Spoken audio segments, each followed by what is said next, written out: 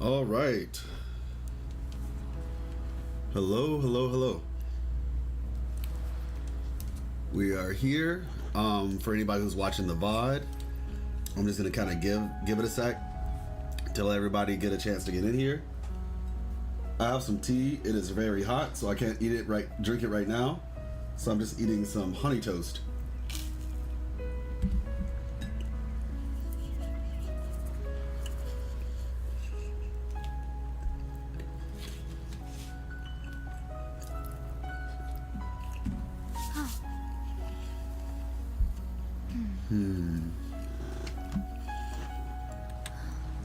Did anything happen?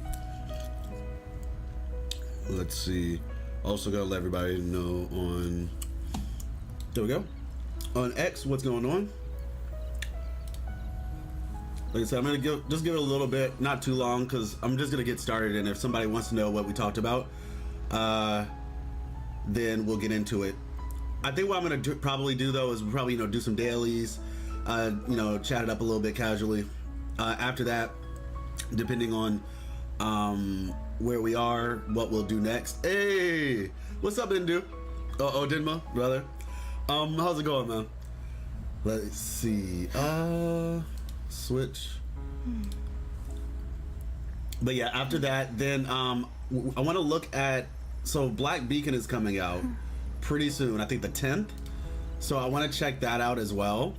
And then there's also the reveal trailer for South of Midnight, which I did talk about in the past, and I want to see what that's looking like.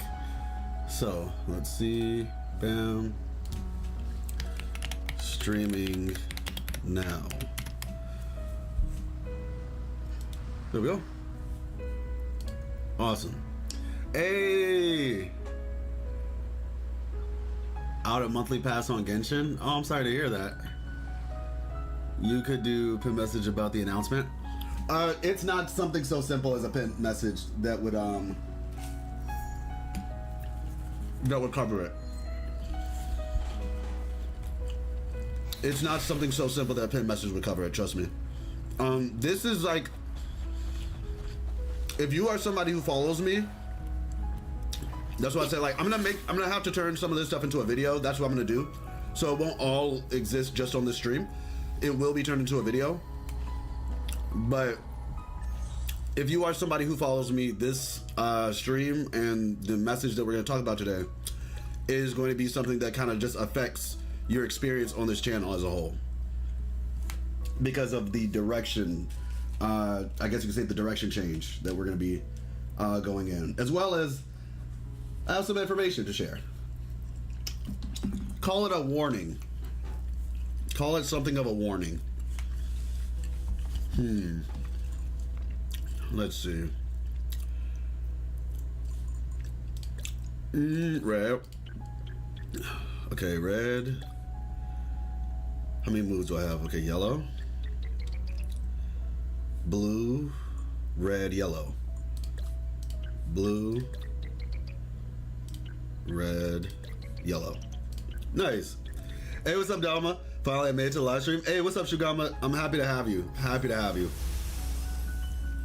So, like I said, what we'll do today first, I'm thinking, because, usually it takes like a couple of minutes, like 15, 30 minutes or so for everybody, well, like a decent amount of people to get in here. So don't want to have to repeat that too much. But like I said, I'm going to do dailies, and then after that, we're going to check out 2 trailers. Actually, to be honest, we might check out a couple trailers. I caught a cold, or something like a cold, I guess. Wait, what? I didn't even realize that this goes above and beneath. How, for what purpose? I did not realize this went above and beneath. Let me see. It doesn't go above. Huh? Like, you see the map, right? It shows like it shows like something going above. I'm just like, that doesn't exist. But yeah, I ended up catching something. Miss Life wasn't feeling too hot. I think it was a combination of like pollen, because there's a lot of pollen right now. And so yeah, I ended up catching it, and I'm still kind of recovering from it. So I might have to mute a couple times to like cough some stuff or whatever, but yeah. All in all, just keep that in mind. The last time I streamed, when I was streaming Marvel Rivals, I had to like mute it a couple times because, yeah, just not feeling too great. Had to clear my system out. So hopefully we're able to get through today without too many issues. Yeah, no, I understand. Yeah, like I said, I have a lot. There's been a lot of stuff happening lately on my end as well. Both like with content as well as IRL, actually. Okay. Content as well as At your IRL. disposal. In war Let's with see. time. We're almost. I think I'm about done with Contarella though, in terms of like building her. I mean, she's not like perfect per se. Like I don't have like 10. I think the only thing left to do right now, I think my normal attack is at, I gotta check what my normal attack is. My normal attack might be the only thing that I really have left to do. Eradicate. Hey, what's up, Kush? Ha! Ha! Oblivion. There we go. Nice. Right in time. Yeah, make sure y'all are doing these the daily wave plate things. The hunt is on. It's called something cleansing. Harmonize. The cleansing core thing, where you get like double drops or whatever. Strike. Also, the mistake that I made yesterday, and I ended up having to use Repose. I don't know why the name is escaping me, but you know the little cubes with 60 wave plates in them? I had to use one of those because I ended up doing all 3 of my Fleur-de-Lis flights yesterday, and so I didn't have enough wave plates to do the core cleansing. Leave it to me. Nice. Low astral modulation. Let's see. Take a breath and light hill engulf Yeah, but by then we seas got venom. Zani on the way, which is crazy. Pull from the abyss. I honestly feel bad. Like I truly and honestly feel bad because it went from Contarella to Zani, Guide my right? way. Contarella to Zani to Chacona. Now a lot of people, I don't know where this theory came from. I don't know if somebody found something in the files or something. But you have people out here saying like, oh, you know, so I heard so and so is going to be a free character, or not so much that they heard, they just say like they hope that Chacona's a free character. And I'm just like, where did you get that idea that you would, like, where'd that potential idea even come from? So I don't know if that's something from the leaks or what, but I mean, if she was a free character, it would be awesome. Cause like I said, it's rough right now. It's legitimately rough right now. Let me see. Okay, got it. I need to build up my Donjin. Sometimes I get. Let me see. The tides. Yeah, have her normal attack is at 9, so I just need to get that to 10. The intro skill, you know, the intro skill is a little bit weird. Because, like, Tidal Surge, I feel like is the only... It's not so much that it's weird, but you have to meet very specific conditions to get Tidal Surge to work. Because it requires you to already be in the Mirage state. And the thing is, this is the Mirage state, right?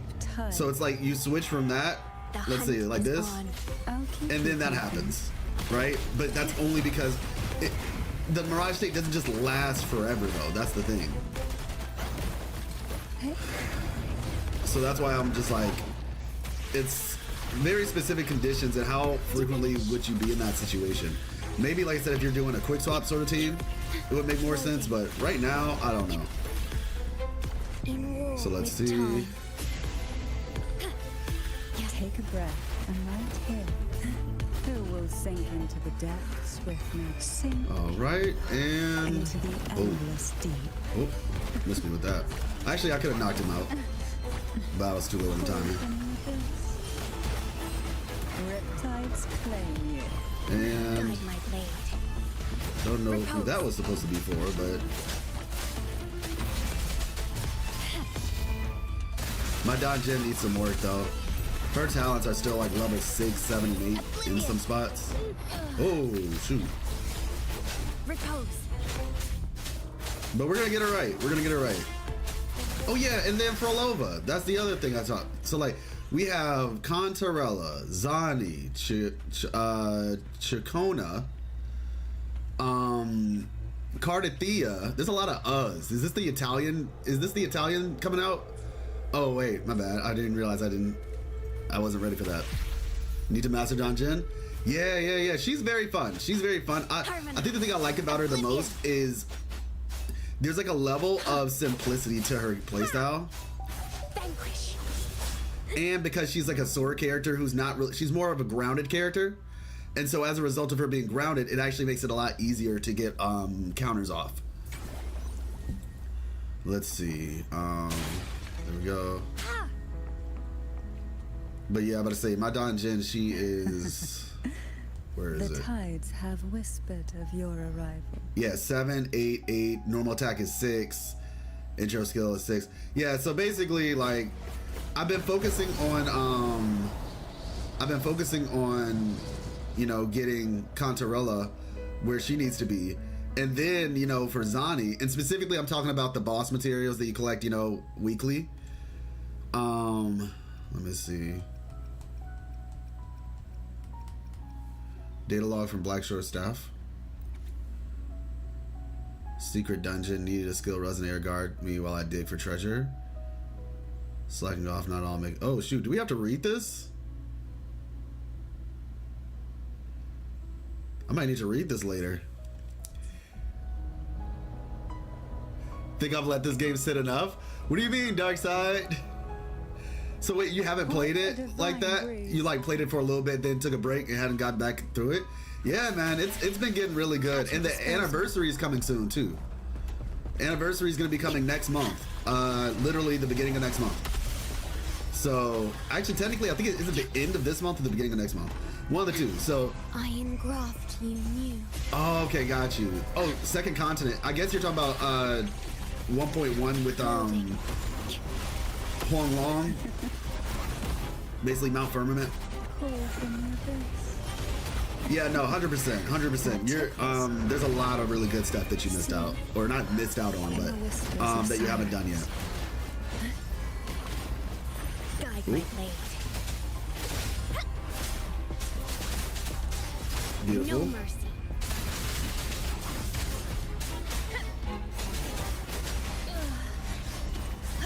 Strike. But I say this isn't like the best team in the world to do this challenge, because like I said, Donjin is not built yet. But you know what? It'll definitely be serviceable. Dimmin astral modulation. I have every character in the game. Yeah, I do. That's literally the thing. I have every character. That's my goal. Now, to be fair, I have every character across 2 accounts. What's up, Morgan? Yeah, I have 2 characters. I have every character across 2 accounts. Just for specificity. That tickles. Repose. Eradicate. All right, come on, take him out. No, bro. Cool. Oath. FTP, by the way. Yeah, totally, for sure. FTP plus. Loading. Perish. Yeet. Come on, I dare you. In war with All right, come on. I'll keep you company. Oh, okay. That would have been sick if it was, Quite if it the stunt, did what I see. wanted it to do. Quite the stunt, Okay, at least I you think I got it off though, so that's good. By seas You made it to and 1.3. Oh, Black Shores. Oh, okay. Well, once again, that means 2.2, which once again is 2.2 is really good. Like, it's honestly, when you play it, you're just gonna be like, am I sure this is a gacha game? Like for me, Wuthering Waves ruined gacha games for me personally. I mean, I guess gacha games ruin gacha games, but Wuthering Waves really just shows you what a gacha game has the potential to be, in my opinion. Leave it to me. Stay. Beautiful. Hey, Kontoru. Oh, appreciate you. Thank you so much. Very grateful. Very grateful. In the name of Karlaki. Interesting. All right, everybody. Let's get started with some of the announcements, Please okay? have them. Let's get started with some of the announcements. Mordant's here, so you know we have to make sure we put on a good face for Mordant. Hold on.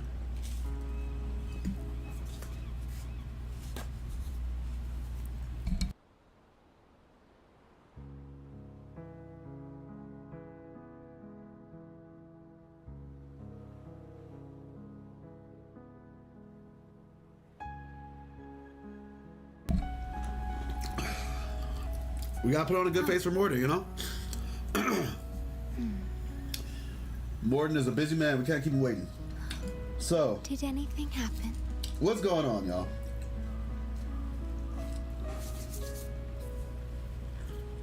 As I said earlier, I caught a cold. So I'm currently in the process of getting over the cold. Yeah, with the trial characters, exactly. That's really nice, honestly.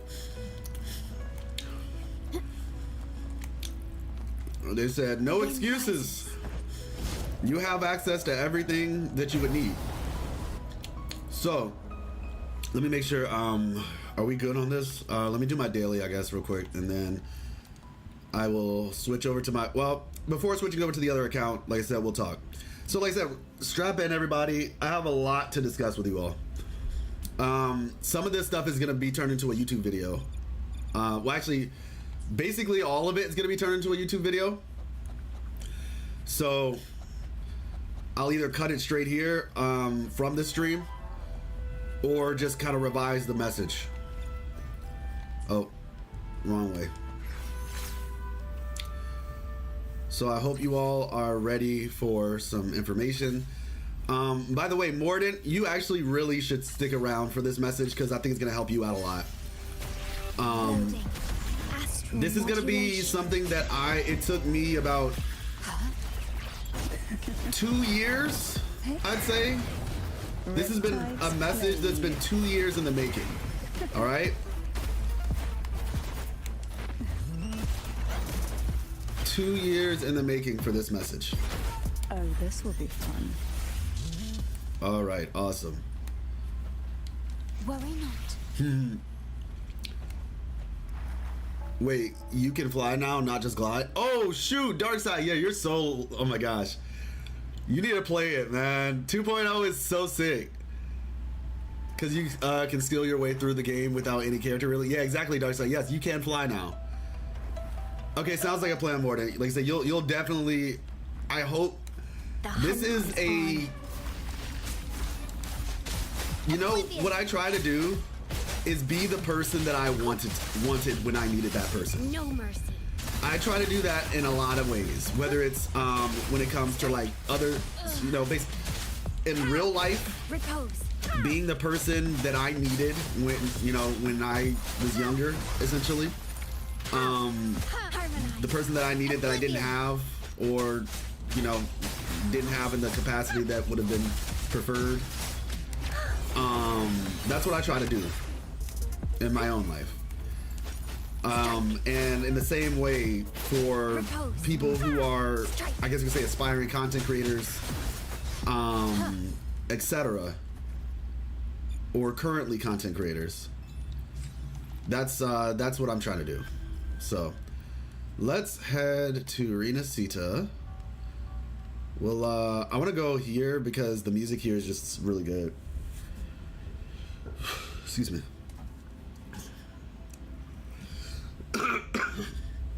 Like I said, you'll have to excuse me. I'm still getting over whatever I was dealing with. I don't even really know the best way to describe what I was dealing with.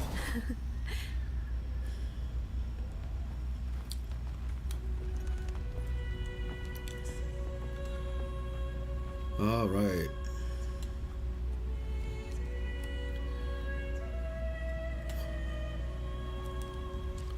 Turn off the voice volume. Music is up, sound effects are up.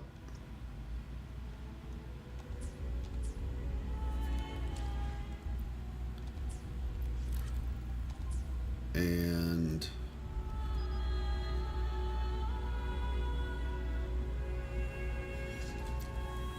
all right. Oh my, good day is here. Hey, what's up, Doro? You came right on time, good day. You came right on time. All right, so like I said, everybody, we have, I think what I'm going to do, I'm gonna explain, and you all can hear me good, right? I want to make sure everybody can hear me. I want to make sure the music's not too loud. You can hear me, right? Want to make sure there's no problems. Can you hear me fine? Okay, awesome. Thank you. Okay, so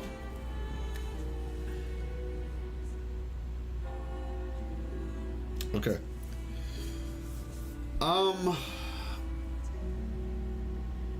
I want to first talk about, we're going to do this in 3 parts. Take the music down by 10 to 20. Got you. How's it going, Maria? Got you. Okay, I can take the music down just a tad bit. There we go. Music volume 83. 84 should be good.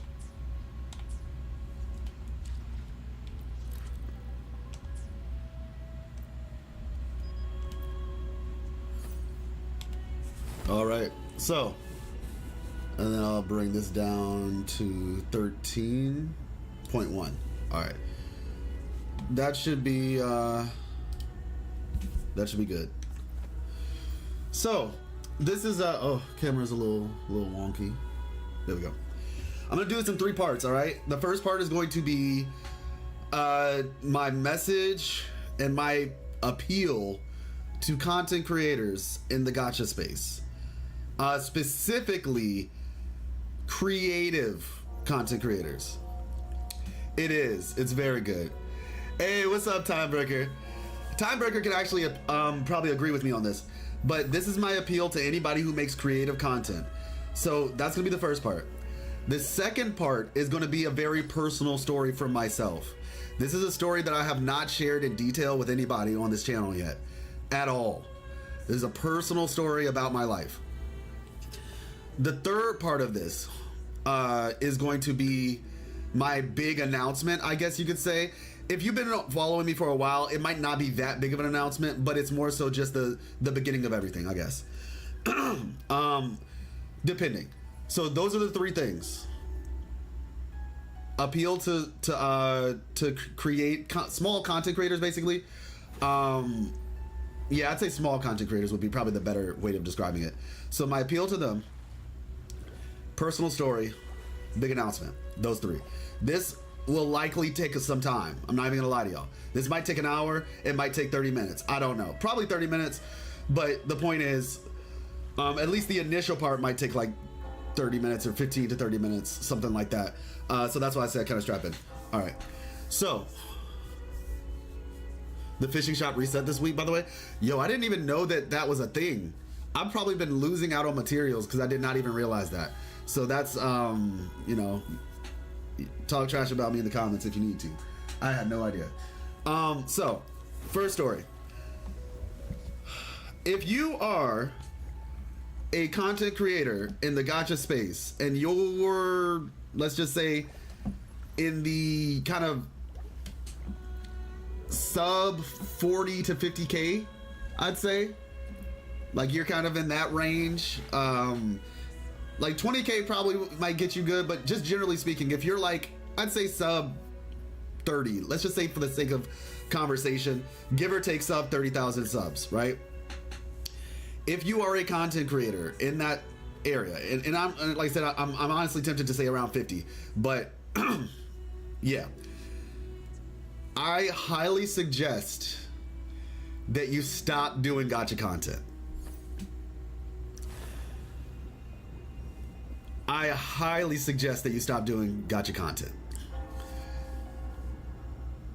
Exclusively. The reason why. So I'm gonna give you all a story about how I first got into gacha. And this story is going to relate to this statement. You'll understand it when it's all said and done. But you'll also, it's gonna give you a very clear understanding. I have run this idea by some other people who are bigger than myself. And just to, you know, make sure that I'm not talking crazy, And yeah, I think this sticks. This sticks. So when I first got into gacha, it was Genshin Impact. I still play Genshin, okay? Still play the game. I'm invested in the story and the lore. You guys know I'm a lore person. I think Genshin's lore is really fun. I think it's really interesting. It's honestly at its best when they talk about like when Dainsleif shows up, when they talk about Khaenri'ah, when they talk about like the dragons. That's when Genshin's at its best, honestly. But obviously there's a lot of other things that, you know, with Genshin that aren't, you know, my preference per se. And so grateful that Wuthering Waves exists, right?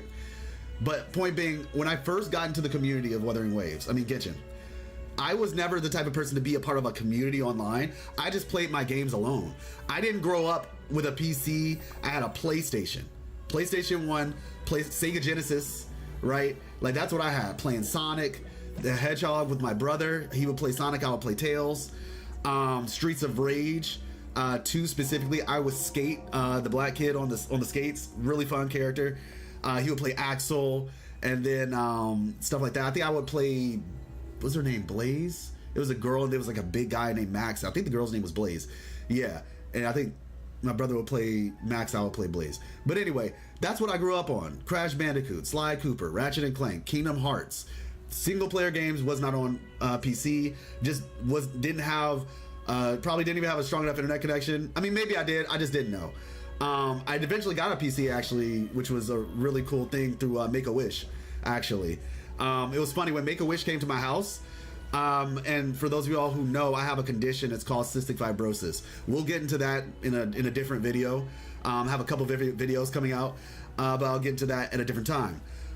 So yeah, that was what was happening, right? Make-A-Wish came by. My younger sister said she wanted to see Mickey Mouse, and so they sent us to Disney World. It was really cool. I, being the child that I was like, I want all the Spyro games. That's what I said. I said, I want all the Spyro games. And so basically my mom intelligently said, got you, Peter. Thank you so much. It'll be in a video. It'll be in a video. So my mom said intelligently, think twice about this now. We could really use a computer. My mom's a teacher. And so basically I was like, okay, I trust my mom. So I was like, can we get a computer? Great decision, because instead of getting all the Spyro games, my brother was able to put a bunch of games on the PC. And I did say put. Shout out to all my LimeWire and torrent people. But yeah, so I ended up playing like a bunch of computer games on there, but like I said, it wasn't in person. I mean, it wasn't like between people. So what ends up happening is that when I get into the Genshin space on YouTube specifically, this is my first time being a part of a space like that, right? Like we're a community where you talk about games. Let me tell you what I thought I was going to experience. So this is what I thought I was going to experience versus what the reality was.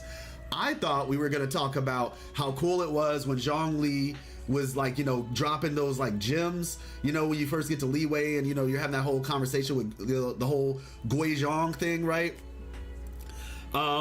Shout out to all the sailors on the 7th Sea, indeed. So I'm thinking that's what we're going to talk about. I'm thinking we're going to talk about the gems that he was dropping. I'm thinking we're going to talk about the Jade Chamber that Ningguang was dropping, you know what I'm saying? Like, I was like, yeah, that was such an epic moment. That's what I was thinking was going to happen, okay? And what's up, man? How you doing, Amber? And so that's what I thought was going to happen. What actually happened was I'm seeing conversations about, oh, you better put the Battle Pass Catalyst, the crit rate Battle Pass Catalyst on Ningguang is their best weapon. And anybody else who doesn't agree is stupid and they don't know what they're talking about. And, you know, all free to plays should end of service themselves. And all whales should end of service themselves. And no, you can't ship Ningguang with Zhongli because she's a lesbian and you can only ship her with Beidou. That's the only okay ship, and anything else is heresy, and you deserve to be end of service. And it's just like, I'm like, what the heck is wrong with people? I'm like, I had no idea this is what I was gonna get myself into. I'm just I'm crazy as it sounds. I thought that when I got online, we would be talking about the game. Meanwhile, everything that people are talking about has like little to nothing to do with the actual game or the story or the, like. I'm just like, yo, it was such a shock to me, right? And the thing about it was, listen, I'm an extremely confident person. And I'm not saying that to sound like haughty or full of myself. Like, I'll be 100%. My confidence comes from God. Whether you believe in God or not, that's your own opinion. If God be for me, who can be against me? That is my logic. And if you were to believe in a God, I can imagine, like, if the creator of the entire universe is on your side, what do you care about petty squabbles about a gacha game? I say all that to say, I'm a very confident person. Like, genuinely. Like, I speak my mind. I also think before I speak. I don't just say words just to say them. I think before I speak. I have reasons for what I say and why I say it. And even somebody as confident as me, I was almost about to stop playing Genshin because of other people. Because realistically, you'd be like, why do you care so much about other people? If you enjoy the game, play the game. It was because whenever I played the game, their thoughts and opinions would play through my mind. Whenever I saw Ningguang in Beidou in like the Lantern Rite, because that's when I actually started playing. I started playing right before the second Lantern Rite with Shinha. Shinha's like my favorite character. Her, Bennett, Dea. But that when I saw like them together at the thing, I'm just listening. Those arguments online are playing through my head, and I can't even enjoy the game anymore. Right? Like, that was actually affecting me. You see what I'm saying? Like, it was actually affecting me, and I'm just like, yo, this is crazy. And mind you, I think part of the reason why is because I had never been exposed to something like that before, so it was such a shock to my system. It took me some time to like actually process it. I think that's really the reason why, because it wouldn't happen now, but at that time it was such a shock to my system. So next part of this, right? So the reason why I'm bringing all that up, it's very important. Gosh, you know, I'm gonna be honest with y'all. I'm just gonna be honest. It is what it is. Because that's what I'm here for. I'm here to be honest. You all, if you're mature, you'll be able to understand what I'm saying. If you're not mature, you're gonna try to straw man what I'm saying, and you know, it just is what it is. Enter Tectone. Enter Tectone. So, and I think anybody, like I said, who is mature enough will understand where I'm getting at with this conversation. Okay. So, and I'll definitely get back to the comments after this. Trust. Hopefully my tea is drinkable. Oh, okay. It's about drinkable now. Enter Tectone. Like I said, I'm getting into the Genshin community. I'm checking out these different content creators. And there was a trend that I saw that I was not a fan of. The trend that I saw amongst the content creators in Genshin, I'm not going to say names. I know I said Tectone, but there's a reason why. I saw like a lot of content creators, bigger content creators specifically, doing something that I didn't even know what the term was, but basically queer baiting. I never knew what that term was. Like, listen, I'm not an online person. Like, I grew up around my family. Okay, my family, my friends. I went to college. I made friends in college. I'm not really like an online person like that. And so I come to this community. I'm just like, oh, okay, this is all new. And I end up learning about the concept of queer baiting. And I was honestly disgusted because I'm like, I would be disgusted of any type of queer baiting or baiting. I don't like when people try to pander because it's disingenuous. One of my biggest pet peeves is when people are dishonest and disingenuous. Like, I'd rather you just be who you are than try to like, appeal to me because you think you know what I am or whatever. Like, or like if because I'm black, somebody comes up to me, just like, hey, yo, what's good, bro? How's it going, man? Yeah, you know, like I said, hey, you listen to the new Uzi? You listen to the new so-and-so? Like, what? And so I saw that and I was just like, okay, this is gross. I was like, yeah, this isn't, I could tell that they were just putting putting on a facade, I guess you could say. And it's one thing if you're just doing a joke. I understand that, like, I'm not talking about, I need to be clear. There's some people who are just like do a joke here and there, like, OMG girl, you know, like, or something like that. Like, and I'm sure that was probably a shock to some of y'all because you've never seen me do that. Versus like when you like, it's not, you do it so much it doesn't even feel like it's a joke anymore. It feels like it's a bit. And at that point, it's just like, okay, this isn't really funny anymore. And so when I saw Tectone for the first time, I actually, you didn't, Coyote. When I saw Tectone for the first time, I was actually like, oh, okay, I like this guy. Why? Because he didn't feel like he was pandering. He felt like he was being himself. And I was just like, okay, finally, just a dude, cool dude, being a dude, whatever. It wasn't even so much a matter of the fact that whether it was like somebody who was actually gay or not, but it was more so just be who you are, and then I'll make my decision on whether I want to engage or not. But if you're just doing all this pandering stuff, it's just like, nah, that's not cool to me. And so I followed. I started watching some of Tectone stuff. I was like, okay, he's talking about the game. At this point, that's what he was doing. I was like, okay, he's talking about the game. And it's not like I watched him religiously, but I was just watching a video or two. After some time, I stopped watching him because he started getting into the drama stuff, and that's just not the type of content that I'm interested in. So I stopped watching him. Okay. This is the part that I need small content creators to listen to me on, okay?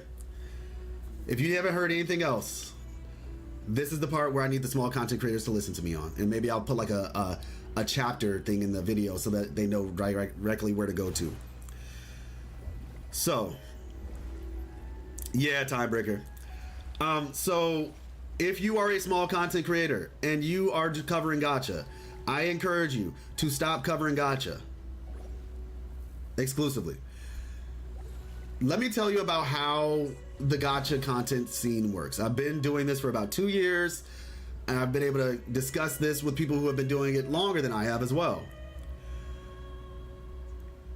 The way that YouTube works, unfortunately, it's not like TV where you can just turn to the channel that you want to turn to. It's a lot, you know, like on TV, you can be like, oh, I don't want to watch reality TV because I think it's trashy. I want to watch home improvement videos, right? Or Pimp My Ride, right? Or, you know, whatever. Animal Planet or anime. But I don't really like reality TV. Unfortunately, the way YouTube's algorithm works, it basically takes all of that and puts it on the same channel, and you basically have to figure out when the thing that you want to watch comes on. Okay? And so, yeah, like back in the day, YouTube used to be very search based. Now it's algorithm based, where it suggests and recommends. And the thing about it is, on YouTube, and like I said, I'm gonna just use Wuthering Waves as an example. Same thing actually happened in Honkai Star Rail, but for Wuthering Waves, when you try to find information on Wuthering Waves, what's gonna happen is that YouTube is gonna say, oh, you like Wuthering Waves? You'll love this creator. And it'll just show you the creator with the most views. Let me tell you what happened. So my wife, she watches my videos, right? When she started watching my videos, YouTube started recommending her Tectone's videos. We do very different content. But because he was at the top of the algorithm, that's what it was showing her. Okay? And so as a small content creator, and now just for clarity, it wasn't only Tectone. I'm just giving an example of how different our content is, yet it was recommending that to her, right? And so this is what happens. If there is, and this is basically what happened in Star Rail and it happened in Wuthering Waves. When a game first comes out, we're about to talk about the elephant in the room, I guess, or the not so elephant in the room, drama creators. Okay? I'm gonna start this off with the first, because I know the arguments, okay? I know the arguments. Are they entitled to make whatever kind of content they want? Yes. Can you just avoid their content if you don't want to watch it? Technically, yes. It's not as easy as just saying don't recommend, because I've done that before and it still recommended me certain things. You really have to work hard to change your algorithm. But are they allowed to make that type of content? Absolutely. Is it their right to do so? Absolutely. Are there people who enjoy that type of content? Absolutely. But the problem is what that sort of content does to the space. Hey, what's up, Left Behind? What that type of content does to a space, especially a space like the gacha space. Because I cover Marvel Rivals, okay? I don't even know any drama creators of Marvel Rivals. But part of the reason is because I guarantee you if you wanted to find some drama, you probably could, maybe. But the majority of Marvel Rivals creators are either doing guides, meta, or like funny meme videos and animations. That's what is going on in the Marvel Rivals space. If there are drama creators, you don't really see them much. You have to look for them. It's the opposite in the Wuthering Waves space. If you want to find those creative and funny things or whatever, obviously the guides are always going to be at the top. But if you want to find, also commentary too for, that's kind of like part of meta for Marvel Rivals. But if you want to find that stuff in Wuthering Waves, you have to look hard for it. And most people don't do that because they're kind of conditioned to treat YouTube a certain way.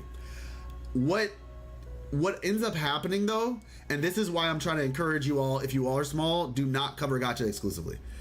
You will not be MTAShed. I'm just letting you know that right now. You're not going to be MTAShed. And to be honest, MTAShed was actually a guide person first, sort of. It was general guides, but like all the people who hit the gold rush of Genshin, it was very much a gold rush. That will not be you. And I'm just going to be honest, it's not. And part of the reason is because the system is set up for it to not be you. That's like, honestly, it's set up that way. The reality is, when a new game starts, right? And I've actually spoken to some of you in chat, and people on like Twitter and things have reached out to me and told me this. With the first week of Wuthering Waves content is guides, right? The first week to 2 weeks, you're gonna see a bunch of guides, a bunch of news. After the guides and the news dropped, then the drama started. The drama farming. And what happens is the YouTube algorithm is pushing and promoting that because it doesn't look at it as drama, it just looks at it as a well-performing video. And so as a prospective viewer of Wuthering Waves content, you're gonna get on YouTube just like I did back in the day for Genshin. You see where I'm getting at with this. Just like I did back in the day for Genshin, and you're gonna see drama. And then after seeing that for about maybe a week, if that's not the type of content you're interested in, you're going to bounce. And you are just gonna say there's no good content for Wuthering Waves in the West. And that's what I saw. I made a tweet some time ago. It was a big tweet, actually. Well, it was a big tweet for me, I guess. It hit like 50K views. And it had like a lot of impressions, a lot of retweets. And I said, in quotes, there's no good content creators in the West, because majority of Wuthering Waves people who engage with the community online, there's this consensus that Western content creators only cover drama, because the reality is it's not just Tectone anymore. It's like a whole group of people. It's essentially called the Tectone effect, where he started it and then a bunch of people followed. Right? Mind you, they can do their content. I know there are people who enjoy their content. I understand that. The point I'm getting at, I'm approaching this from an objective perspective. I'm just pointing at reality. I'm not really trying to like create drama by talking about this. It shouldn't be a controversial thing to begin with. It's just objectively looking at reality and pointing out what's happening. And because there's a large group of people who are doing this type of content now, due to that, it's flooding the algorithm. Because everybody's taking advantage of it, so it's all people are gonna see. It's kind of like the Saratoga water beam thing that's been going on with like the daily routine. Wake up at 4 o'clock, jump into the pool at 4:10, hit the actual pool at 4:20. You get the point. 4:20. Anyway,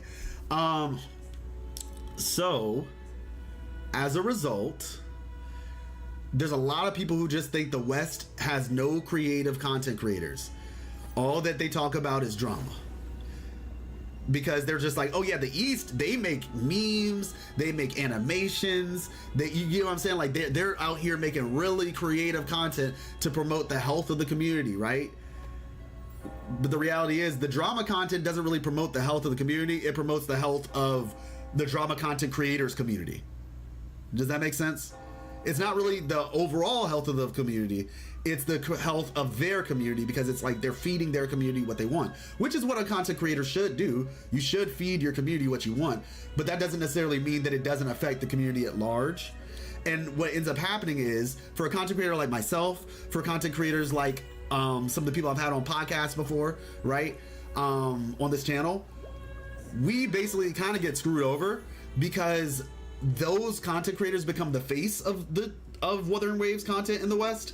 And so then any prospective viewer who's not necessarily interested in that content but would be interested in our content no longer wants to be associated with Western content creators. Still getting into that, Q, but I'll make it into a YouTube video. We haven't gotten to the big announcement part yet. Right now, this is a message to content creators. After this, you're gonna get a personal life story about myself, and then we're gonna go into the big announcement afterward. So, with all that being said, if you are a small content creator in Gacha and you want to grow, I highly encourage you to stop doing Gacha content exclusively. Go do some content somewhere else, and then bring those people, basically make yourself the niche. The gold rush of Gacha is over. Make yourself the niche, because I guarantee you, trying to stick doing Gacha content right now, especially if you're in the West, is not going to work out for you. Not to the same degree. Cover Infinity Nikki, you know what I'm saying, if you want. Cover Wuthering Waves if you want. Cover Genshin if you want. Genshin's a little bit different. If you're a Genshin content creator, you'll probably be fine. The Genshin community is one of the few Gacha communities that actually still looks for creative content from the West. I will say that. But if you're not doing Genshin, cover other games, and then create an audience across all of these. Basically, create the audience for you as a person, and then bring them back. And so that way, if let's say you were covering Punishing Gray Raven, for example, and you're only getting like 100 to 120, which isn't like a terrible number, but if you're only getting like 120 people to watch your video, right, or even 1,000, right, go to some other communities, build up an audience for yourself, and then when you come back to Punishing Gray Raven or Infinity Nikki or Wuthering Waves, maybe instead of having 1,000, you'll have 2,000 now. You see what I'm saying? And every little bit helps to eventually be able to bump you up in the algorithm, because right now your videos aren't really hitting the algorithm like that, because there's other content that's kind of flooding it right now, and you're competing against that other content, and that other content is so viral in nature, specifically the drama content, because like I said, obviously guides are always going to be popular and stuff like that, but specifically that, and I think it's a lot different nowadays because there's a whole group of people who do that type of content now. So if you want to grow as a small content creator, I highly encourage you to expand your boundaries, broaden your horizons, because otherwise you are likely to stay a small content creator and you'll probably give up. I know people like that. A close friend of mine left the content creation space of Gacha for that very reason. His name is Loba, if some of you all know. He wanted to do content for Gacha, and he just noticed that nothing he was doing felt like it was working like that. And then he tried his hand at drama, and he realized that he wasn't built for it. Yeah, Sumo. He tried his hand at Gacha, and he realized that he wasn't built for it. I mean, the drama stuff. He realized he wasn't built for it. And so he ended up going to a different type of content structure. Like, he basically just left. Like, he still plays Gacha. Like, he still plays Wuthering Waves.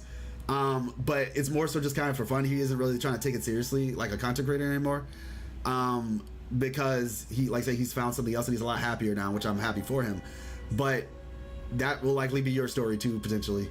I know a lot of people who've just decided, you know, I'm done with this, because in order to actually, like, yeah, it's for the fun of it, but you don't want to just, people still want to grow, you know, like turning a passion into something like, you know, a side hustle is the goal for a lot of people. And for other people, like myself personally, it's like you're trying to turn this passion into like a full-time thing.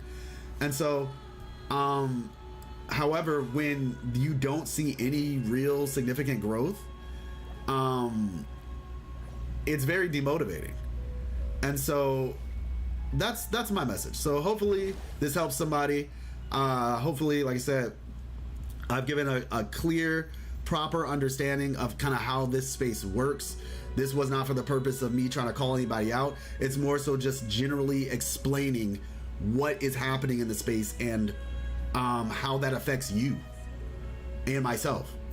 And so, like I said, I made this video to hopefully help guide some people and stop some people potentially from wasting their time.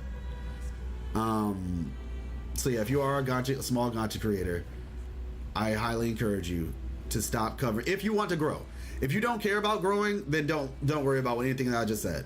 But if you do want to grow, don't cover gacha exclusively. It's not worth it. At least not if you live in the West.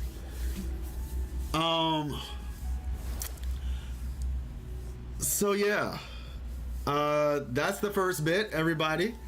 I'm gonna check comments. I'm gonna check comments a little bit.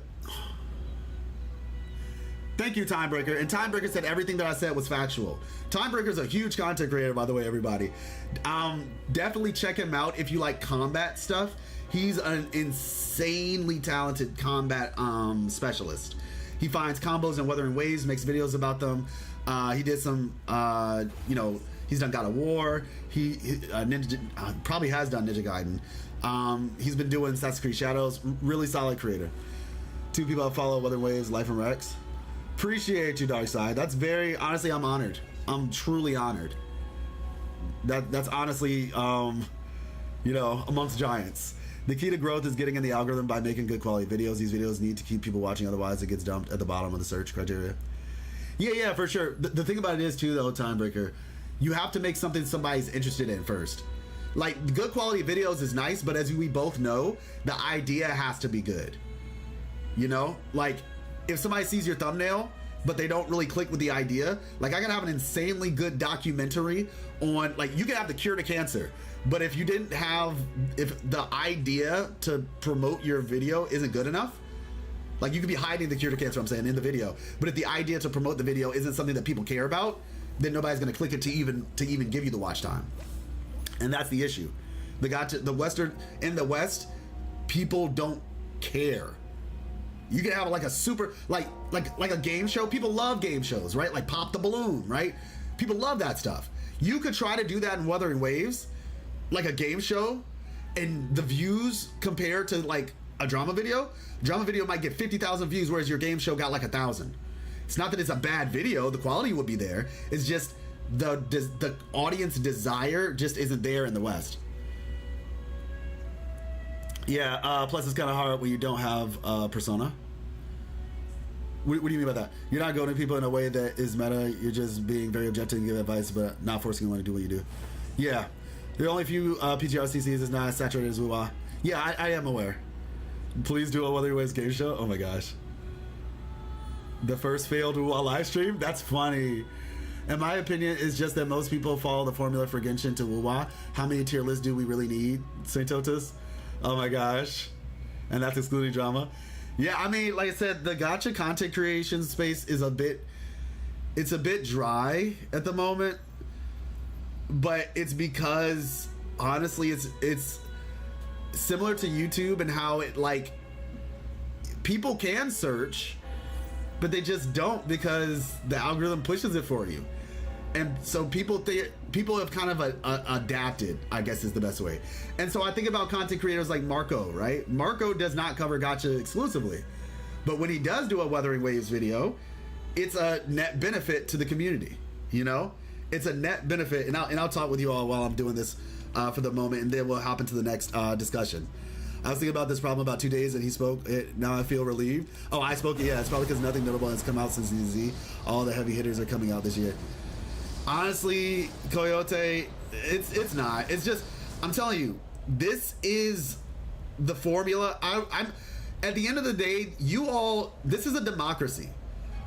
right? The gacha content space is a democracy. You all have the power, but the problem is the you all that I'm referring to is actually specifically it's consolidated in a very specific group. Like when you think about these giant content creators like Doro and I mean like ones that don't really cover drama, right? When you think about these giant content creators, they really, I don't even know what they do, to be honest with you. Maybe they're just covering Genshin and that's why I don't really see them as much. But the point that I'm getting at is this is kind of like, it goes back to what I said. Their communities support them. They don't really support the game. Does that make sense? Like if you see a video by Doro or like Dish or something, and there's like, oh my gosh, they did a Wuthering Waves video and the video got like 100, 200K views. And so, because this is how I felt, dominated by a few echo chambers. Yeah, that's the thing. It's technically a democracy, but the democracy of it has been dominated. Yes, it's similar to American politics actually, where it's like technically it's a democracy, but there's really only two parties. And so technically the Wuthering Waves space is a democracy, but there's really only like two parties, or like, you know what I'm saying? Like there's only really two parties that kind of determine where it goes. If everybody just collectively decided, oh, we actually want more creative content, well then it would happen. But and you know, subsequently more creative content would get created, because at the end of the day content creators are just trying to do what the people want. Look at Warframe CC's all about the lore and guides. I hope Gacha Space learned from that. I mean, it would be cool, but it's the current audience. And this is the thing that I want y'all to understand, right? It's not just about the fact that these kind of creators who are doing the drama stuff, it's not just about the fact that they're doing it. You have to remember the part when I said that them doing that content causes people to leave the space. They're essentially tunneling in, like they're funneling the desire of the space, because, okay, essentially, you know what it is? They're filtering. The drama content creators are filtering the gacha audience. I know we hear that term in gacha a lot where they say, oh yeah, you know, we're gonna filter people. Where it's like gatekeeping. They are gatekeeping the audience, because there are people, I guarantee you, like there's a lot of people who play Wuthering Waves that play Genshin, right? And I guarantee you that those same people, those exact same people would want to watch like lore videos and animations and stuff like that, right? I guarantee you a lot of the people who play Genshin, who play Wuthering Waves, I guarantee you there's a good bit of them that would actually enjoy that, but they got gatekept by the algorithm, because they saw that all they saw was drama videos, and so they just decided to altogether leave the space in terms of watching the content. Once again, the drama creators are entitled to make whatever kind of content they want, but the result of the content they want, in my opinion, doesn't really do what I would consider something positive for the community as a whole. It's positive for their community, because obviously that just means that their community grows personally, but for the broader community, it funnels the desire, because you're essentially taking out other people who have different interests from essentially engaging. People who have different interests, you're basically preventing them from engaging, which is what happened to me originally in Genshin before I started watching Tectone, which is very funny. It's almost ironic at this point. But for the time that I did watch them anyway. But let's see, I think there's definitely an audience for creative content, but you got to get people in the door first for them to actually care. Well, yeah, for sure, there's an audience, but most of them just have left the Western space and they only watch the Eastern space now. They've reasoned in their own minds. I probably should go actually to the I'll see. I still have to explore, so that's what we're doing now. They've reasoned in their own minds that the West just doesn't have creative content. They said, I believe there's creative content in Wuthering Waves, but it's not in the West. It's in the East. So that's kind of what they've decided for themselves. Most people are just like, yep, the only content that's worth watching right now is in the East. Doro and the others like him are doing great in God Space, and they have different content like No Loud Challenge and Genshin Meme, and like, no, yeah, they are, but that's because they're in the Genshin space and because they hit the space during the gold rush. Like, that cannot be understated. If I had started doing content during when Genshin first came out and I was covering Genshin, I would be huge right now, without question, because I know my content is quality. I've had bigger content creators reach out to me and tell me that my content was good. But you know what they told me? Listen to this. I'm not gonna mention the name, but I legitimately had one of the biggest content creators in the space reach out to me in DMs. And they personally told me that the quality of my content was good. But you know what they said? You probably should stop doing the lore stuff. You should probably just do guides. Because we definitely need another guide maker, right? Like, they told me, like, you should probably just stop doing lore and do guides. They're like, your content is good, but the audience doesn't really care about this as much. Because if they cared about it, it would get more views. And I know that. I've known that since day one. Well, no, I know I enjoy it, and I know it's good content, but they were just trying to help me. They said that to help me because they know what I know, and I've known this the whole time, mind you. I just really enjoy story and lore. And I'm going to do my best to make it work. I just have to work harder. If I wanted easy views, I would do drama. I have to work harder, though. To make what I enjoy and what I know is good work. This is some nonsense, by the way. Like, this is some absolute nonsense. Let me see. Let's try this. By the way, is it even possible to start something off the topic as a foreigner on Bilibili or such? Oh, Bulgar, are you saying like if I started putting my lore videos on Bilibili? Is that what you're trying to say? Let's see.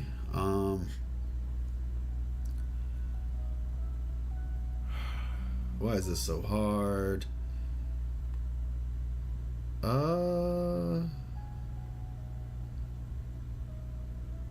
Green, I guess. Let's try that.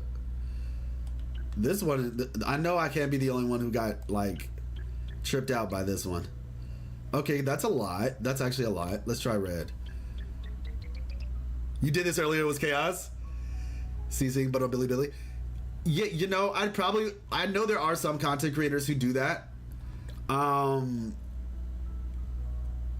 would probably need somebody to run an account for me or something on that, to be honest.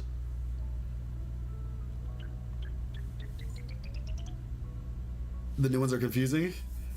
I just realized Donjin is going to get another buff when a Havoc skill-based DPS comes out with a new set. Perfect for her. Yes, that is true, Colmont. Since Contorella buffs Havoc skill. Yep. I'm assuming that oh gosh, this isn't going to work.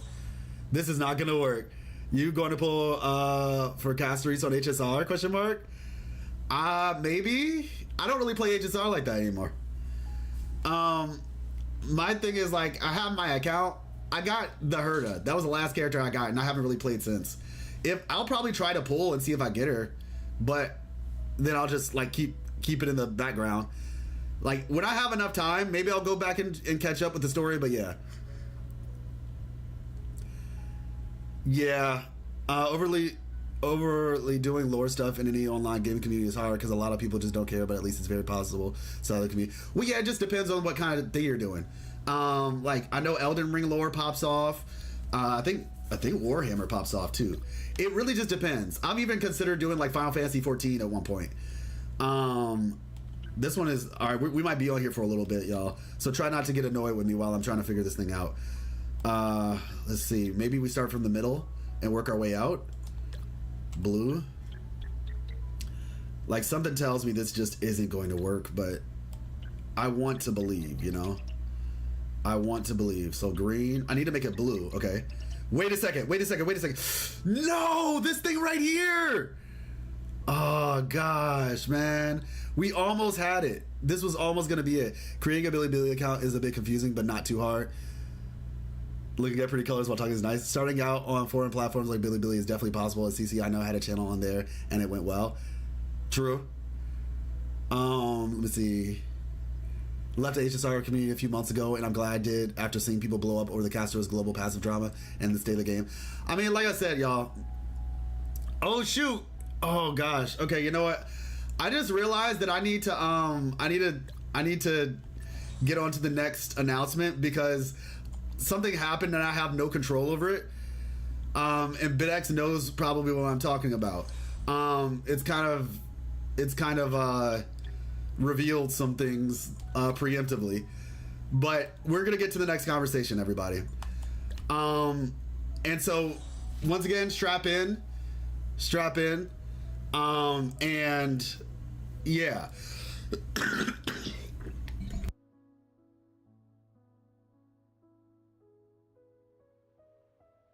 Like I said, I'm getting over a cold.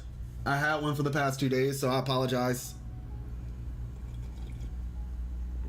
for how that may have sounded.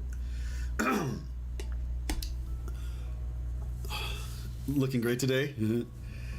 40K is on the decline for a while now. I'm actually livid. Oh dang. 50,000 points to annoy you in the future. Oh my gosh. So, listen up, everybody. This is actually, I'm gonna be honest with you all. I don't know how your reaction to this is, but I'm just gonna give you all a warning before I start this video or this discussion. If you have like bad reactions to mentions of just very negative or sad, or like, I'm gonna be talking about death. So if that's not something that you're able to listen to easily, then you should okay, I'll wait for the ads. Hey, what's up, Hizzy?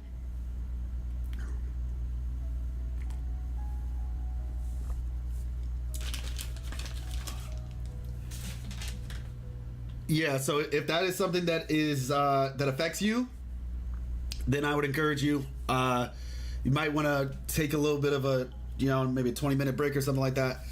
I don't know how long the story is. It might be 7 minutes. It might be 10 minutes.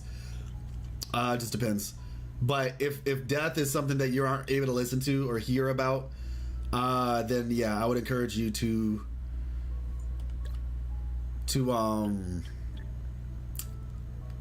yeah, take a little bit of a pause. Excuse me. Let's see.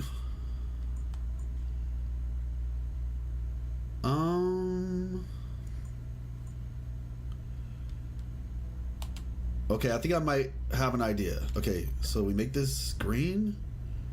Then we make it red. Then we make it yellow. This might be it. 3 moves left. Maybe I was too focused. This one's hard.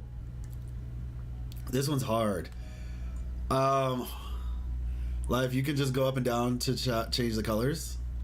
Oh, true. Okay. Start from the middle. Okay, got it. Ponder, let me know if you're back. I imagine ads are happening for everybody around the same time, or maybe it's based on what time you get in here. But since Ponder said that, I was trying to see if I can wait for Ponder. Okay, so let's try red, green. You back? Okay, cool. Same time for everybody? Awesome. Okay, cool. So, this one's very hard. Yeah. Yeah, they're annoying. Yeah, I understand. Unfortunately, I'm not like Asmongold where I can turn off ads and still it honestly, it does still help. Who knows? Once I'm able to, you know, get a little bit bigger, then I might be able to afford to do that. Not everybody's able to afford to do that. Let's see. Let's try blue. 4 moves left. 4 moves left. Trying to get to blue. Oh, I'm trying to get to blue. Okay, let's see. Green. Red. Darn it. It's okay, we'll get there. We'll get there. Would you like to lower the difficulty? Cancel. Stop it. So, like I said, this one is going to be... I'm going to try to finish this before I get into the story. Alright, so... I'm going to turn yellow to red. Now, I can either turn red, yellow, but it wouldn't connect to much. Green, it would connect to quite a few things. Blue connects to some things as well. Let's try yellow, green. I could go yellow again, but I feel like going blue would make more sense. Let me see. But then there's these like weird yellow things. Okay, I think we go yellow. Here. Use blue on the last one. Got you. Okay, so we're on yellow. I'm thinking red would be next. Red seems to connect quite a bit. And then I can go red, then green. Okay. If I go green, it connects all of those. But then there's this one right here in the corner. Like red, green connects, then go red again. But I only have 3 more moves. Brain is overclocking. Yeah, like this one, I'll finish this before I get into the story. Then the various block of color. Yeah, I know. Like this is, like these little ones in the corner that's the hard part. And trying to break through. It's like you're trying to break through each thing. This was blue the whole time. That's a problem. Cancel. I need to hit the blue one sooner. All right, so let's try. I'm gonna do this. Green. Yellow. Oh, okay. I like this. I think we might be figuring it out now. Okay. It's on this side. Then we go red. Okay. Now we have to break into this side. If I go green, it hits this, but it doesn't hit this. If I go yellow, it goes into here. I think we go yellow next. But this one. Green. Oh, let's try green. Let's just try green. Green, then yellow. Yellow. Red. Blue? I think yellow, red, blue, right? If we hit yellow, it hits that, it hits that. It hits that, it hits that. And then after that, I go red, which would hit those. Yeah, I think yellow, red, blue. Yellow. What? How did that not work? Wait, did I miss this? What? What did I miss? Oh man, I wish I could just go back just one.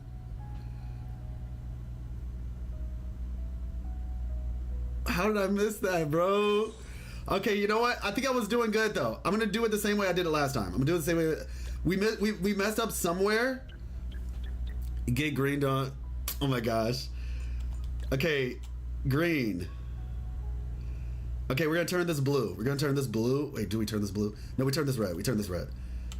Red. Yellow. Now green.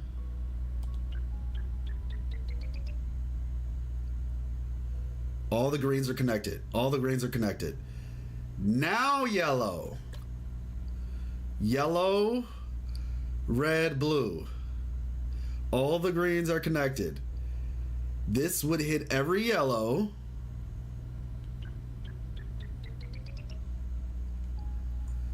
Next, we go red.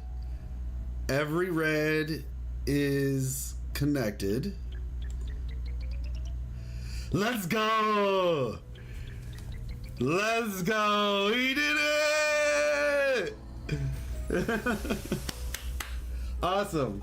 Okay, now story time.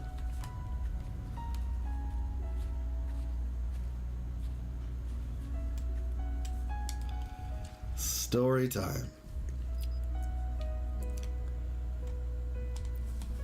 All right.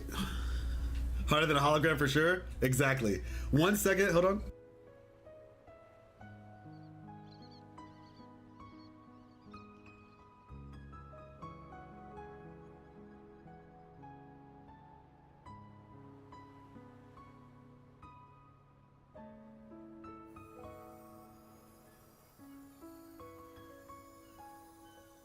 All right. Just a reminder, like I said, I'm kind of getting over a cold, so. Whew. Okay. Part two. Part two. Every Genshin boss fight? Honestly, probably. Actually, yeah, especially if you have Zhongli. I would say Ajdaha, like back in the day though, Ajdaha was fun. Ajdaha was very fun if you didn't have Zhongli. If you had Zhongli, then it was easy. But if you didn't have Zhongli, Ajdaha was something else. Where is this? This is on the new area that they announced.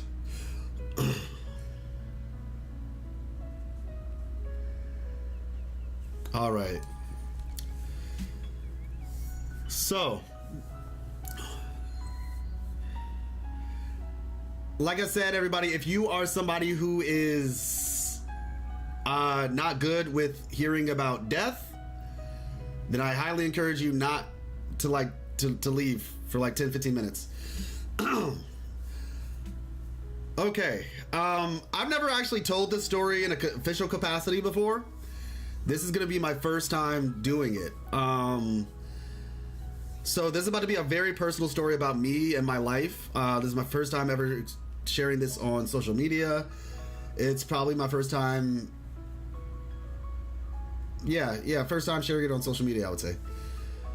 So, strap in.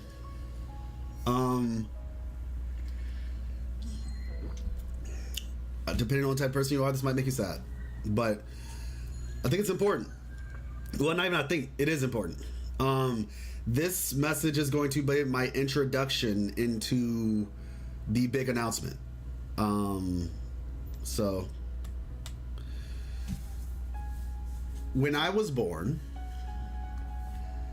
I was, you know what? You want to see a picture? You want to see my baby picture, y'all?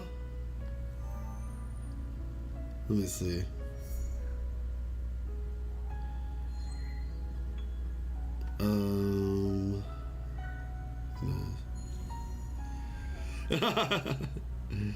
I can show you all my baby picture. Let me see.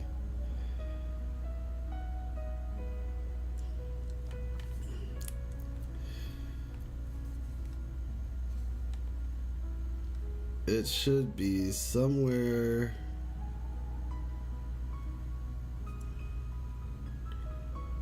around here. I guess I can start off with a small story that's not related, but it is related to my baby picture. I don't have a lot of pictures of myself as a baby. I think this might be the only picture I have of myself as a baby, because all the pictures of myself when I was younger, up until a certain point, basically from the ages of like being born to the age of 5, got burned in a fire. And so, yeah, that's what happened. They got burned in a fire. And so as a result of that, we were only able to keep the pictures that we had sent to other people. So this is a very precious picture. All right, here we go. I actually have two pictures. I have one of me as a baby and another one of me at 6 years old. So, yeah, it was basically like, well, I'll just say I got burned in a fire. That's probably enough information. All right, here we go.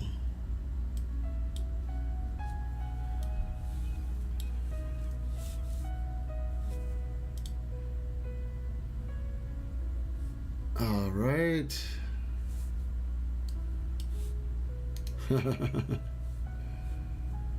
See, copy link of a link.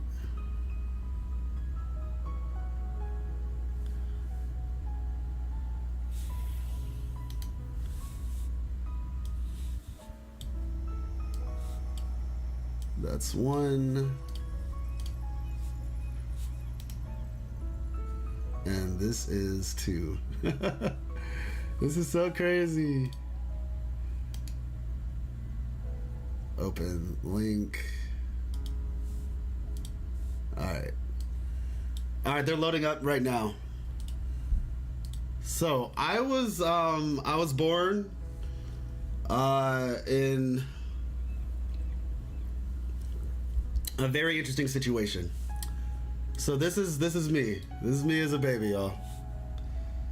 This is baby life.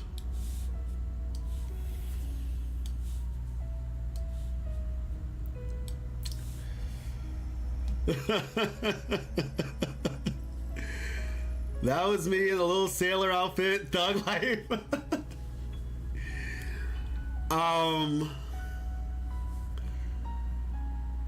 And there's an interesting story about this. There's a very interesting story about this, y'all. I am 6 weeks old in this picture.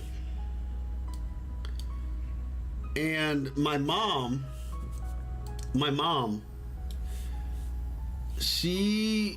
this picture makes her cry, but not for the reason you would think. It makes her cry, but not for the reason that you would think. And the reason why is because if you know much about babies, at the age of 6 weeks, when you're first born, I did not gain any weight. I'm the exact same weight that I was when I was born at 6 weeks. And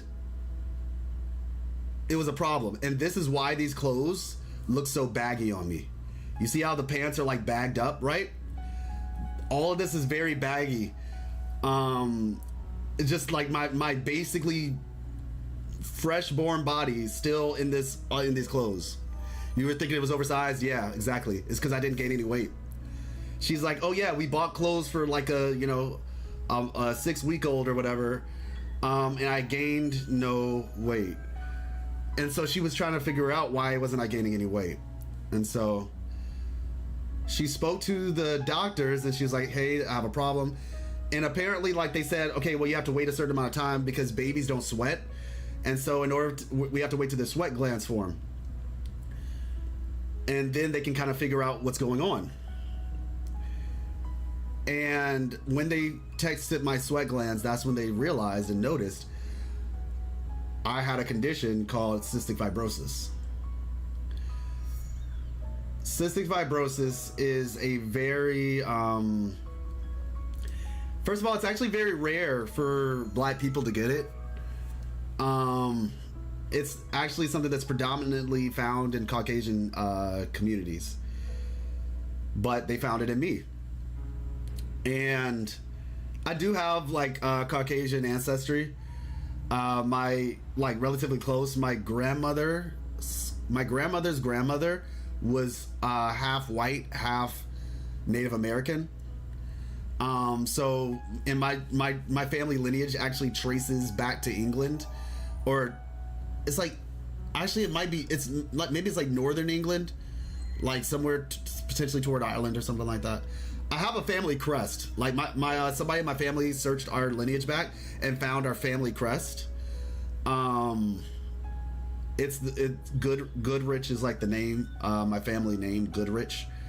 And so So yeah, that's the thing. And so, but it was rare, and some of you all may know. Oh, you are nobility. Oh my gosh. And so basically, if anybody knows what cystic fibrosis is, you'll already know. If you don't know, cystic fibrosis is a chronic condition. Chronic means it gets worse over time. The doctors told my mom that I would probably not live to the age of, what was it, 11 maybe? And so I want to tell you this much. The good news, I gained weight. I gained weight. They were able to, you know, give me the medicine that I needed as a child to help me gain weight. And so this, I want to say, is me at the age of, I don't know, 5 or something, 6, I think 6, yeah. And so I was able to gain weight after being a baby, obviously. And what ended up happening is about 4 years later, my sister, my younger sister, she ended up having the same condition, actually. I'm one of 5. There's my younger sister, and then I have an older brother and an older sister, and a youngest sister in our family, right? At the time, at least, that was the case growing up. And so essentially what ends up happening is this. I ended up, my younger sister had it, and then as we grew up, so I'm about to tell you essentially a little bit about what it was like growing up with my condition. We were in the hospital. We basically lived in the hospital part-time. About 3 months out of a year. Kid life looks like an elf. I know. I still have the pointy ears. Like, I still have pointy ears. I don't know what it is, but when I was like, I used to mess around with it, like having fun with it. I was like, oh, like I got elf ears. I thought the same thing. And so, but we were in the hospital. Literally 3 times out of a year for 2 to 3 weeks, sometimes a month on end. And basically,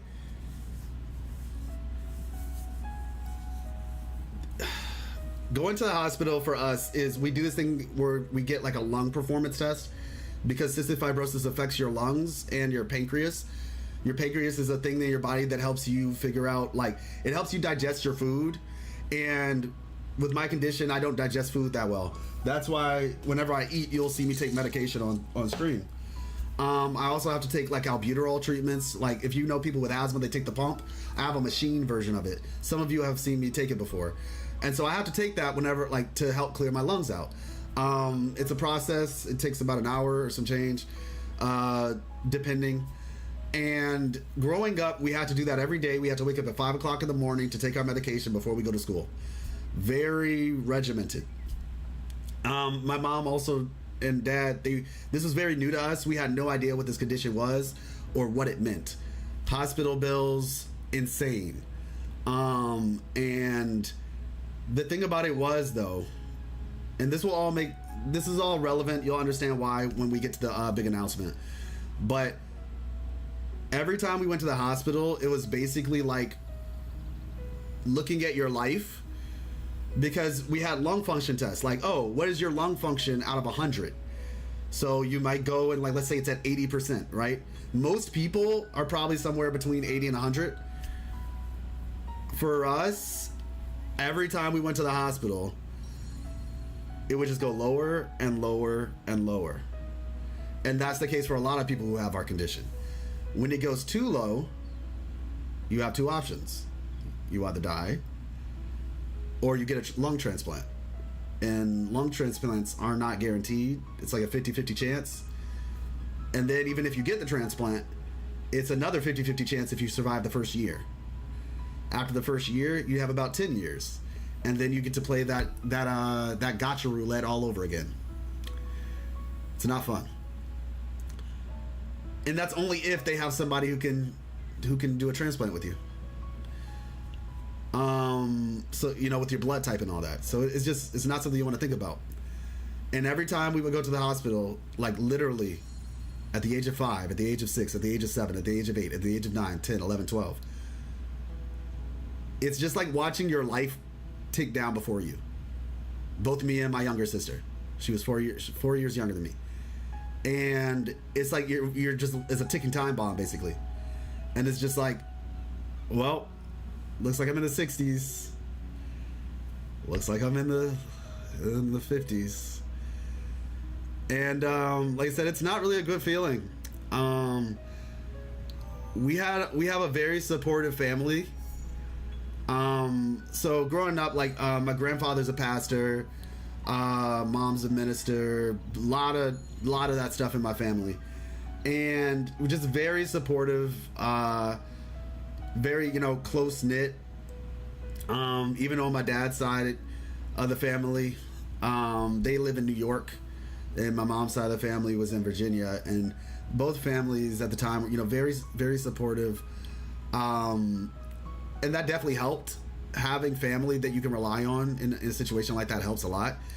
Like I said, as children, this is all we knew. You know, that's literally all we knew. So we were just always trying to be as positive as we possibly could.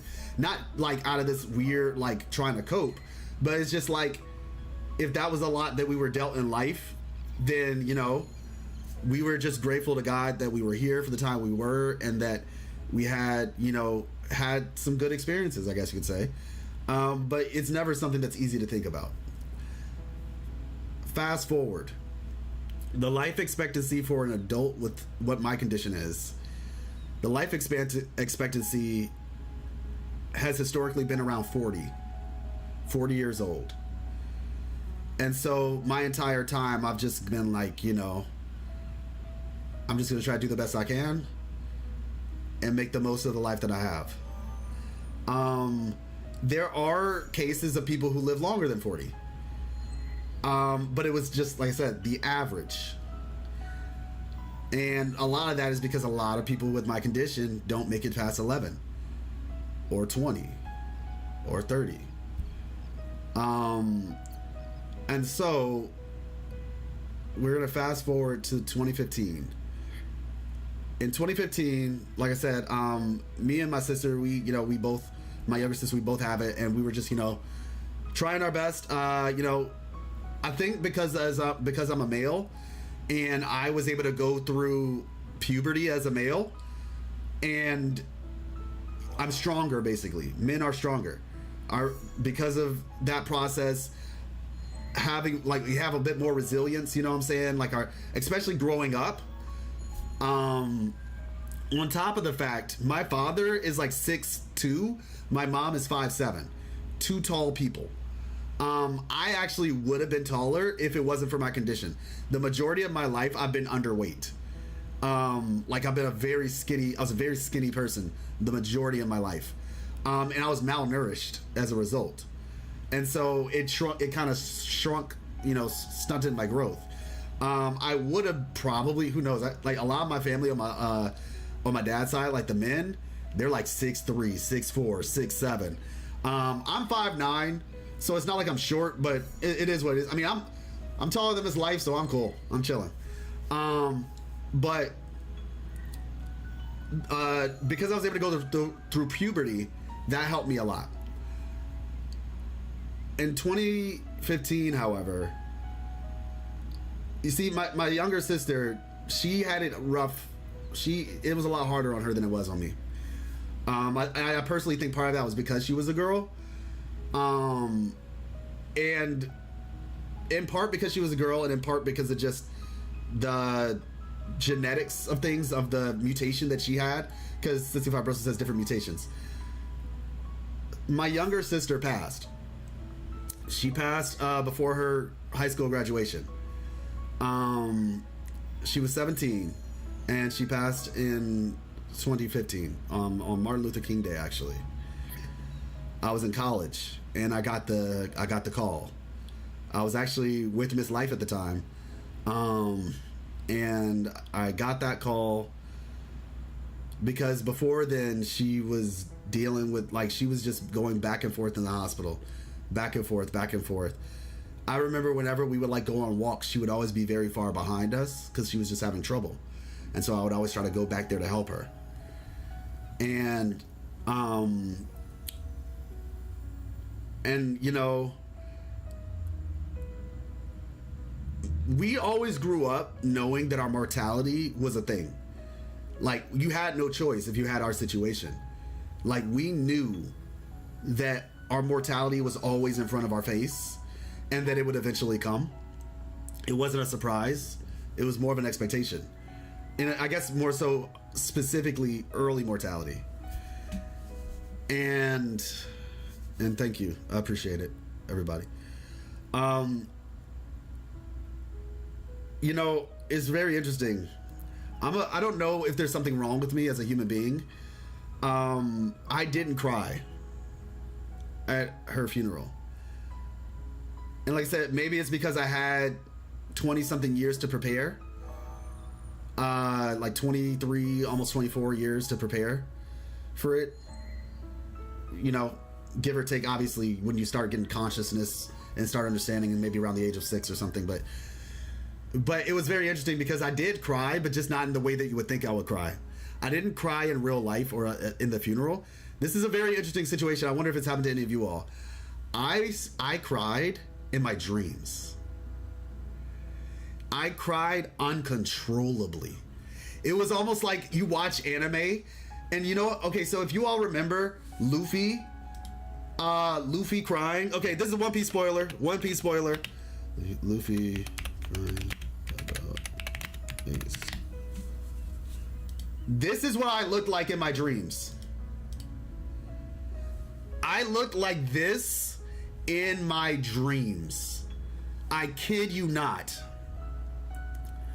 Like, in my dreams, I was crying uncontrollably. It was like, in real life, I did not really cry. Like, you know, I was trying to look out for other people and things like that. It's not that I didn't feel sad about it. I definitely did. In my dreams, I was dreaming that, like, she was still here at times.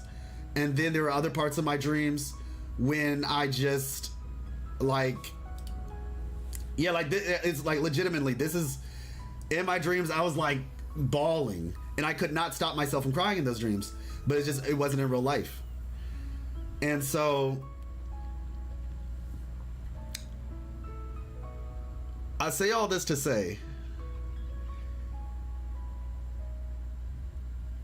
I don't know when my last day is. I will say there's some good news.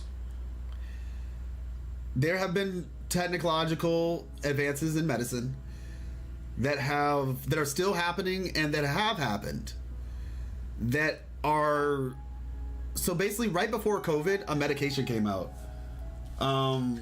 This is the medication, actually. It's called Trikafta. There were other medications before it, but I couldn't take them. These medications, like I said, my condition is a thing where, if you all want to know, I almost died many times in my life. There was one time, and this is, like I said, this is going to get a little mentally graphic. Hey, what's up, Lehan? How's it going? I'm telling chat a very personal story right now about my life. There's a big announcement that's happening, but this information is important to know before the big announcement. There was one time in particular in my life where I got what's called a pneumothorax. If anybody knows what a pneumothorax is, it's when you have a hole in your lungs. And basically the hole opened up because I was sick. Like I said, there's so many different times where I could have almost bit the bullet, and I'm not even joking. But there was this one time in particular. It was technically over the course of a long time. I'm going to condense in 30 seconds all of what happened to get me to that final thing. Yeah, collapsed lung. Yeah, a collapsed lung. COVID must have been way more dangerous for people with your condition. Absolutely. It was very dangerous for people with my condition. I knew about COVID before it even hit. I watch world news, and so I saw COVID back in December. I started wearing a mask with a filter in it in January. I was helping at the Boys and Girls Club. I was volunteering, and I started wearing a mask then. And then eventually I told Miss Life, I was like, I think you need to ask to work from home because this is going to be serious. I saw it when it got to the US. It hit Washington first, and then someone from my city was at a conference that was in Washington. I heard about the Chinese New Year people. Somebody was in Washington. I knew about it. A hole in your lung, that's very serious. Yes, especially with my condition. My lung function at the time was in like the 40s out of 100 combined. Okay, so listen, y'all. This is, as I've explained to you all before, I am a Christian. You all who have different beliefs, I respect you. I'm just letting you know my perspective. Combined, I have 40%. Had 40%. When I had that hole in my lung, I was combined in the 30s. And when it all was said and done, like I said, there was a point where I was working at the legislature. I was working in politics at the North Carolina legislature. And I was on a lunch break. I was about to head back to the legislature. I was talking with this guy who I worked with, and we're about to head back to the legislature. And I'm walking across the street. I stop in the middle of the street and I started coughing. I had a bunch of napkins in my hand because I'm black. And if you're black, you know when you go to a restaurant, you get a bunch of napkins on your way out. And so I had a bunch of napkins in my hand. And I was like, I felt something, so I started coughing. Nothing but blood. And I was so shocked at the time. I'm like, what in the world is going on? Responsible approach, good job. It was just a bunch of blood. And so I was able to get up to the other side of the street. We stay with napkins in our pocket. Exactly. I get to the other side of the street. There's a trash can. And so I'm at the trash can. We call the ambulance and I have to go to the hospital. And then they tell me like that I had a pneumo or whatever.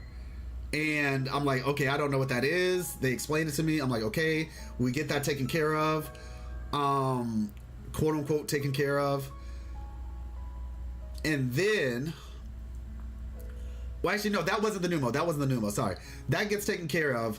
I'm at the hospital. I start losing weight because I wasn't feeling good. There were some other things happening. Fast forward. This is in the summer, by the way. Fast forward to December. I go to see my dad in New York. On the way back, so basically, I was in an airplane and I was having trouble breathing. I tell the flight attendant, I'm like, hey, I'm having trouble breathing. Could you bring me like an oxygen tank or something? She says, maybe come to the front of the cabin. Maybe the air pressure is better there. I'm like, I don't understand how that's going to work, but sure. I do that, and I was gasping for air. I was like, please, I can't breathe. Like, that's how I sounded because I could not breathe. And I thought I was going to die in the air. They eventually gave me an oxygen thing. Once I get to the actual airport, I'm walking. I have these 2 giant suitcases, and I'm just like stepping.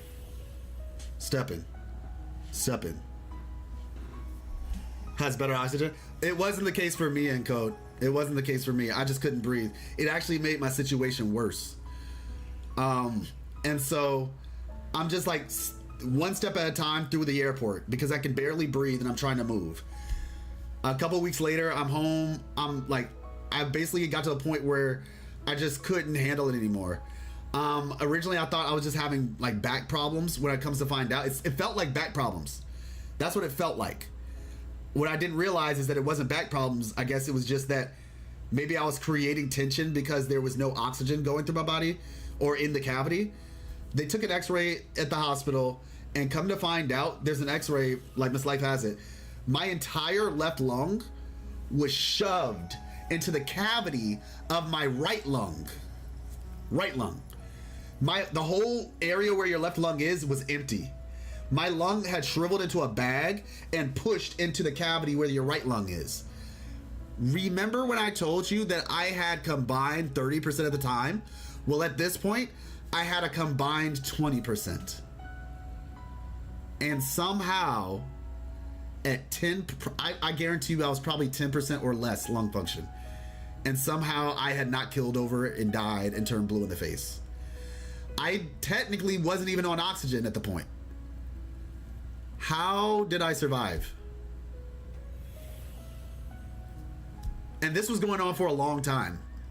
This was likely happening for a long time.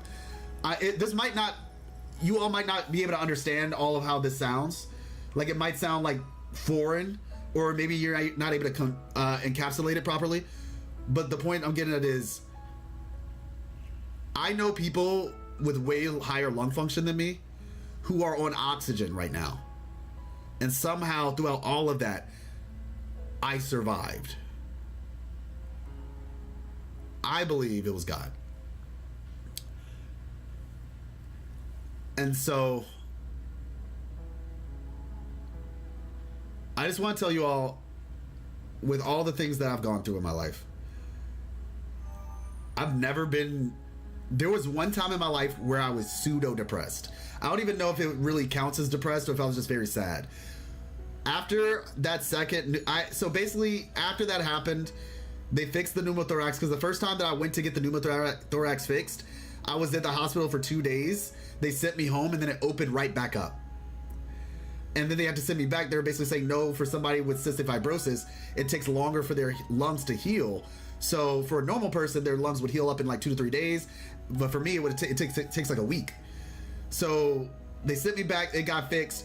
I was basically staying at home for like 6 weeks after that happened. And the first day that I decided to leave, the first day, I'm like, okay, I'm gonna go to the bank. I'm gonna try to set up an appointment to get a primary care doctor where I'm living right now, and just try to get that stuff situated. Because beforehand, all my stuff was in Virginia. I decided to stay where I am now in North Carolina because of Miss Life, and so I hadn't set up a primary care doctor here. So I'm like, okay, I'm gonna get all this stuff done, and I had somebody drive me to the downtown area, and as soon as I stepped out of that vehicle, I immediately felt like a weird rush of energy leave my body. And something told me, I was like, did it happen again? I'm telling you, I was homebound for like 6 weeks, and the second I step out of the vehicle to try to get my life back on track, that happened. I end up going to the bank. I go to the primary care, which is downhill from the bank, which was fortunate that it was downhill and not uphill. And I basically couldn't finish that appointment. I was like, I need to call somebody. Called the doctor, got an ambulance, or didn't call it, called the ambulance, got to the hospital, and my other lung opened up. At this point, they were telling me like, yeah, we probably need to talk about lung transplants and stuff, and I did not want to hear that. How long ago was this? This was probably 2017, 2018, something like that. I did not want to hear about lung transplants. I really didn't. My little sister was trying to get a lung transplant before she passed, and it didn't work out. This was a point where I was thinking to myself, maybe it's my time now. Like, my sister had gone, maybe it's my time now. Maybe this is it for me. I was a bit nervous. I was sad, but the entire time I kept praying to myself, praying to God, reading my Bible, and I was just like, just trying to keep my peace, basically. And yeah, I thank God that I was able to overcome that situation. And so now for some good news. With all the things that I had to go through, all the issues, there was a point where, like, my mom and dad ended up separating, and it was just me and my siblings and my mom. And there were challenges that happened with that for the family. And my dad, I still talk to my dad. He still communicated with us. They just weren't together anymore.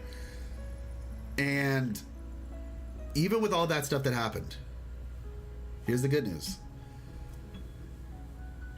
I had amazing grades. I got a full ride to college. Full ride. I did a program when I was in college. There was like a legal program. And I did it as a freshman, basically. Because when I was in high school, I did college classes to the point where I was basically a sophomore by the end of my first semester in college. I already had all the credits. Actually, my bad, I was a junior. I had the credits of a junior after my first semester in college. Not even first year. And as a result, I was able to go to a legal program in New York. And I ended up beating out basically everybody in that program who came from way better schools than I went to, by the way. These people went to like really good schools, like high league schools. And I did get accepted to some higher echelon schools, but I had a full ride at the school that I went to, so I took the full ride. I beat them out in what was called a legal writing proof. And my mom's an English teacher, so I give her a lot of credit for that, for, you know, helping cultivate my mind. I read a lot of books when I was a kid. I wasn't allowed to watch TV or play games when I was a kid.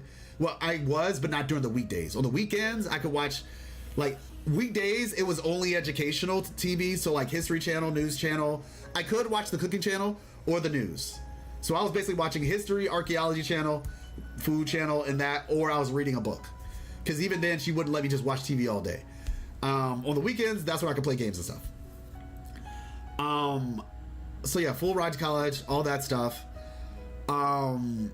Did great in the legal program. I was able to substitute teach for some time. I worked at the North Carolina legislature for some time.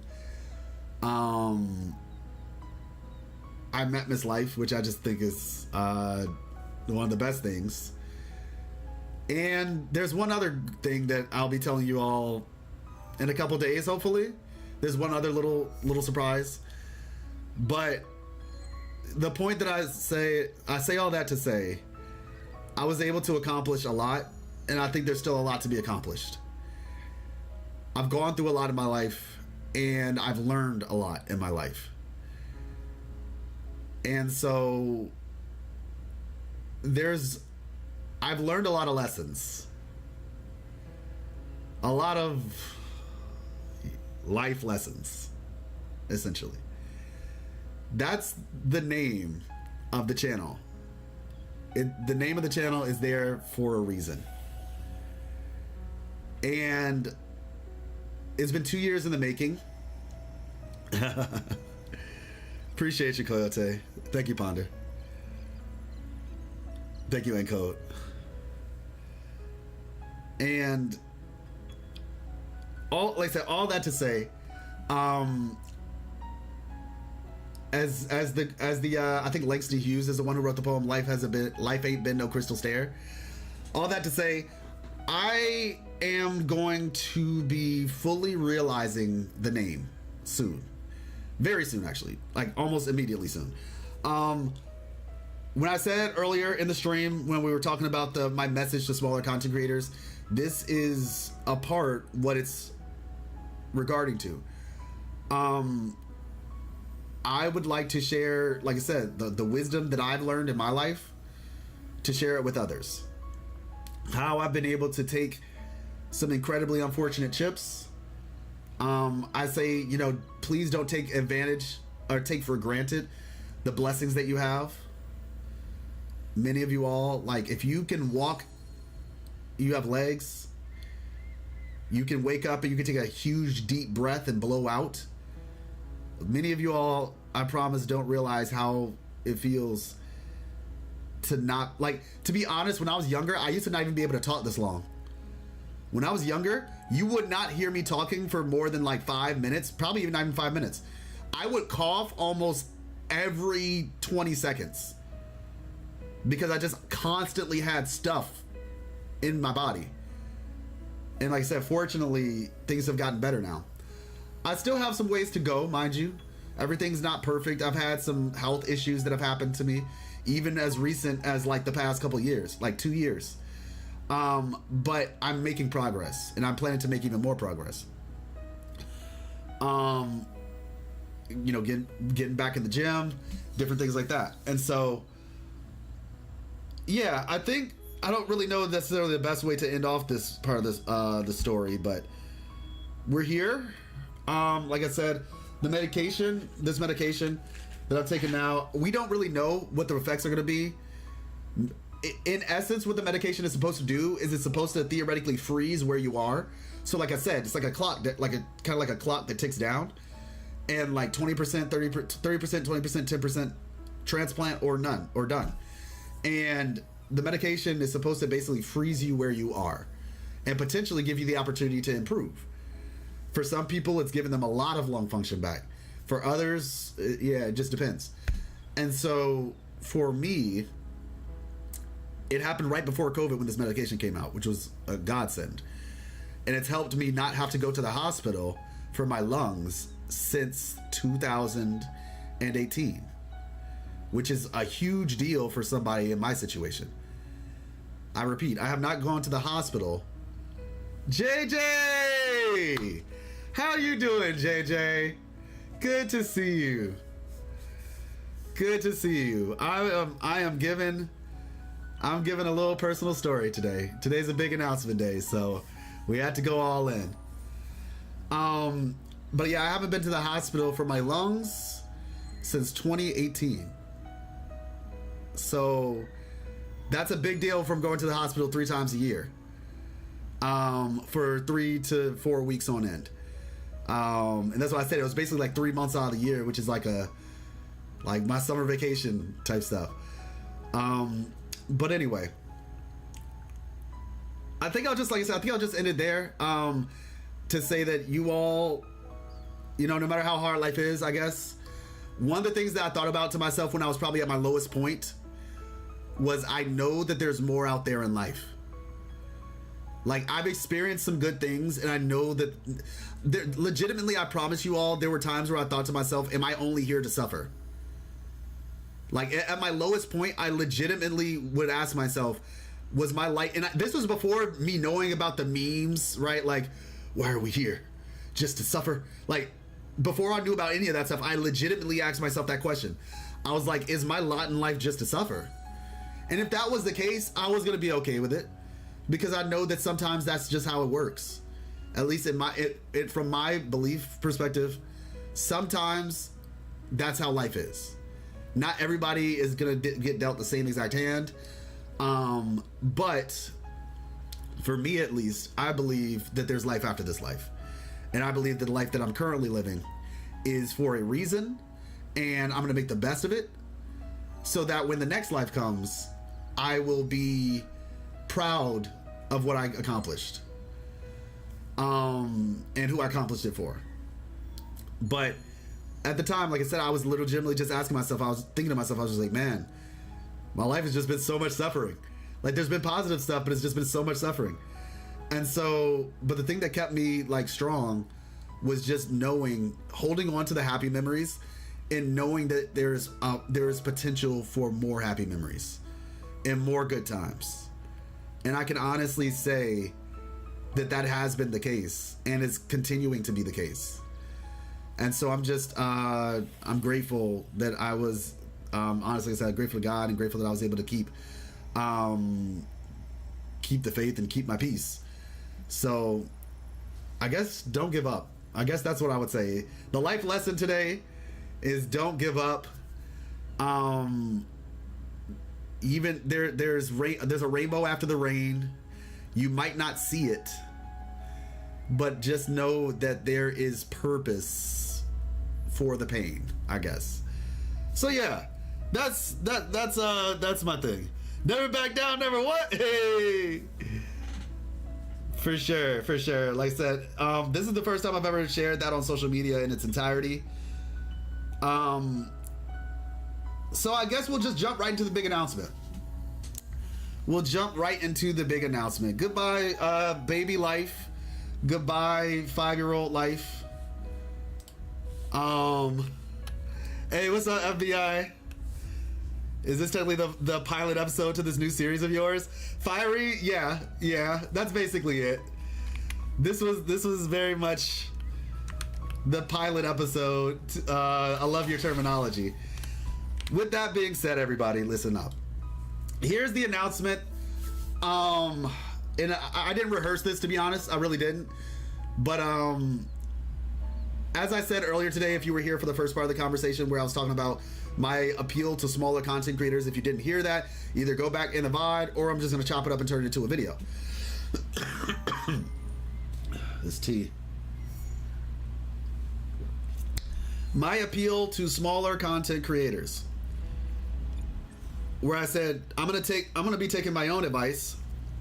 The justification for what I said is in that part of the conversation. So like I said, if you did miss it, definitely go back and check. If you did not miss it, then you already know. But I'm gonna be taking my own advice, and we are going to become variety content creators. So yeah, we're gonna go variety. Technically, I've been doing variety, sort of. You know what I'm saying? In Twitch, like I've streamed Lies of Pi. My bad, not the movie. Life of Pi. Lies of P. There we go. Lies of P. We've done Lies of P before. We've done some metaphor, which I plan to get back to. But not just that. YouTube is also going to be variety. The thing about it is, and let me just show you all the channel. Actually, let me just show you all the channel, because this will make it make more sense. Like I said, if you've been around long enough, you actually technically know. This probably isn't like an incredible surprise to you, but the reality is, if you've been around long enough, you've seen. Let's see. Shout out to this dude, I Am Longevity. If you're somebody who wants to like improve your health, check this dude's videos out. 61 years old, in amazing shape.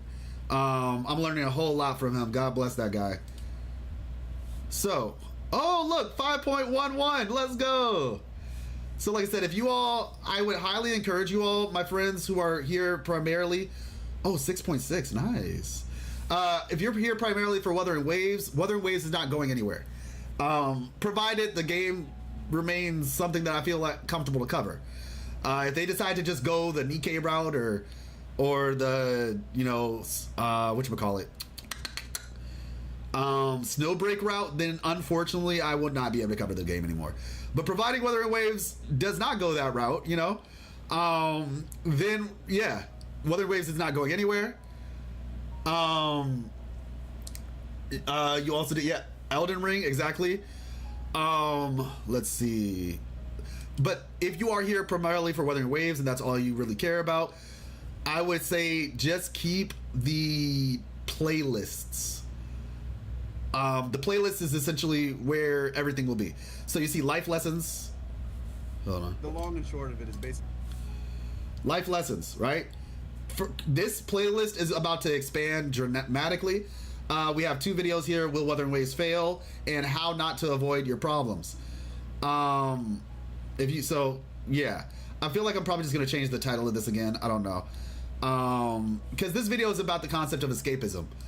But essentially, if you haven't watched the Star Rail video that I did with the title Runaway, I think it's still a good watch. Obviously, you don't have to, but it's a solid watch. What I want to do is I want to make high quality videos where I'm discussing these topics. And I'll be able to be presenting them to you all in a bunch of different ways. As you all know, I like to use quotes. I also like to talk about philosophy when I do this stuff as well. And so, yeah, basically, there will still be lore videos, though. There's a playlist for that. Retry? Okay. There's a playlist for that. Where is the playlist, actually? Oh, yeah. Life Lessons Lore, right? And not to mention, who knows, Arknight's Enfield is something I'm interested in. Might do some lore videos for Arknight's Enfield. But all the lore videos will be here, right? The Life Lessons videos will be in the other playlist. So I would highly encourage you all to keep playlists in the forefront of your mind when you're thinking about my channel, if you're looking for something. If you're down for just being interested in the different things that we're covering, then awesome. Then you'll just be looking at the videos or, clicking on them when they show up. doing a Kazan stream. I've heard about that. Appreciate you, Morden. Thank you so much. I've heard about Kazan. What kind of game is it though? The thing about it is, everybody, we are gonna be doing games that have stories. If the game has a story, that's what we're gonna be looking at, okay? If it has a story, that's what, and it's not to say that I can't play a game that doesn't have a story, but it's just in terms of priority, it needs to be a game that has a story. Now, some games that I will probably try to look at are like indie games that are like smaller to like a game we can kind of complete in like 1 or 2 streams. Because then obviously that means it makes it easier for me to like do that and then do some videos on it. Excuse me. So with all of that being said, the 2 videos, not the 2 videos, there are 2 games actually. Final Fantasy 7. Final Fantasy 7, honestly, that is not a short game. Not that I couldn't play it, because I still haven't played Rebirth yet. I played the first one. I have not played Rebirth yet. It's something to consider. To the Moon would be so perfect for you, I feel. I've heard about To the Moon. I have actually heard about To the Moon. And just for clarity, there's gonna be a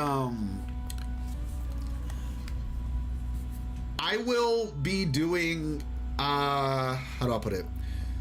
I actually need to update some stuff on that too. There's gonna be ways where you can request certain games that I'm gonna be covering as well. So like if you think like, oh, this would be a good game for you to cover, blah blah blah blah, then I'll be looking at that as well. Oh, okay, fine, I understand. So the first 2 games that we're gonna be covering, effective immediately, actually, effective very soon, I guess is what I'll say. The first 2 games that we're gonna be covering are, let's see,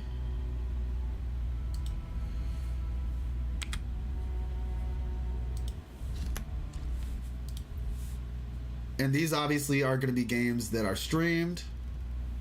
Voice volume, I guess, yeah, I'll put it right here. Boom.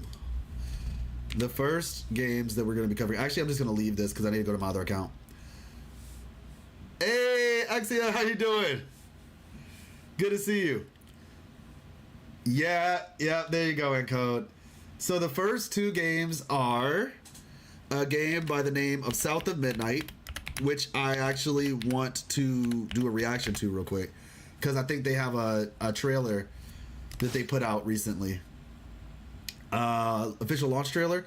Yeah, official launch trailer. So yeah, this looks pretty cool. And then the second one is, oh wait, that's, no, they put out a lot of trailers actually. Claire Obscure Expedition 33. With this information as well, exclusive preview, I tried to get into this. I reached out to them and they have not responded. I feel like maybe I was too late, I don't know, but I was trying to get like the demo for this game, but at this point we'll just play it. They've been doing like a lot of character trailers, like a lot. Let's see, videos. Both of these games are rated M too. Sheesh, these might be some crazy games. All right, you can use the new channel to finish Elden Ring. Oh my gosh, hold on.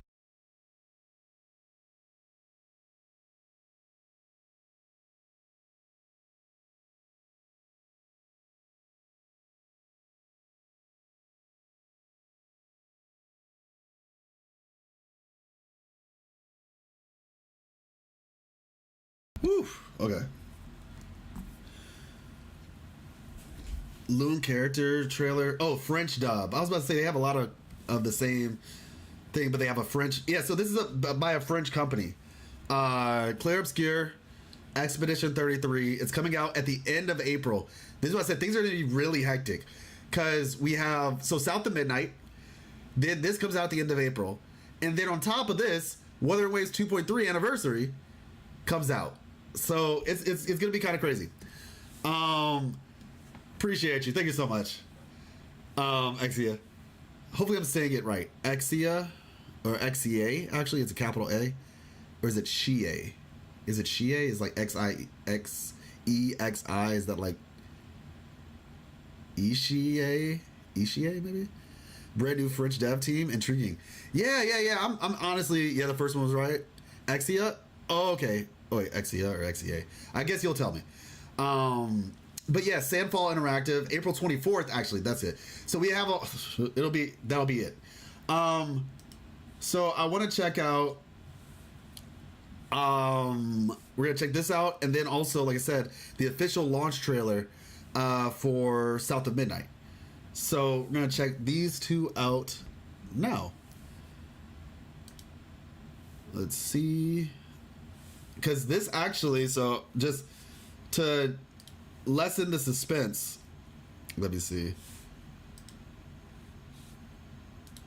It's right here. South of Midnight is right here, and it is playable right now. I have a podcast that I'm going to be getting on soon for Black Beacon. Black Beacon is coming out on the 10th, and so I'm going to be doing the podcast for episode 4 Black Beacon in 3 hours from now, actually. So I want to try South of Midnight. I want to see what they have going for them. Here, it looks cool from what I've seen. It looks really cool. So it reminds me of Kenna Bridge of Spirits. If anybody's seen that game before, Kenna Bridge of Spirits, it looked pretty cool when I was looking at some of the trailers. So it has a unique art style as well. So yeah, I'm interested, to say the least. So we can check this out real quick. You said after Black Beacon 2? Nice. You missed my previous question, so I'll re-ask. Will you be a variety channel that has a main game? Think Toronto or Entity Chin or just Wandering Soul? I mean, for me, Wuthering Waves will be like the game that I come back to, if that's what you're asking. It'll be, like I said, I think for me personally, it's going to be multiple games that I'll cover, and I will come back to, like, so if you're watching the Twitch streams, right? We'll play Wuthering Waves whenever an update happens. I'm still going to be doing lore videos for it. So, you know, that. But obviously, you know, 6-week patches or whatever, it's not like you can just, like, drag that out for forever. So I think it'll probably be like, okay, Wuthering Waves week. Like, okay, the update happened. Let's get, you know, let's do the story. Let's do the side companion quest. We'll do, you know, exploration, what have you. Things like that. Maybe we'll do a thing where I'll start the stream off with Wuthering Waves, and then we'll move into into whatever game we're covering at the time. So it's gonna be something like that. Just looked up South of Midnight. I really like the art. Same Fiery. That's what I'm saying. Like, it looked really cool. So I think there's some really cool opportunities for storytelling in this. So yeah, let's check it out. There's a fine line between mercy and justice. Ain't that right, Hazel Flood? You chose a hard road for yourself. Okay. Hazel, please, it isn't safe. We got a long journey ahead.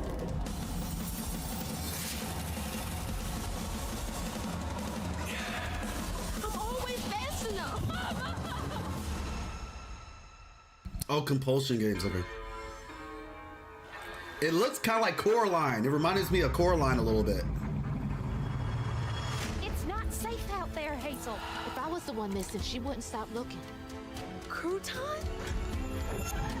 What the? And this ain't even the weirdest thing I've seen today. I'm seeing these things. You can see strands. And now you're looking for a creature. You're a weaver, aren't you?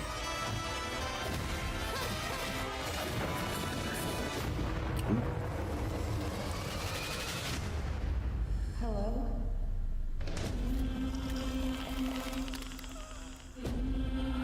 There's something big out there. Take this and go find your mama. Oh, she looks so nice.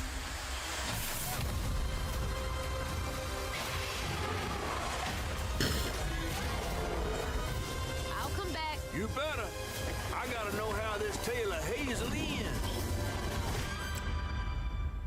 Some stories I never forgotten.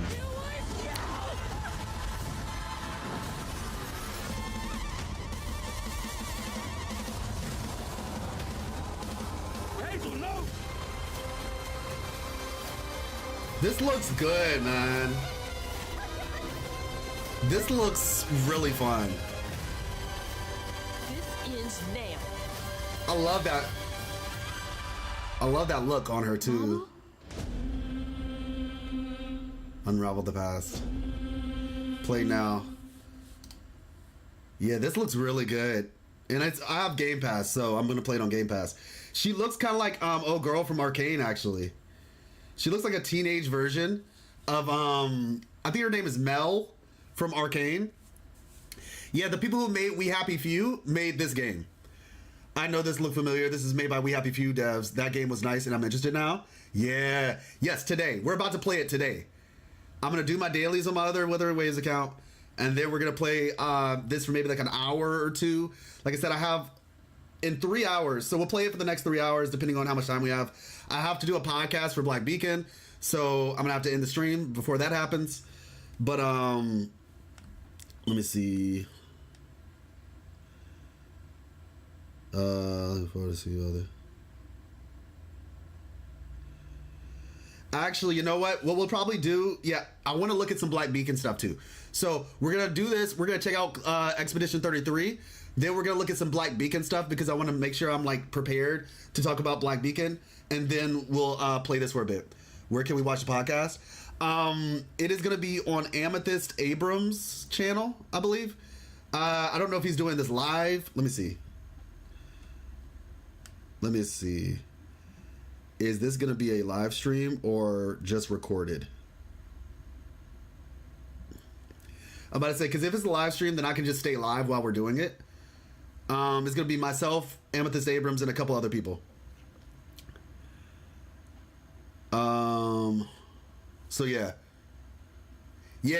It's going to be me and some other people. Yeah, this isn't going to be my live stream. It's going to be his. But yeah, like I said, she looks kind of like the girl from Arcane, if y'all know who I'm talking about. She looks like a teenage version of her. Mel Arcane. Yeah, she is so pretty. Almost as pretty as Miss Life. But yeah, this character right here. But it feels like it will be drastically niche. It probably will be, Yuria. It probably, which is fine. But say if the game is fun, it's fun, right? But yeah, she kind of reminds me of her, actually. Just like a younger version of her.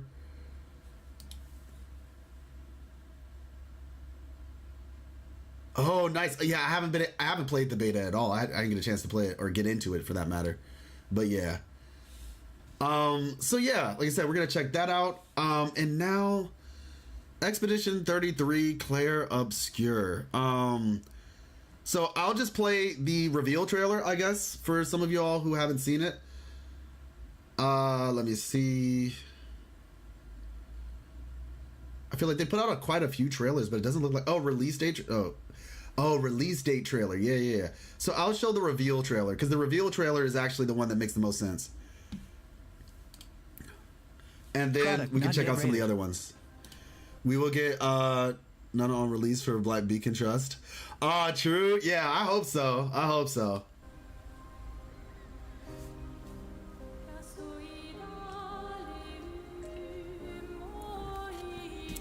This music is so good, by the way. I gotta listen to that again. The music for this is so good. Product not yet rated.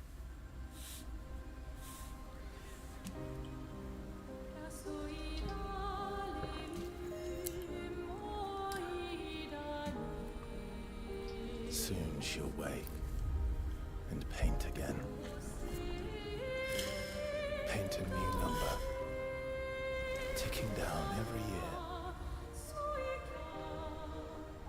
One stroke, and everyone of that age vanishes into nothingness.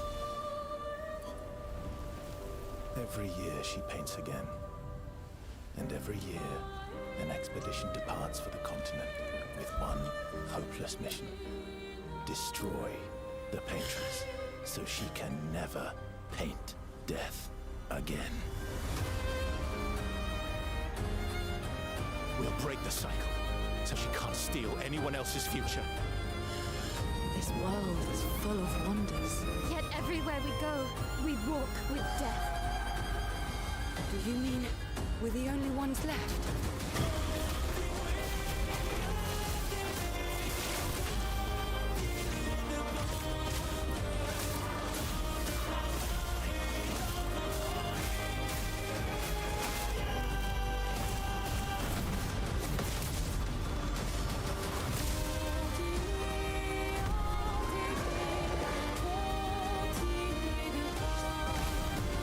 This music is so good.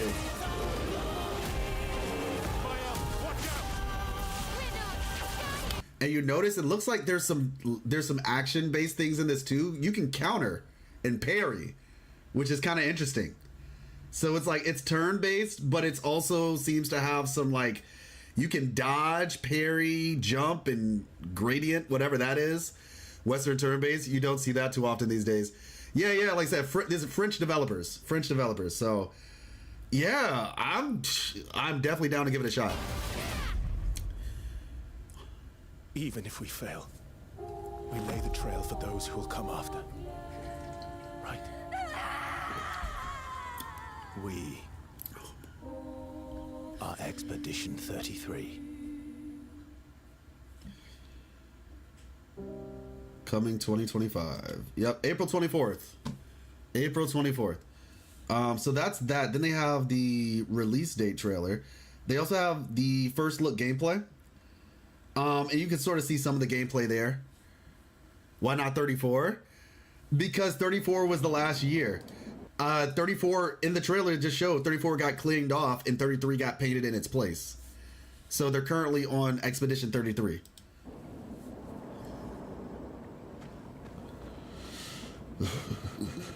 Excuse me.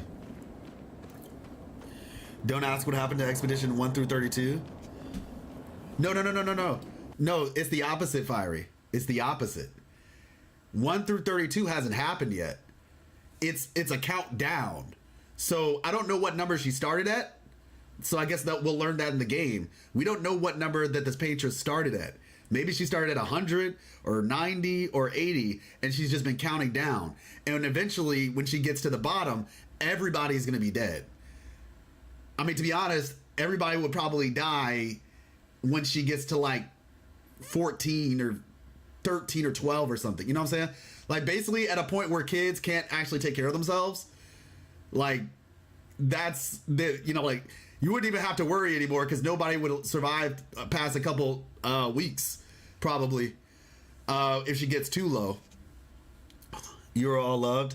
Exactly, Space, and you as well.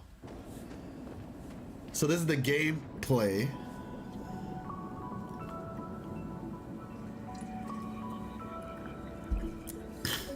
'68. Elodie's expedition. The commanders of every expedition. Expedition 68. Their boat was blown into the air by a storm. Yeah, so the goal is they're trying to kill the paintress. So she can't paint numbers anymore. That's the goal. Kill the paintress. She can't do that anymore. And, you know, they don't have to worry about it, basically. But in order to get to the paintress, they have to go on this expedition. And people have gone through a lot of problems in the process. White Knight Chronicles, it was also one of the best RPGs I played on PS3. Hey, that's what's up. Lost sight of it, but assume they crashed on the continent. And they survived. War Against Math, gotcha. Storm. Exactly. At least. All right, let's keep moving. We found the weird corals. Mael must be close by.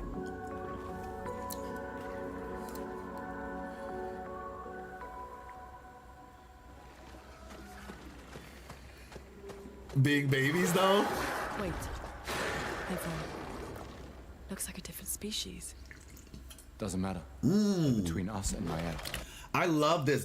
I love that they put the I love it when games do that, personally.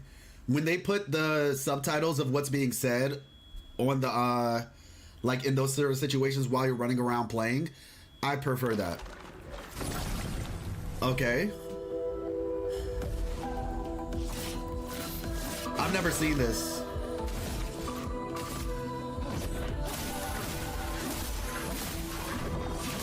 Wait, can you can combo? It's like quick time action. That's pretty cool. Okay, this is actually pretty interesting.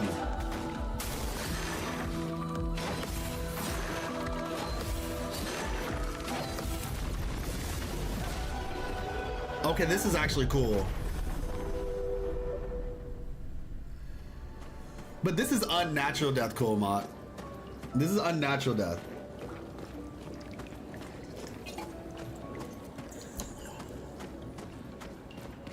Over there. A hut. Yeah, that's what it looks like. Slow down. We don't know what's inside yet.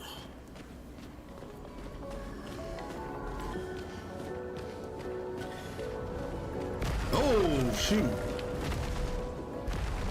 Bro, is this gonna be one of those games where I get scared?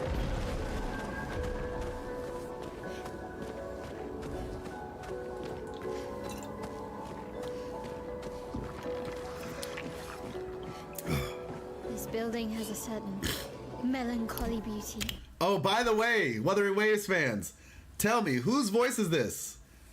Whose voice is this, Wuthering Waves people? Melancholy beauty. A lone outpost of humanity nestled amongst the corals. A sailor lost at sea. A resident cynic is now a poet. Wouldn't expect a Cartesian engineer to understand beauty. Exactly, Shadowheart. Yeah, yes, Jennifer English. Yes, Carlotta is in Carlotta, Shadowheart, what have you. This woman is killing it. She is absolutely killing it. I mean, she has a great voice, to be fair. So all the best to her. I saw the combat in old RPG from PS2. This is more refined though. Oh, interesting. Yeah, this looks cool. Yeah, I love it. I think put her in as many games as you need to. I'm down. Very posh. Engineer to understand beauty. Oh my gosh, it's so good to listen to. I want to hear Zani's voice again too, for real though.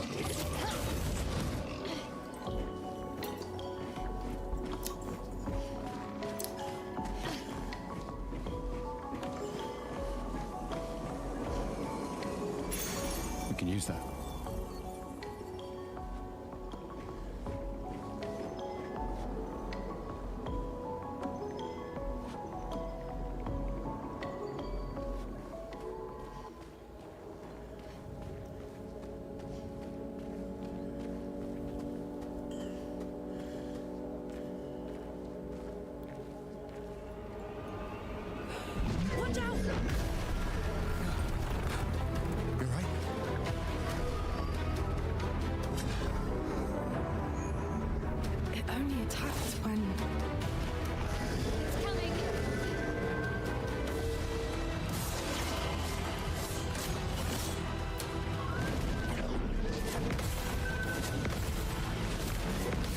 Yeah, and you can see on the left side of the screen, you can actually see on the left side of the screen the parry button. They're clicking the parry button. So this isn't just automatically happening. They're actively clicking the parry button. Hey, what's up, Legs? How you doing? Let's spill some ink.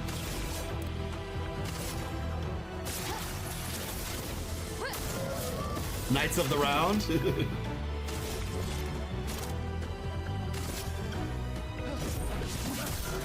I used to be that way, Sway.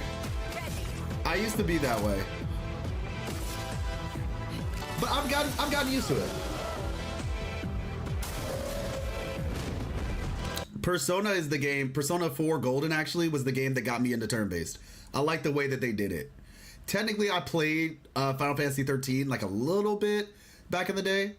But I would say Persona 4 Golden was the one that got me. Did you play Metaphor? Yeah, exactly. And we're going to be doing Metaphor in the future as well.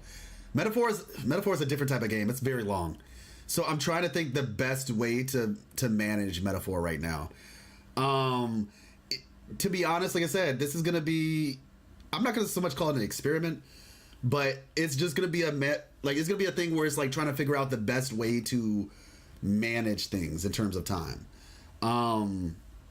But yeah, the music is kind of good here. Yeah. Expedition 33. Humble ground pound, very nice.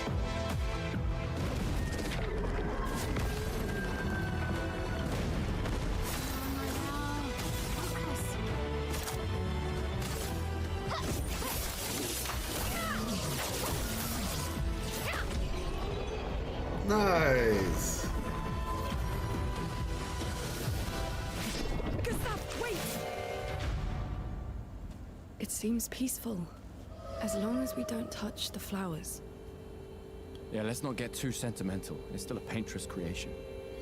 Oh, it's a creation from the paintress, huh?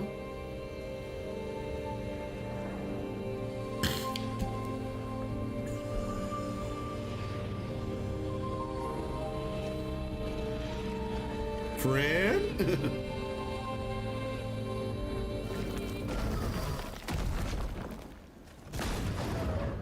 Bro! Damn, Maya, what was that? It felt familiar somehow. Gustav, we won't understand what's going on if we kill everything that moves. The Gestural village must be ahead. Tides of Annihilation? You know what Nevrons are capable of. She'll be fine.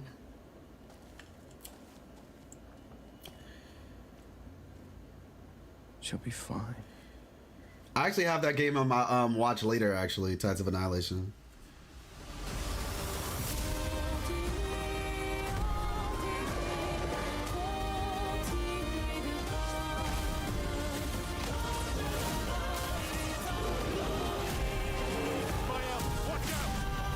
We're not dying here!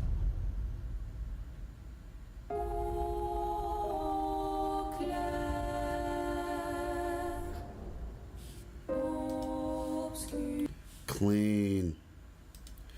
Now I can't unhear Carlotta every time I hear her talk. I imagine Carlotta talking. Yeah, I personally am okay with it. So yeah, we have Gustav, we have Mael, maybe that's her name. Mael or something. We have Seal, and we have Lune or Lune, maybe. Oh, Baguette. Is that her name? Is her name Baguette? Expedition 33 Baguette trailer. I mean, I presume so. I presume that's the case. Yeah, Baguette. So let's watch this last one for right now. This is the cast reveal, so I guess it'll just show us everybody, the whole cast. Ideally, right? Yeah, that's what I'm saying. It looks really cool. It looks really cool. So, do you know what it means to disappear into nothingness?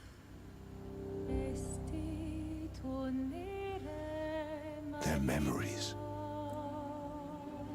their dreams, their love for each other. We exist for as long as she wants. You won't yet understand. But this is a kindness. huh? Not a cruelty. What? Plan doesn't change. We keep heading north. We aim for the monolith. I am not letting Mael die out here. I've been having nightmares.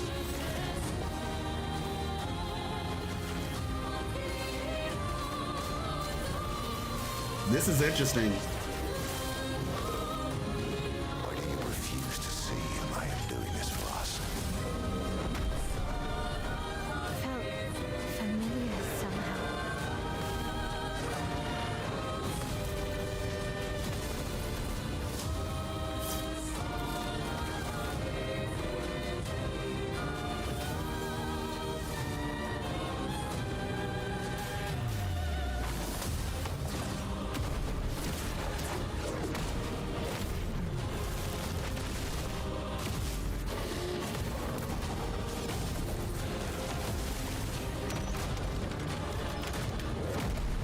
May everything be decided before their very eyes, between the bars of their prison, Jennifer English. in the shadow Andy Serkis? of the monolith. Oh, that's sick.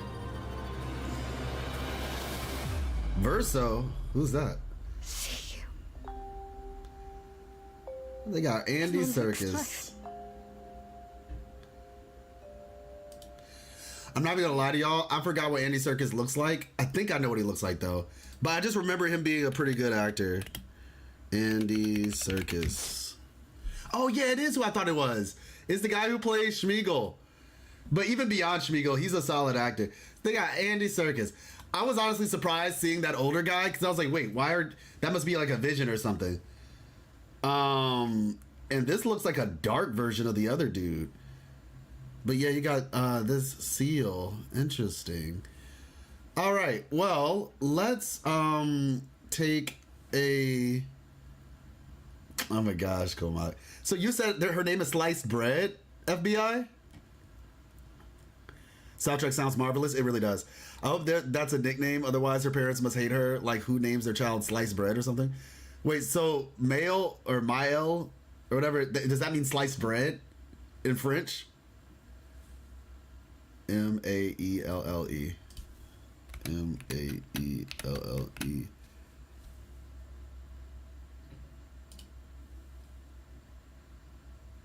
French, gender feminine. Wait, or is that somebody else? Ambitious Chief Prince is a feminine name of French. Maybe it was somebody else's name was Bread. Maybe it wasn't her. But Vision the Boss comes out its room and states, "I am Sliced Bread. Prepare today." Now you mentioned someone named Baguette. Oh, you're right. Yeah. This person's name is Baguette. This person's name is Baguette. As-tu la moindre idée de ce que ça fait de...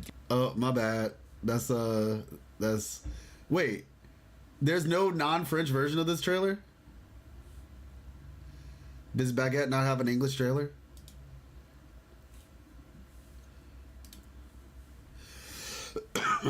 As-tu la moindre The final boss is gonna be a toaster, y'all.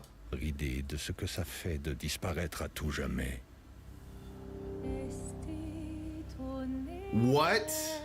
Leurs souvenirs, This gotta be April Fool's.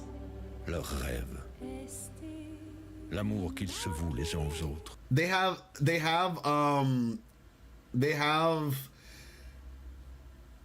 whatchamacallit, baguettes on their back, and they have outfits. I do think this game has outfits too, though. That's the interesting thing. This game does have outfits. Nous existons et nous continuerons d'exister. It'd be fun if she was just a giant baguette. Aussi longtemps. So it wasn't a character. It wasn't a character. Tu ne peux pas encore comprendre. Ce n'est pas de la cruauté. Le plan n'a pas changé. On continue vers le nord. Honestly, this is pretty cool. Direction le monolithe.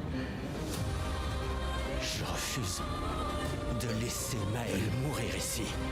Je fais des cauchemars. Yeah, it's a skin trailer.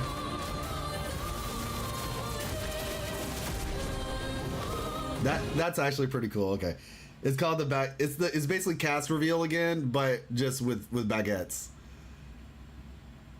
Now I'm interested. They fight with baguettes. Yes. That is This is a skin trailer apparently.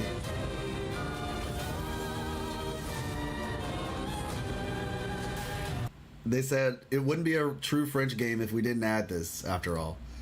Okay. Yeah, like I said, this looks really cool. This looks really cool. So now we're going to check out Black Beacon.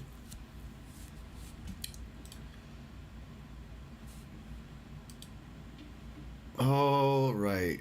2.2 million is crazy. Like 2.2 million views on the global launch date announcement is actually crazy when you compare it to everything else that they've done. You know what I'm saying? Like it's pretty impressive. 8,000, almost 9,000 subs for the actual channel, but 2.2 million for the global launch date announcement is actually pretty insane. But yeah, so those are the two videos. I'm gonna say this actually last little bit of information, everybody. So you all might have noticed that we have a. Hope the game is well received. Were you talking about Black Beacon or Expedition? You all, if you were on Twitch, you may have noticed. You still wait for Algebra Familia? True. You all may have noticed, if you are on Twitch or if you've been looking at the chat above me, there's one other thing. that is happening. I forgot to mention this in the big announcement thing.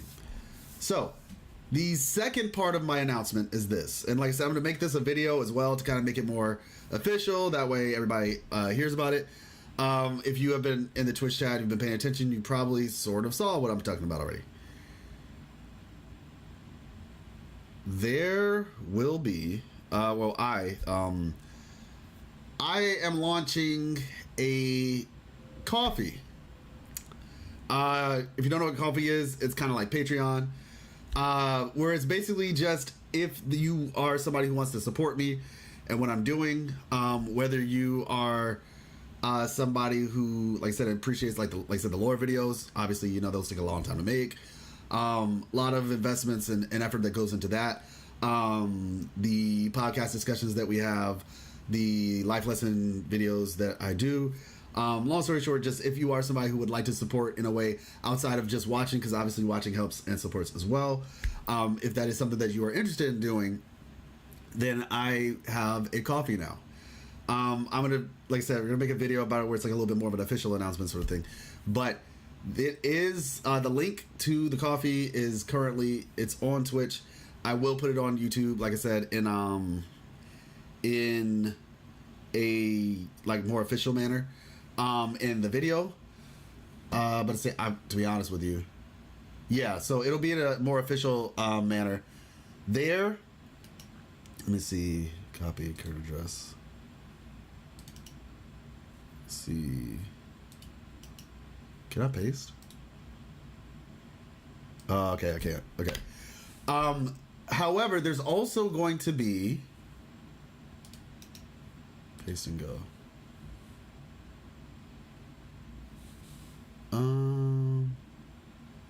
Here we go. Boom. Yes. Is this the right page? About? Oh, this is the about. Okay. Memberships. Okay. Here we go. So this is going to be how it works. You can technically, if you just want to donate something, you can donate anything. But we're going to be doing, what we're going to be offering with the coffee is something that we've been trying to do for a little bit at a time now, where, let me see, copy and paste. You might see it already, like if you're reading it, then you can see it. Let's see, paste.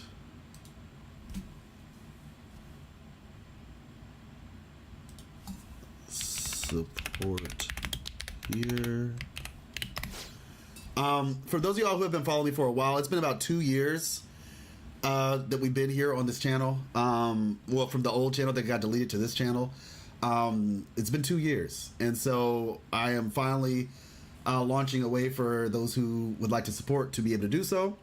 Obviously, the support goes to me continuing content. It also goes to me being able to stream consistently as well. That is something that we're going to be doing. Like I said, ideally, I'll be streaming 5 to 6 days a week. The weekends are going to be Marvel Rivals primarily, unless there's like by some happenstance something, like I said, Wuthering Waves related or a game releases on the weekend.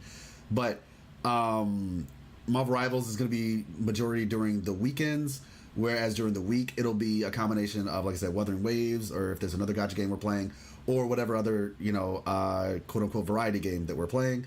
But like I said, this is, as you can see, we're going to be doing anime reactions. So basically, at the lowest level of support, we're going to be uploading me and Miss Life doing anime reactions. So one of the things that we're going to be doing first, the very first anime that we're going to be looking at is Freyrin. That's an anime that we have not seen before. We've heard a lot of talk about it, but we never saw it. So yeah, we're going to be checking that one out first. There will be more in the future, but we'll be doing those. Also, what I want to do is potentially do, I don't know if I maybe have to start another channel for it or not, but basically like discussions about the anime that we watch. Like that's something that I'll consider in the future. But yeah, so basically if you just want to support, you can just do that. But we also kind of want to give something along with the support, so that's what's going to be happening. At the next one, it allows you to specifically request what anime that we watch. Obviously, it can't be like something that's like not safe for work per se, but there's going to be, you know, caveats, right? Like if it's got like a scene in it that's a little bit, you know, sketchy, but it's not like the whole anime, then context matters, right? And then the last tier, obviously, like I said, you guys can read through those via the link. That's just like, you know, just if you want. And mind you, you can offer technically whatever you want. Like if you like the 5 one, you could offer 10 or 7 or $7.23, just to be funny or whatever. Or, you know, be like my granddad, where it's like every year my birthday is, it's like, oh, you're 23 this year, you get $23. You're 24, you get $24. So it's just like, oh, you know, $5.23. You can technically go however high or low that you want, but that's just there just for anybody. Like I said, it could be 50, it could be a million, but you get the point. So yeah, that's happening. Technically, that link has been going crazy on Twitch already, so people have saw it. It wasn't necessarily a surprise if people were paying attention to that. I did not know that was gonna pop up immediately, so it was just like, technically some of y'all probably saw that. But yeah, that's the other thing. So just to cap off the big announcement. So like I said, you don't have to do this. This is just for those who would like to. But that is what you're supporting. You're supporting the lore videos. You're supporting the life lesson videos. Just the channel as a whole, really. And like I said, you're also going to get something for your support, which would be, like I said, the anime reactions. That is going to be myself and Miss Life. If you all do not know who Miss Life is, let's see. She was in one of my videos. Which one was it? She's literally on the thumbnail. So yeah. Here's Miss Life right here. And some of you all difficulties. We seem to be. Yeah. So this is this was like one of our earlier videos we did an unboxing because Wuthering Waves sent us some standees. So yeah, she is looking really cool. That's cool. And these are all standees, I think. Yeah, they're all. I miss Miss Light. I barely saw her this morning. But yeah, so we're gonna be doing, and like I said, she's been on some of the streams before in the past. And like I said, I know a lot of people miss Miss Life and, you know, just things like that. So thank you, Lex. I'll let her know. And so yeah, so basically, like I said, that's what's gonna be happening. Anime discussions on YouTube sounds great, since reactions on YouTube is iffy nowadays. Yeah, exactly. Yeah, like, I can't really put like the anime reaction on YouTube because I'll get copyright. But we can still have discussions and stuff like that. But like I said, for the reaction, so like I said, if you are supporting, like I said, if you just want to support just to support, that's awesome. But we also would like to try to give something to the people who are supporting as well. I mean, obviously we're already giving something with the YouTube stuff, but I felt like this would be something that we could do realistically. There's technically one more announcement, but I can't make it right now. At least not in good conscience. There's something that needs to happen before I do that. So yeah, I couldn't do it on YouTube or Twitch, and I understand that, but I can do it on Coffee. I can get it to you all on there. So like I said, it's similar to a Patreon, KOFI. The link is in there. The link is also, oh yeah, the link is on YouTube too. Actually, I just realized the link is on YouTube. Oh wait, no, is it? Let me see. Is Coffee on here? I think it's connected to, yeah, it's not showing up actually. It's showing up on, I'll see if I can find a way to get it, the link to show up on YouTube. But yeah, so that's kind of how that works. Anyway, so yeah, that was that's the final bit of that announcement for right now, and we're going to head over to check out some Black Beacon stuff, and then after that, we're gonna start South of Midnight. We'll be playing a lot more South of Midnight tomorrow. Like we're gonna get a lot of it done tomorrow, to be honest. But I want to check out Black Beacon. I don't know. We'll see. Maybe we'll start South of Midnight tomorrow. It just depends. We'll see what the time is looking like. Still trying to figure out what this Black Beacon podcast is going to be about. Let's see. All right. So official trailer. All I know about Black Beacon. Hold on real quick.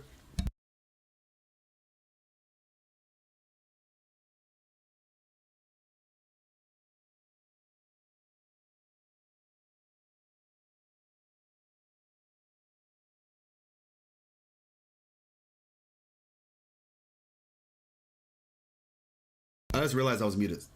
One quick second. Let me get something.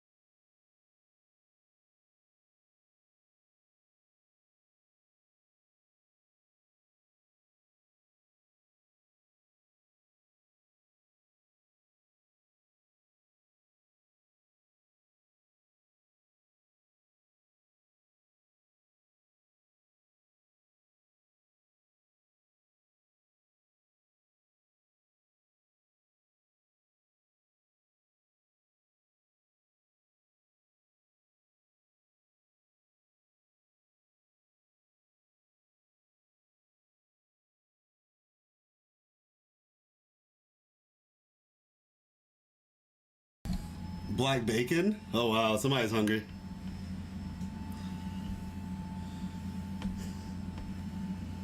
There we go. Whew. Okay. It's a little chilly.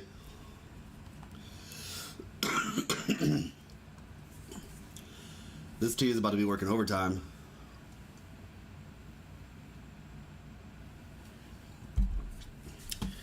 All right, let's see. All I know about Black Beacon is that it's made by some ex-Kuro devs, and that they're not afraid to put people with melanin throughout the game. That's all I know. 60% full? Oh, that's enough then. Have you ever heard of the legend of Tower that reached the heavens? Okay, legend Tower of Babel. 传说吗？我们马上就要到了。 We're almost there. Okay.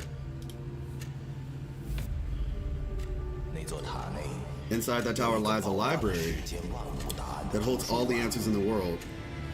Why does it sound like Tower of God or something? The beacon is awakening. It's been dormant for so many years. Why is it? You filthy rascals. Finally, I found you. 你生命的开始。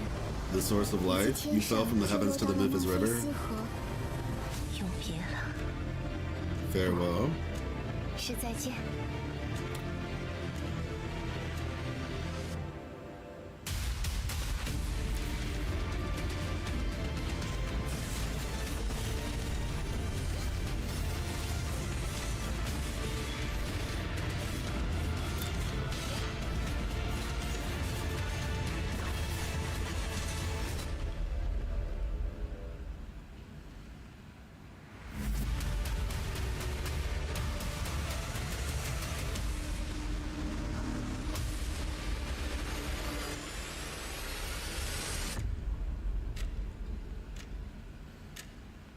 Black Beacon coming soon. All right. So this is interesting, going from this, taking this approach, the whole Tower of Babel concept. Let's see, pre-registration trailer, Seek the Truth. So you have these different characters. Stage-based? Yeah, stage-based like PGR. This unit looks quite albino to me. Oh, which one? The girl? This girl? I'm about to say her hair is gray, not white. Your wings. Ansu. Oh, everyone. Spread your wings. Ansu. If you ever feel afraid, just hold my hand. The library will always protect you. I will accompany you all the way to the end of the journey. The library is very important to me. Aside from it, I don't have anything else. Guardian of the tower. Okay. Don't leave my sight. I am obligated to protect you. We must know. It seems like the perspective changes because sometimes it looks like this, and other times it looks kind of like top down. So I'm curious what causes that. And we will know. Osmos often said that to me. But I still don't understand what exactly he meant. Maybe if I go with you, I'll find the answer to my question. This book Oh, that has looks been cool. carrying with me this whole time. It's my secret, and I can't tell you about it yet. Well done, Han. You can come back now. That looks cool. Get Nier vibes? Yeah. Nier and Persona have like shaped a generation of gaming, honestly. さあ、退屈させないでくれるんだよね。 Hold on. Here we go. Don't let what comes next bore me. Why am I always smiling? It's because all this talk is extremely boring, and I want it to end as soon as possible. If one longs for something too fervently, then there will certainly be the equivalent pain deep within one's soul. Even if I'm not gonna lie, I'm trying to get used to her voice. I'm trying to understand her voice and the character. Reminds me of Lord of the Rings. LOR. Are we still talking Lord of the Rings? one tries to abandon this pain-filled longing, it will soon come back. By following you, I might find another answer. Oh, Library of This is my Rudia. credit card. Oh, okay, got you. I'm asking you to pay me back what you owe. Both of y'all knew that. That's crazy. Spend however you like. In this world, we are all strangers.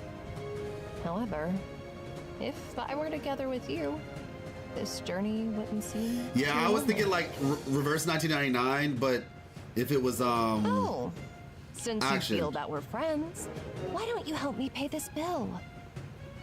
Looks like I've met your expectations. So, where's my reward? All right. Let's see. Pre-registration trailer, Seek the Truth.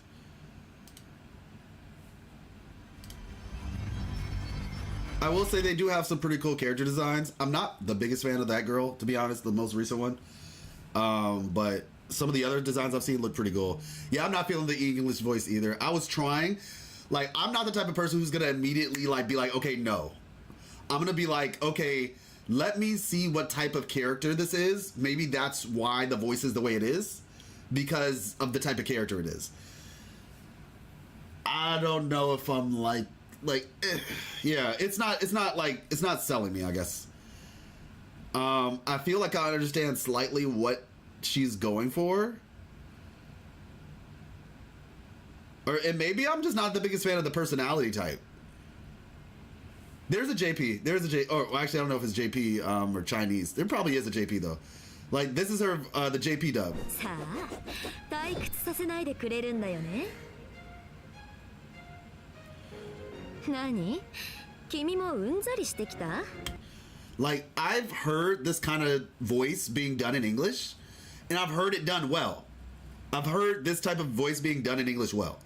I'm just not sure if what I just heard was it. And it could be Runia. I didn't say Rudia, I said Runia. Maybe this just isn't it. I don't know. Who knows? Maybe she's capable of doing it, but it's just the direction.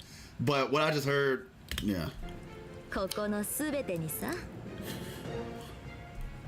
レイ？別に嫌いじゃないよ。ああいう空っぽな人間は性の自覚がない。存在感もないし。喧嘩する理由がないじゃん。君のセンスって意外と。まあ。 Yes, it sounds like she's somebody who just doesn't care. Like, that's the type of personality she has. Like, she's just kind of here to get a paycheck and keep it moving. Probably has some other stuff going on in the background that she's more concerned about. Pre-registration trailer, Seek the Truth, Seer's Trial trailer. Let me see. Okay, so these are different trailers, though. Yeah, it's possible it can get better in the future, for sure. I mean, I can still play it, mind you. I'm just saying, like, and also I'm not the biggest fan of her design, either. I do like some of the designs of this game, though. There's this one guy, in this game, I was like, okay, dude looks really cool. But we'll continue. You think the perspective change is just for show? Well, no, there were parts that were... well, I guess we'll have to see. Maybe it's a cinematic thing, but I don't know. Mankind did not understand the unknown. Okay, Nier Automata. / Guilty Gear. Alright, let me start back from the beginning.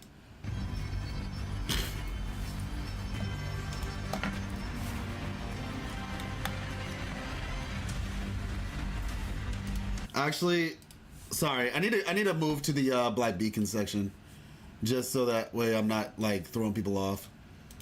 Black Beacon.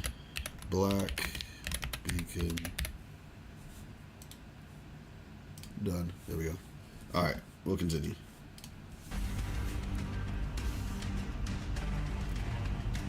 Because of the skills?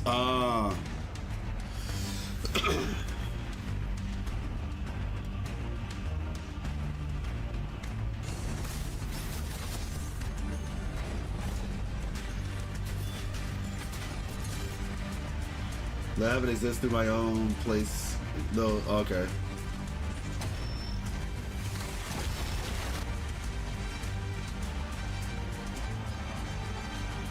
You who read me, are you certain you understand my language? So I think this is Nana, maybe? And this is the other girl?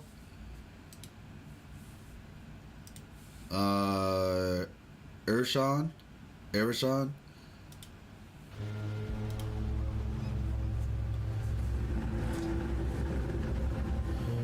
You know Guilty Gear? A little bit, yeah. I did some digging on like the story of Guilty Gear and all that stuff. Like, so I do know a little bit about it. I know like some general stuff on it. How's the MC? Is it a playable combatant like Genshin WUWA or non-playable commander type like Nikkei? Or yeah, I don't know because I haven't seen a main character yet. I mean, maybe you play as the girl, right? Maybe you play. I think because like Reverse 1999, you're technically Soneto, right? Is her name Soneto?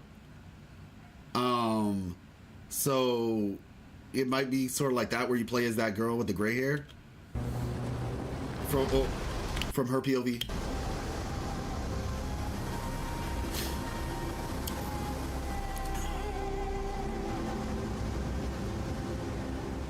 Arise, sun. Solo leveling, arise!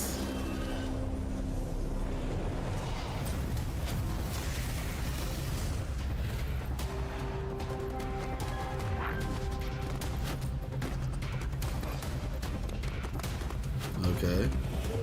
Oh, we're fighting?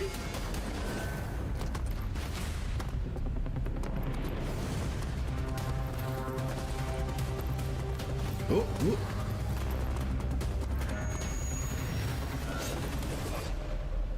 Miss me with that?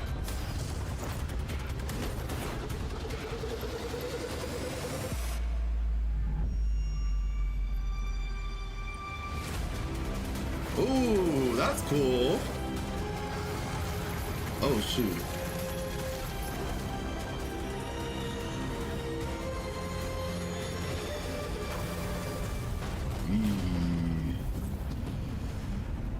Oh! Okay. Okay, interesting. Ultimate Tower Tag. The pink hair girl kind of reminds me of Mori Kyobi. Oh, Calliope? Oh, okay, got you. Did they say that they were 80 years in the past? I don't even know. That's the thing. Like, I need to look at some of the stuff that they've put on social media because I'm learning alongside you all in terms of like how the story operates.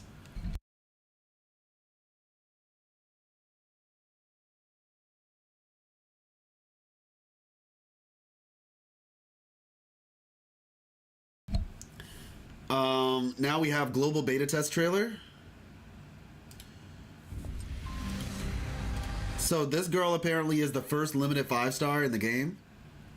That's what I learned I just found out about this game yesterday. Yeah, I've known about the game, but I didn't get into the beta and I haven't been following it like crazy because Wuthering Waves has been crazy. So yeah. So it's Ultimate Tower Tag. Okay, looks okay, but so far not convinced. I mean, I'm just gonna try it out and we'll see what happens, really. I'm gonna try it out and we'll see what happens. Okay, she looks like this little stance right here is giving me like Bianca, you know what I'm saying, from PGR.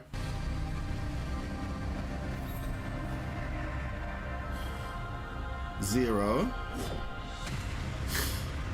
Okay, Urshan.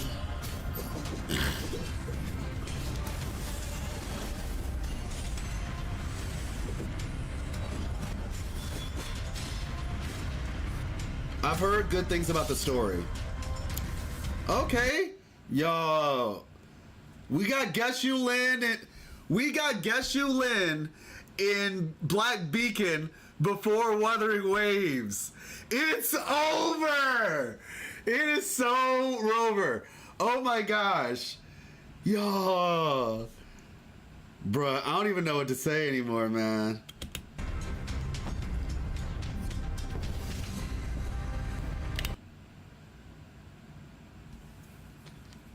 Best game. Best game. It's over. I quit. Black Beacon wins game of the year. We're done here. Pack up your bags. It's over. It's over. We win. Yo! So Nana's not the only one?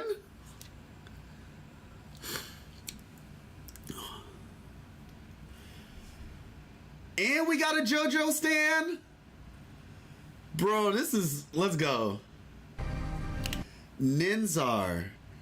Yo, this game is coming out with multiple characters with brown skin. Insane.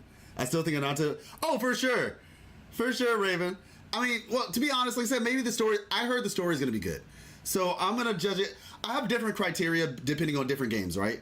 Like, Ananta's going to be insane, for sure. I'm extremely excited about that. It's probably... Ananta is like... Ananta and Arc Knight's Enfield are like my top two most anticipated games in the gacha genre. Whereas, but like I said, that doesn't mean that this game won't still be good. You know what I'm saying? So I'm definitely gonna give it a shot. But yeah, let's go. Okay, okay. We got the Bayonetta XP, I think is what they call them, right? Ching, she looks really cool. So that's the Geshu Lin. So we have the Geshu Lin looking dude doing like some, kind of has some like some Kalkuro-esque movements. Hold on.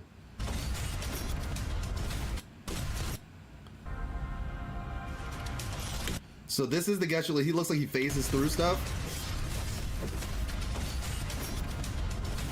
Okay, Puppeteer. Okay, nice. Black Beacon. Pre-register now. Honestly, we have like 3 black characters so far. Yeah, that's kind of crazy, honestly. I'm legitimately like surprised. But yeah, like somebody has to do it, right? And mind you, I don't call them black characters because for all I know, they could be like Indian. There's some very dark-skinned Indians. They could be Filipino. You know, they could be Chinese. There's some dark-skinned Chinese people. A lot of people don't know that because of the way that the country is portrayed most times. But there's some dark-skinned Chinese people as well out there.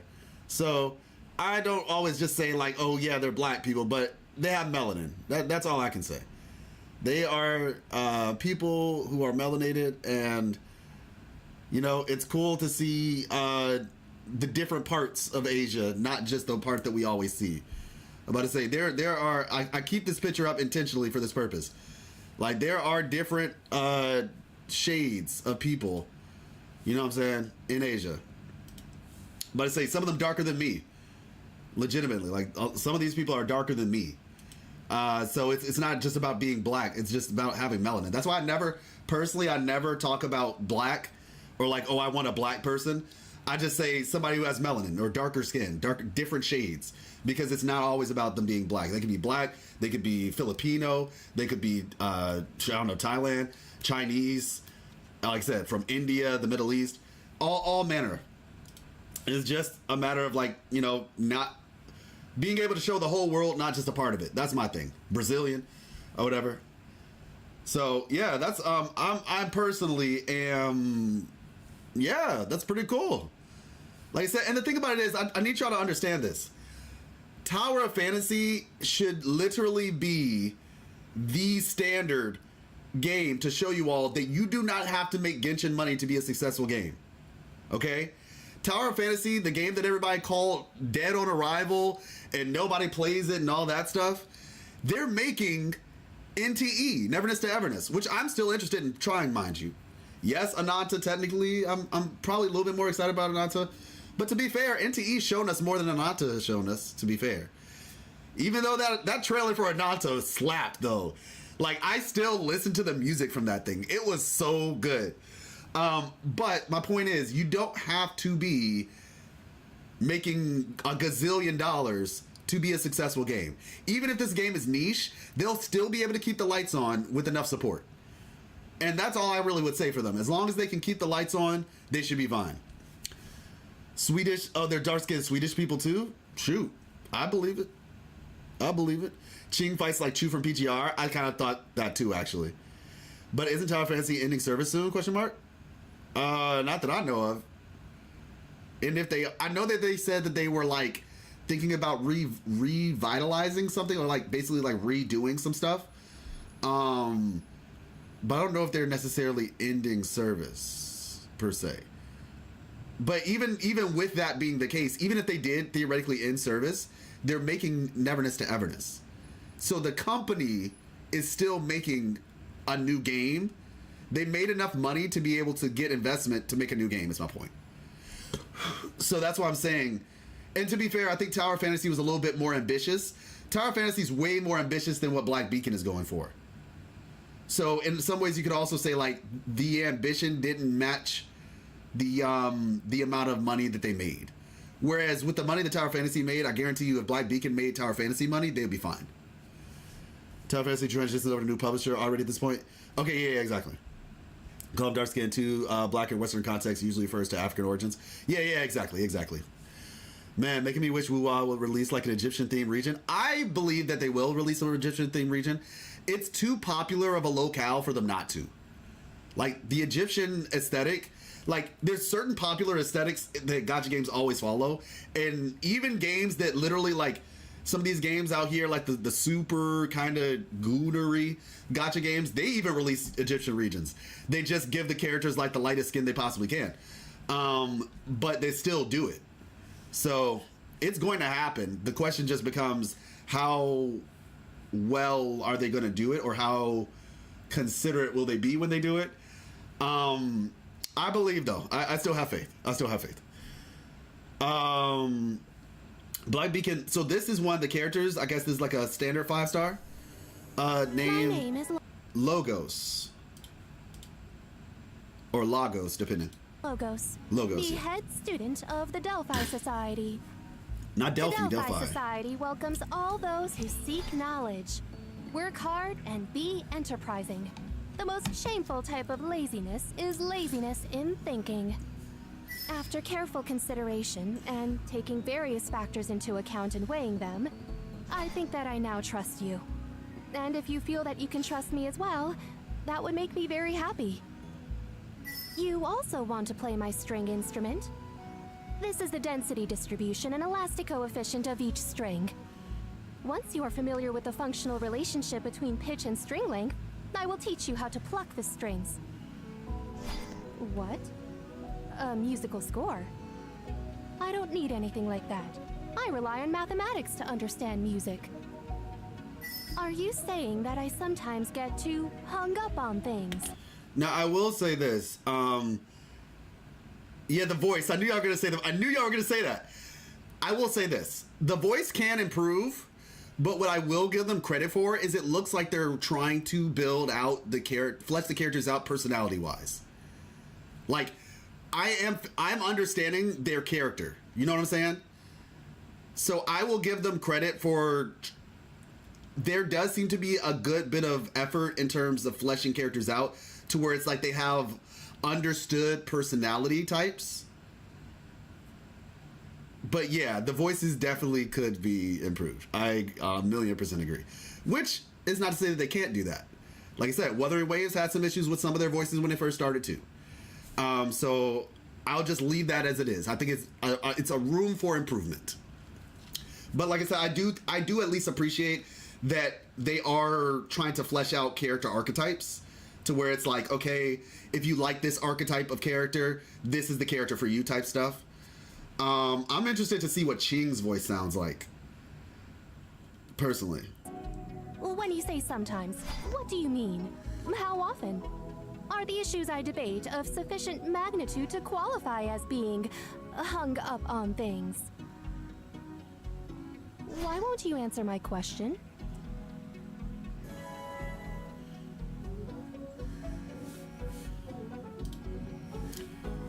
All right. So that's Logos. Now we have Viola, a prodigious musician. Okay, cool. Devs listening, question mark. I think JP might be the way. Yeah, if for somebody, now I'm going to play in English, personally, just because I just prefer to play games in English. I don't want to read everything. I'm already reading the other things and reading comments, so I just play games in English most times. I watch anime, and so we watch anime. I should have put that on the coffee. We watch anime in Japanese. Okay, so if you are going to be watching the anime reactions on the coffee, we watch anime in Japanese. That you will not have to worry about the English voice. We watch anime in Japanese. But in terms of games, I usually play them in English. So I guess at that point, at least you'll be able to hear both, because you'll play it in Japanese on your own. But yeah, you are gonna give the dub a try. You aren't gonna give the dub a try. What do you mean aren't gonna give the dub a try? If you talk about the Japanese dub, like I said, I mean, it's not that I don't like it, but I just usually play it in English. It's just more comfortable for me. Like, I can listen to it, like, just to hear what their voices sound like and stuff. I've done that in Wuthering Waves as well. But most times, I'll just for the sake of ease, like I said, there's a couple of things for me. Like, if they have voice lines throughout the fight, I like to know what they're saying, right? Now, if it was subtitled at the bottom, then, you know, it's possible that could change things to where, like, all their voice lines were subbed. Then that could possibly change things. But yeah, if you watch anime like Cowboy Bebop, you gotta watch it dub. Oh, really? Actually, you know what? I can see that. I think there are certain animes that in English. That's another anime. Like, I watched a little bit of Cowboy Bebop, like the first 2 episodes or something like that, but I never got much further past it. So technically, that would be a recommendation if somebody. And Miss Life hasn't seen it at all, so that would be a recommendation if somebody ever wanted to do that in the coffee. Viola, the performer. Are you the new? She has a good voice. She has a good voice. I always tell people for One Piece, I say watch One Piece in English all the way up until the Water 7 arc. When the Water 7 arc is over, then decent. I say Water 7 arc is, watch it all the way up until that. And if you watch One Piece, you know exactly what I'm talking about. When I say up to the Water 7 arc. After that, switch to Japanese. But before, Freyrin is one and I enjoy the English dub. Oh, really interesting. Yeah, we watched the first 2 episodes of it, I think. We're going to be recording the rest soon. I think we watched like 2 or 3 episodes of it now. And we probably have to rewatch them just to remind ourselves what we missed. And then the rest of them are going to be coming out periodically. But yeah, like, if you watch One Piece, you know what I'm talking about. There's a moment, the Japanese does not do it justice. I'm like, this is one of the few times where the English is better than the Japanese, and I stand on that. English for One Piece is better for a very specific part that hits like a truck, but you need to watch it in English up until the end of, and technically it's not Water 7, it's like the Justice Island. I forget what it's called. But basically finish that part and then switch to Japanese. But do not watch it in Japanese before then.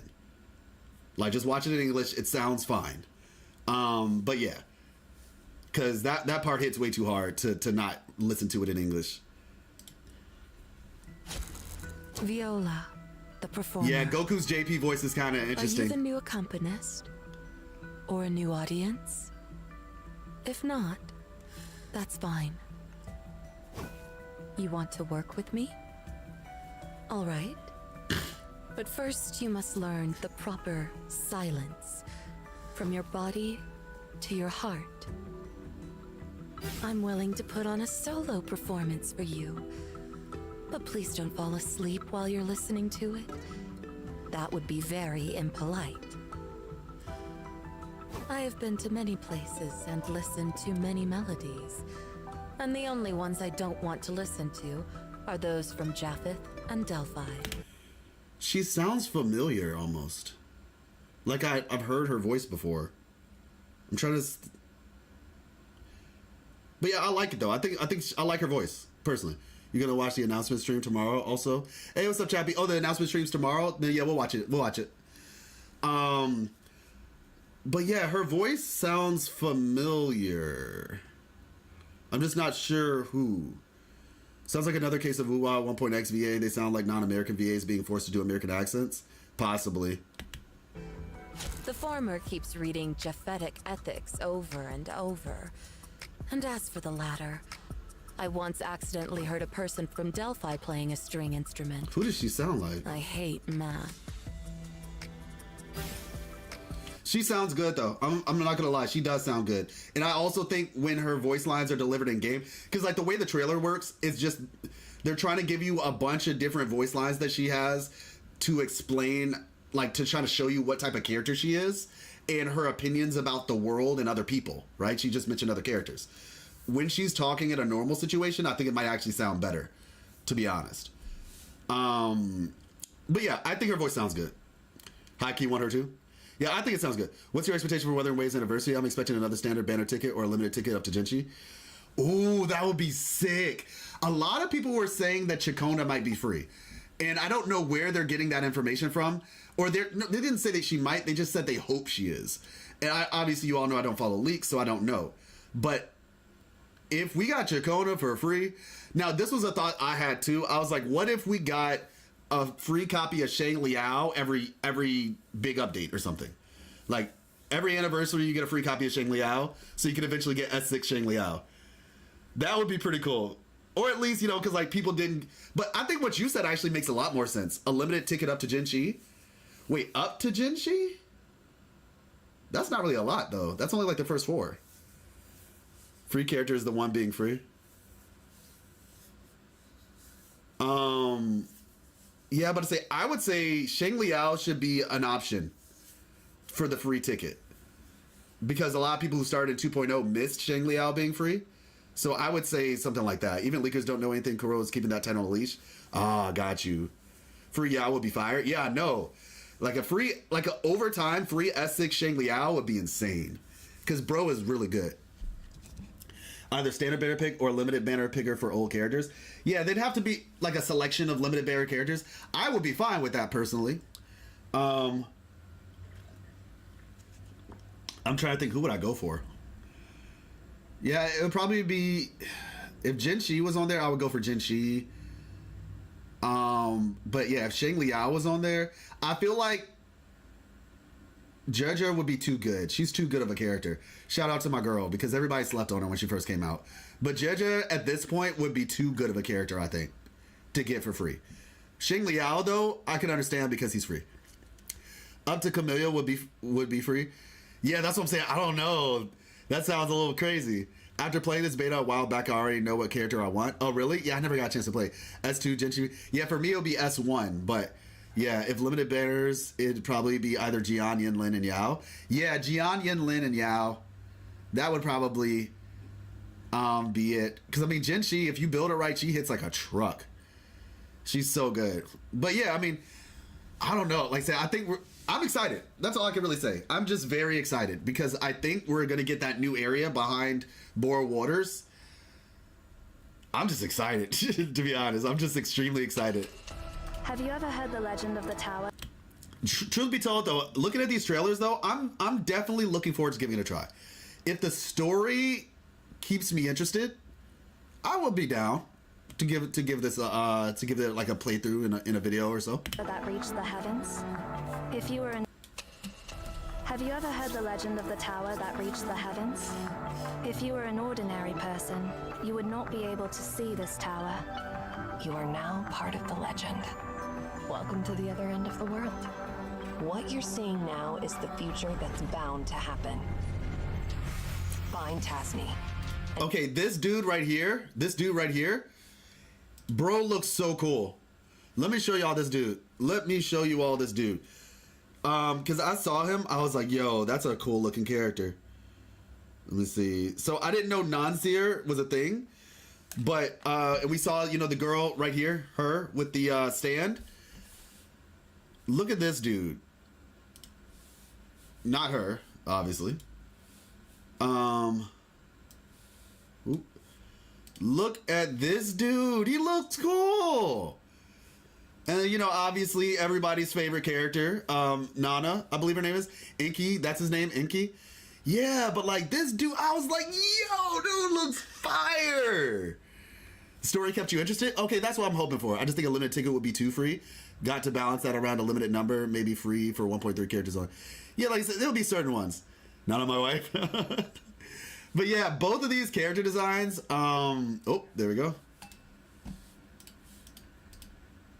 Both of these character designs, and then you have Nanzer as well, who we saw in the trailer, this one right here.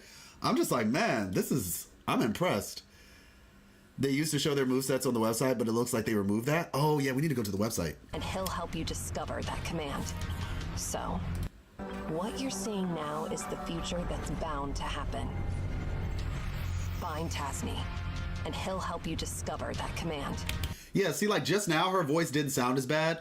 I think the way that those trailers are, because it's just a bunch of disconnected voice lines, they just don't make sense that well in context.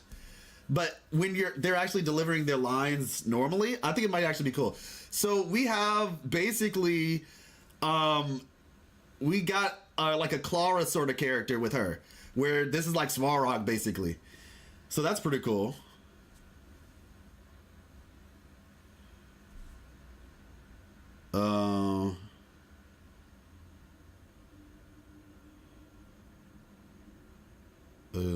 Okay. So, if we want to see him, we have to go back 80 years. Everything will go as you wish.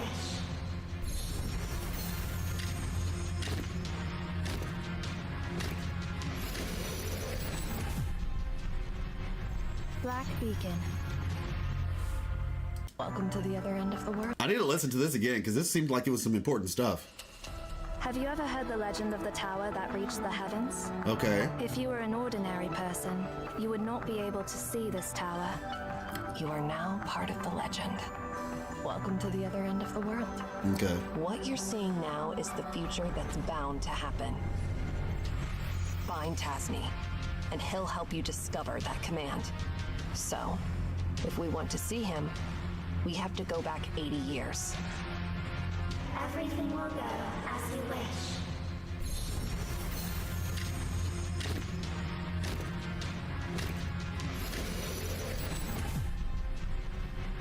Black Beacon. Interesting. Okay. Cool. Time travel shenanigans? It seems that way. Yeah, the tower connects past and present and future, so it's time shenanigans? Oh, port her at WUWA? FBI? That sounds insane. That sounds insane. He reminds me of Echo with his design. Oh, I could see that. Yeah, for sure, because of the whole time aspect of it. This character right here, Li Chi, says, yeah, Li Chi, leader of the Tianli clan. This dude actually looks pretty cool. This dude looks pretty cool. So you finally decided to come back. I hear that the Tianli clan members have been admiring you quite a lot recently. Interesting. I will allow you to visit the Tianli ancestral home as a guest. He also, I like his voice. His voice is good. This is a good voice. Like I said, it's not everybody. And even the girl whose voice I wasn't like a fan of, when you heard it in the game in context, it actually sounded better. So if anyone tries to stop you, just mention my name. Yeah, he looks really cool. You want to hear me sing a Tianli folk song? Are you dreaming? I like this guy, man. Don't you have any concept of occasion or etiquette? I like this guy. Don't ever say anything like that to the other Tianli people. Last 5-star you pulled? Yeah, he looks, I love the music around him too. Gosh, this whole trailer was a vibe. I was enjoying the music. I think his voice was great. It was presented well in this trailer. They've already got a lot of regional diversity based on the characters. The past ones look Greek, Egyptian. It looks like East Asian inspired. Yeah, this is... Hey, look, man. This might be a cool little side game, you know what I'm saying? Shoot. I'm down. I am down. My goat, his design is so great. I need him as my first character. Yeah, man. Are you gonna watch gameplay for the characters? I will see if they have some stuff like that. Yeah, it looks like they don't really have it like that here, so might need to look. See, they have shorts. Ooh, okay. Wait.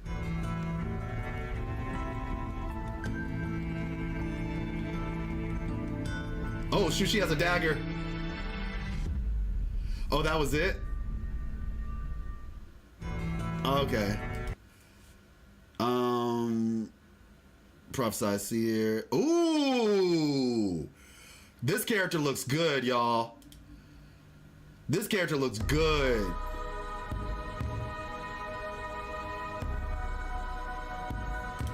Okay, I think I might have found one of my favorite characters in the game.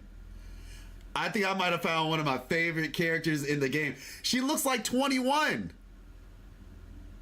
Yeah, Exia. I got you. Pants, respect. She looks like 21. Oh my gosh, this is my favorite design in the game. Easily my favorite design in the game. Yeah, she's a healer? Okay, got you. Yeah, no, I like this. I like this. I love everything about this. Great. Yeah, she's definitely up there. She is definitely up there.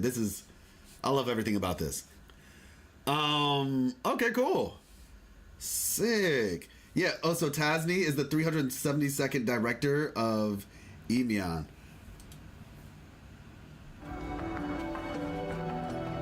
Just pick any one of my bitches is considered a gift, my gift to you. Okay. Yeah, like I said, I really like his design too. They've got some great artists, honestly. They've got some great artists. Shamash. Act according to the law. Like the selfishness of the sun. Okay. And then we got Nana.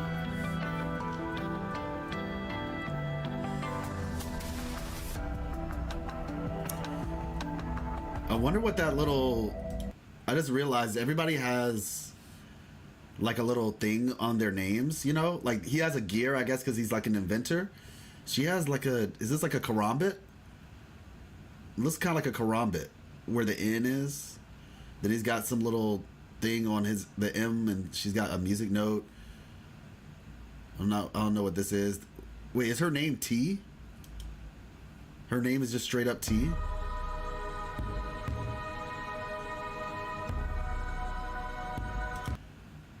Yeah, okay, that's her name. Her name is T.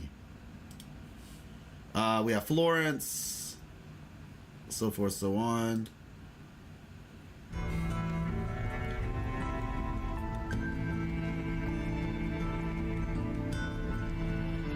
And then hers kind of looks like a compass a little bit. But yeah. Okay, cool.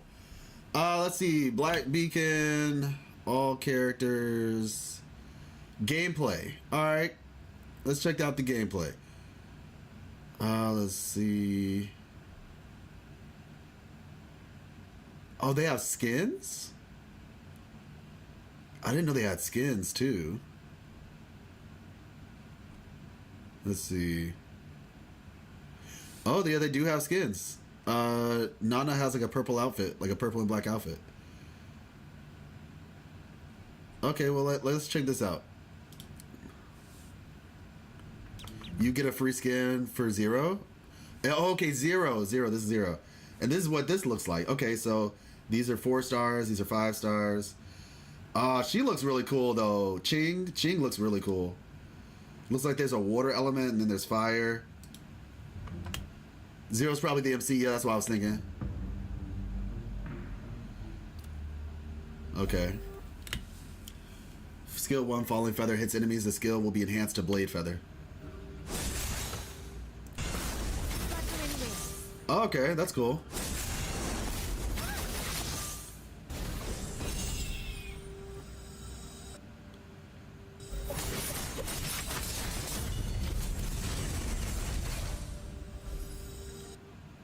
Radiant, release the second blade, will increase 30% the entire team's attack.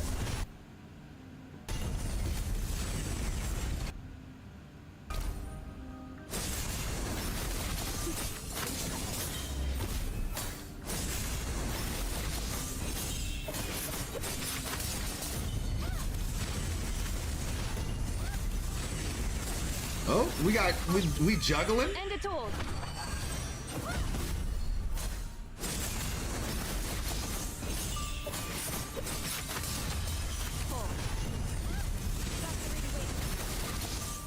That looks cool. They're juggling. I got juggle combos.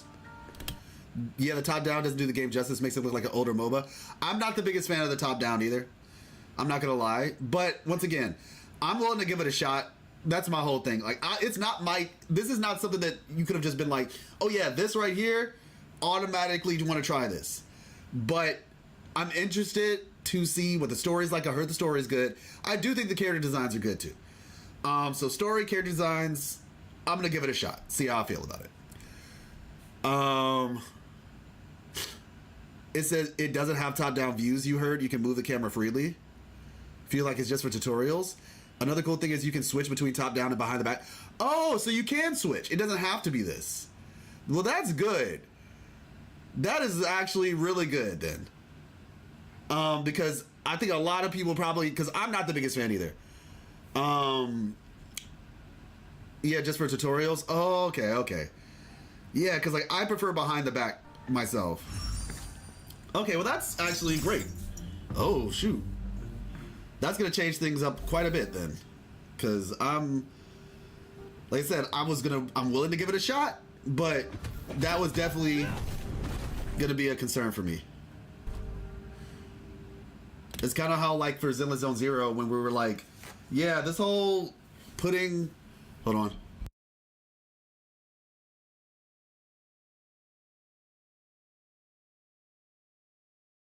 This whole not being able to walk around with the characters that you got in the overworld thing, not really feeling it too much. So they changed that eventually, but I'm happy that they know people want to play the game behind the back.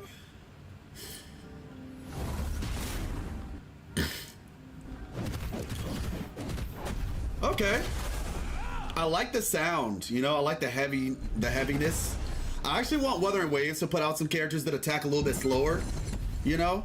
Some slow attacking characters, maybe like some shift changes. I'm a fighting game fan, and so like I think about characters like Hakumen from games like Blaze Blue, right? Just like a slower moving character that hits heavy. That would be a cool thing to get in Wuthering Waves. I also want a character with a big weapon in Wuthering Waves. They would disagree with what? The slower moving character? Yeah, like a parry character. Oh, he's a parry character? It's kind of like Ben from Zenless Zone Zero. Oh, okay, that's good. That's good. I like that type of stuff. Honestly, he looks like he would be fun to play. Like his design is like, you know, it's whatever. It's not bad, but it's not like. But he looks like he's fun to play though. Okay, nah, bro. Bro looks fun. This dude looks slow. Okay, I got you, Kuma. Yeah, I mean, I think if they gave it a shot, it would be cool.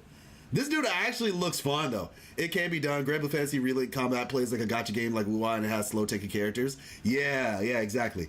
Yeah, this dude actually looks really fun. His design is. I hope he's a 4-star, because if he is, I'll play him. He looks like a lot of fun to play. But I say.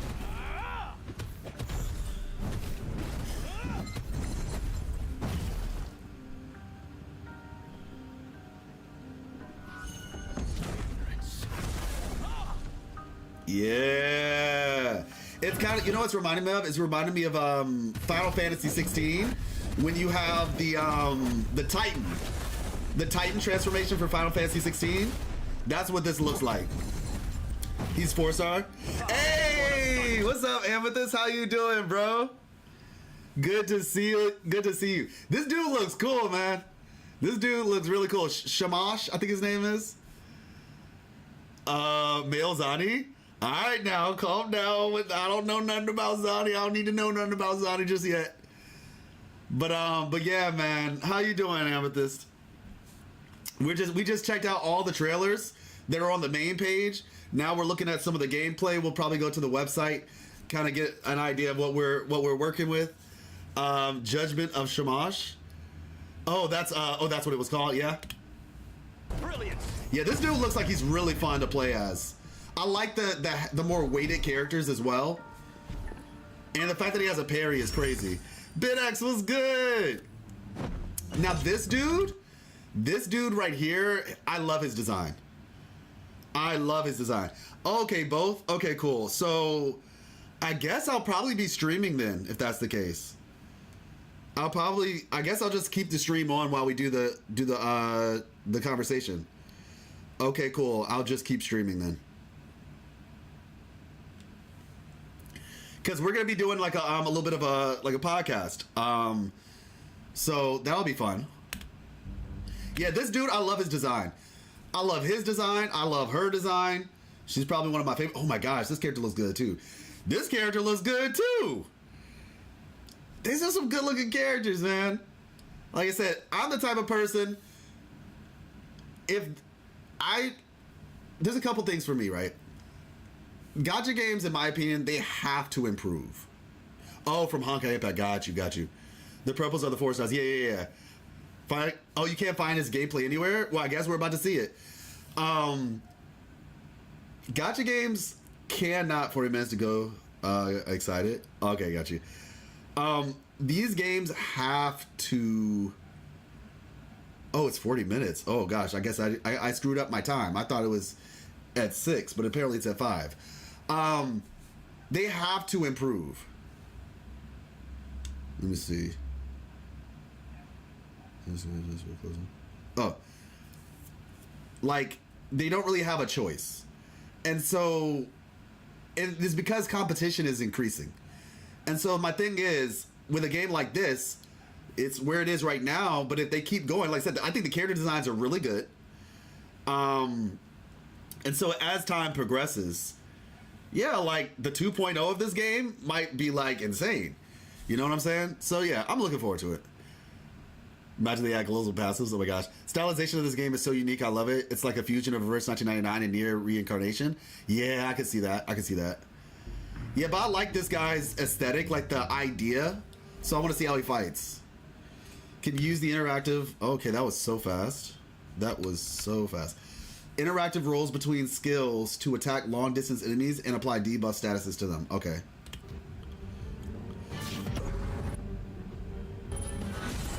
They don't give you any time to read these, by the way. Okay, this is actually insane how fast this is going. So we're just gonna have to... We'll just have to... because it looks like he puts a status on people, so it's not something you'll understand off rip.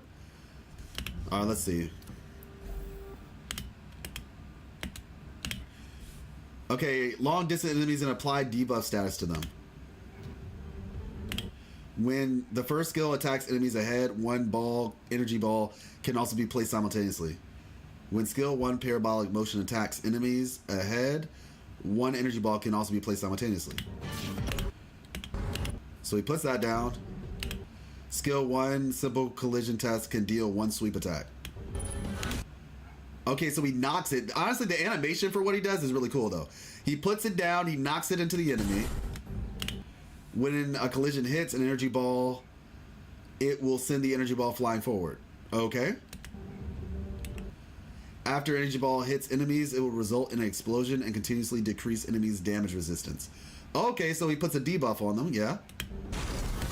And then he knocks another one. Each time the energy orb is launched, it accumulates energy. Is it like bouncing back and forth? When energy is full, use collision to launch the energy orb. The orb will explode, spinning and attacking enemies while reducing their damage resistance. Okay. Yeah, it looks like it just keeps coming back. Switching teammates on the battlefield will not impact the continued presence of the energy ball. Okay, this is actually a pretty cool ability he's got going on. So he's like a debuffer.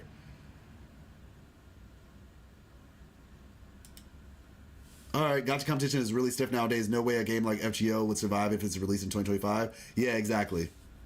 Exactly. Bounce 3 times if it hits an enemy. Honestly, this looks pretty dynamic. I like it. 3 times, and then you get that, and then you switch. Switch back to Inky to begin the next tutorial. Energy orbs away from you, causing it to bounce back after colliding with an enemy, or after a certain duration. Launching the energy orb back twice will cause it to explode.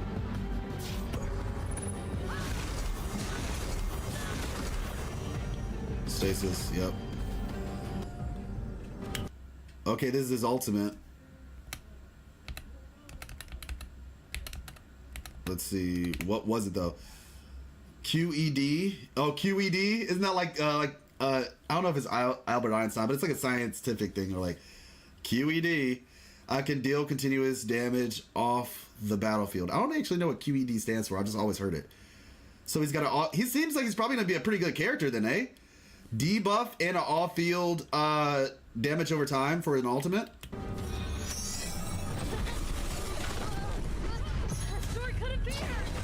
Okay, cool. I like his animations as well. Yeah, he seems like fun. You time it and switch. I like it. Oh, we can do it again? Oh, okay.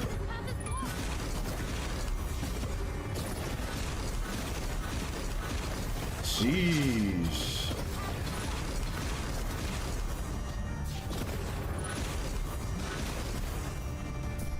And he can freeze them too? Stasis? Yeah, he sounds like he's pretty good. All of them are bad. Hey, hey, what's up, Bomber?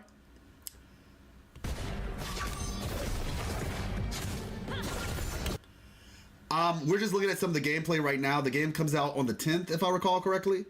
So we're just looking at some of the gameplay. Honestly, I'm interested. There's a lot of potential here, so I'm gonna give it a shot. I can't say how long I'm gonna play it for. I feel like at best this will probably end up being like a side game sort of situation. But I hear the story's pretty good, so we'll see. Do the characters have something like constellation/sequences like units in Genshin or WUWA? Not sure. I would not be surprised though. But yeah, the characters look good. The combat looks interesting. It has this top-down view, but apparently you can put it behind the back, which is cool. I think what'll probably happen is certain skills will probably make more sense in top-down, and then you go back to behind the back for like other things. So apparently constellations don't matter. It's just minor stat upgrades. Yeah, this looks really good. Bro, I want a character like this in Wuthering Waves. This looks really cool.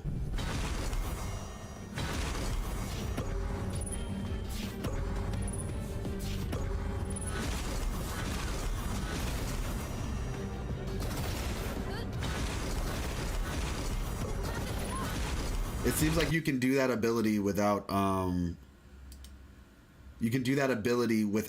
actually needing an orb to be on field, so you can just do this the AoE swipe.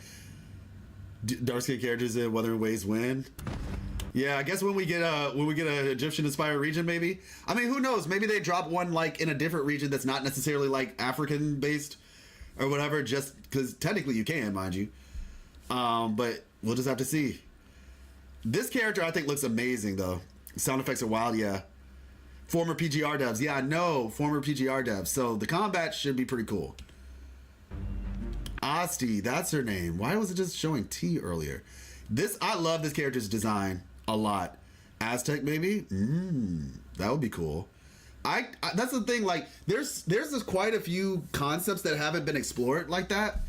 And yeah, Aztec or Brazilian or something like that, or a fusion or whatever. Like that would be really cool. Yeah, she looks really cool. She's a healer apparently. Yo, wait, is she like Contarella or something? Got the umbrella, fighting with her umbrella? Oh, she throws the umbrella out, okay. Filthy breath.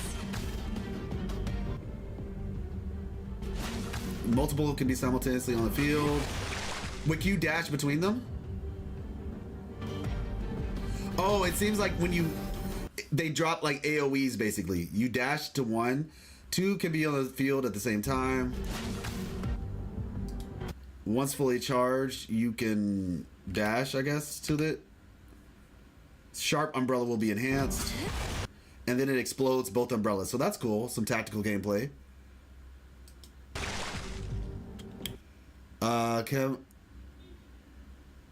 What's Camozotz? I'm not sure what that is. For a second, I thought you were about to say like Quetzalcoatl or something like that from like Fate, you know, because she has like the Aztec sort of thing. Quetzalcoatl would actually be pretty cool in Wuthering Waves. From FGO. Are we talking about the same person? Are we talking about the same person? Because I was thinking about, I thought her name was Quetzalcoatl. Camazotz. Camazotz. Fate. Oh, no, we're not talking about the same person.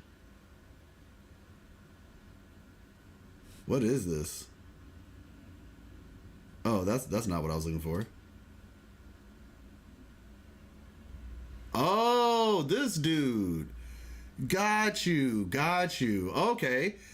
I mean, sure. He looks kind of crazy, but I'm down. I haven't watched Fate in a while, y'all. I saw Fate Stay Night. I saw Fate Stay Night Unlimited Blade Works. Fate Zero. Yeah, Fate Zero and Unlimited Blade Works. Those are the two I saw. I'm a little bit behind. I did enjoy them though, but I'm a little bit behind.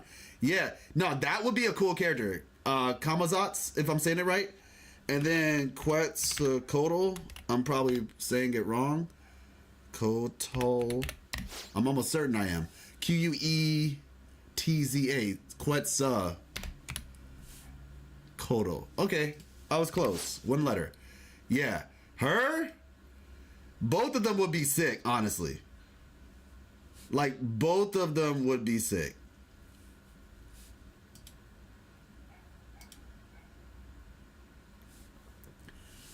Hey, what's up, Fiery? Is the Mayan bad guy? Oh, okay. I haven't watched Heaven's Field. Yeah, I know I need to. I need to at some point. I'm about to say we'll probably end up putting that on the coffee too. Depending on, like I said, depending on what people's responses are. But yeah, no, legit, like a Mayan Aztec sort of situation. I don't know if they're the same thing or not. I could be wrong. But yeah, that would be insane. If we got a region like that, that would be insane. But yeah, so it seems like she makes some AoEs. I presume maybe these AoEs heal.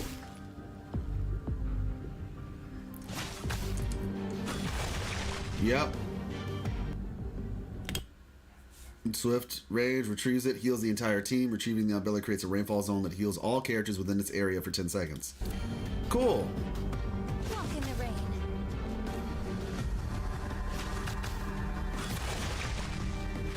Walk with the umbrella. Oh yeah, we need to see what her attack is. Looks like she puts a stasis on the enemies too. Need an umbrella? I like that face. Hey, nice. Walk with the umbrella. Cool. Okay, we're gonna go to the next character. Hey, Lychee.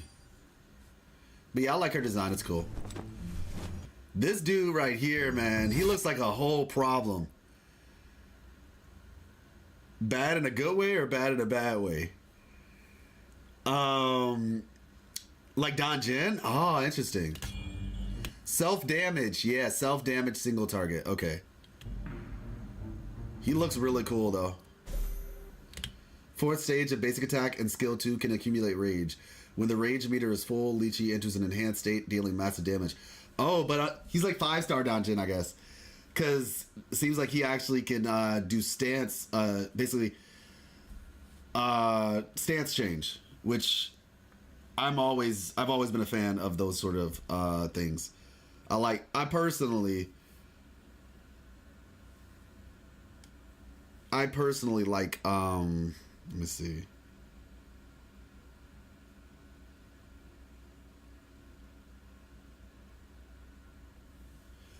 I personally like that sort of thing.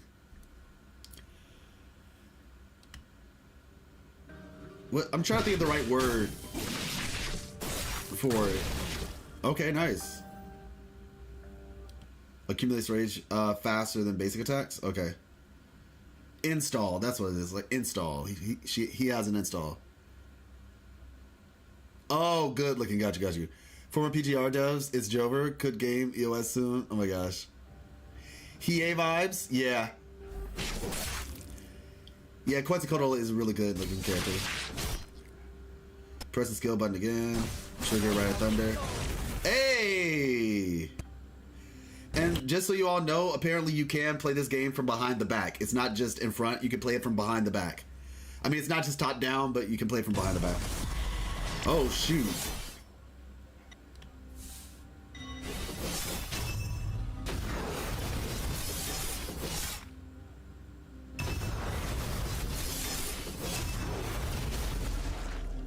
Okay. Okay. I see it.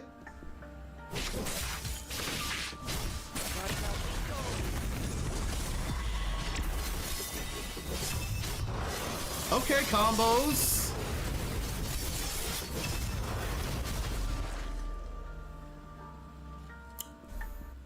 From Dragon Maid? Oh.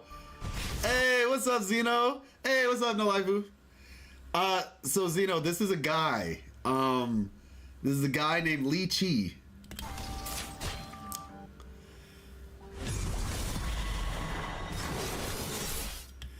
It comes out on the 10th.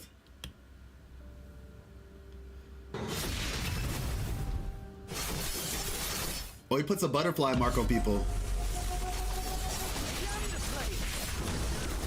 Oh, that's his ultimate. Yeah, so the install gives you that first animation, and then his ultimate looks like that. Haven't seen one in a while. Oh my gosh, Zeno, you're hilarious.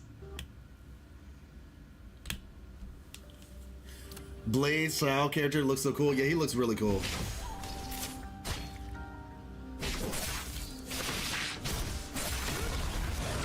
Yeah, this dude looks really cool.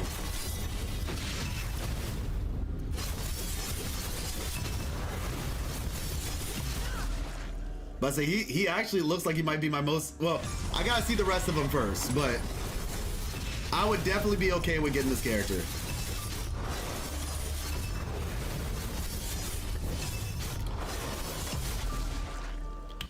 He seems to have like, is he an alternate personality or something? Because you see the image of his ultimate, it shows like two people, one with black hair, one with like, or grayish black, dark hair, and one with light hair. So yeah, that seems pretty cool. Appears butterfly shadow to a target, applies that to a target. During that, prioritizes locking on to targets marked with the butterfly shadow. Oh, okay, got it. All right, next character. This is a 4-star. Oh, she's got a hammer. Nice. Shield anomaly. Okay. Urshan, by the way. Oh, okay, got you. Ooh. Oh, okay, so she's kind of like a I guess like a smith.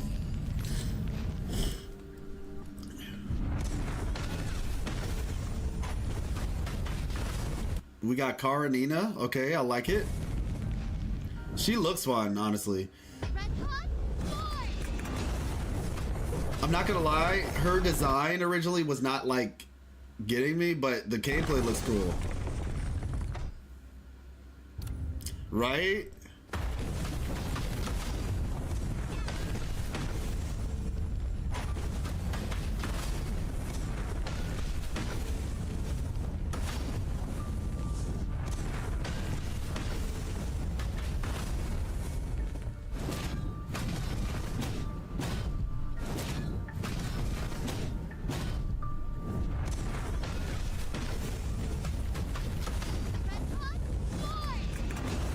Okay, cool.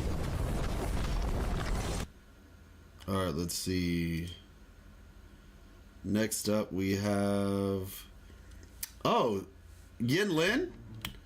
We got Yin Lin in here too, apparently.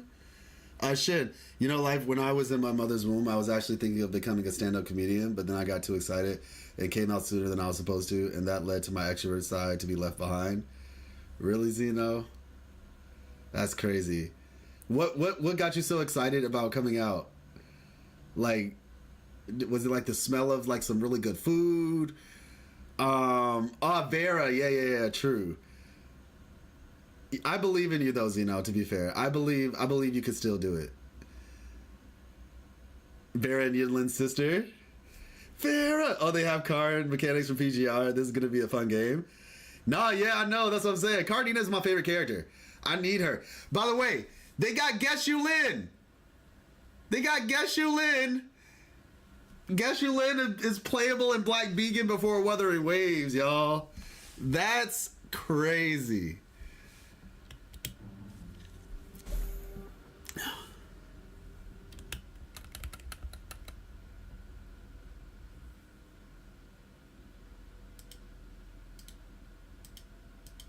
Right here, Zeno. Right here. You'll see him. I think maybe they'll play him in a second. But let's see. Yeah, she's got the spear too. And we're gonna go a little bit faster.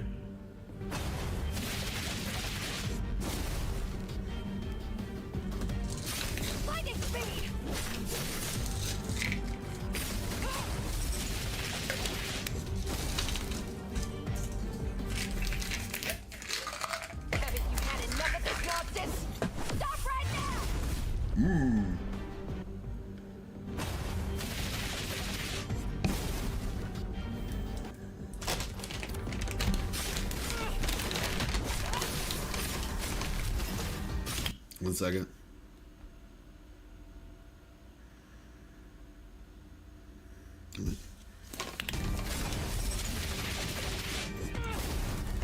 Date Bayo.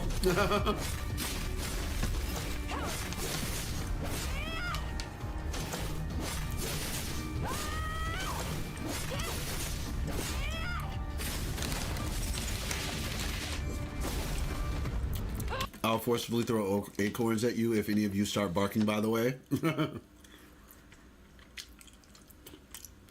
Voice lines are filled with power, yeah.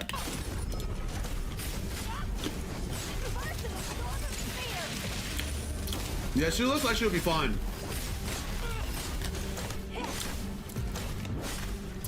Haven't you had enough of this nonsense? Stop right now! Nice. She looks cool. Geshu Lin. Combo single target.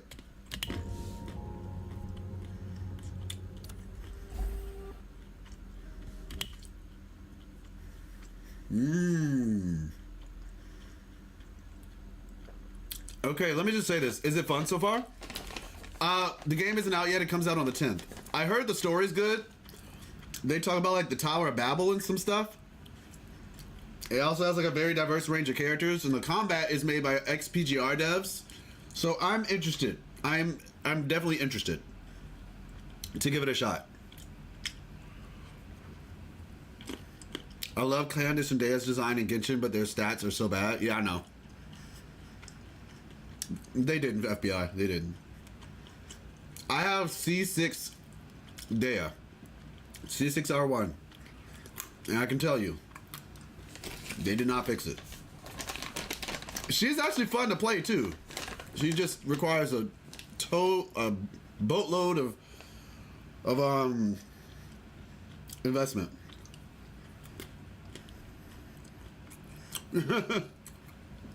My first C6.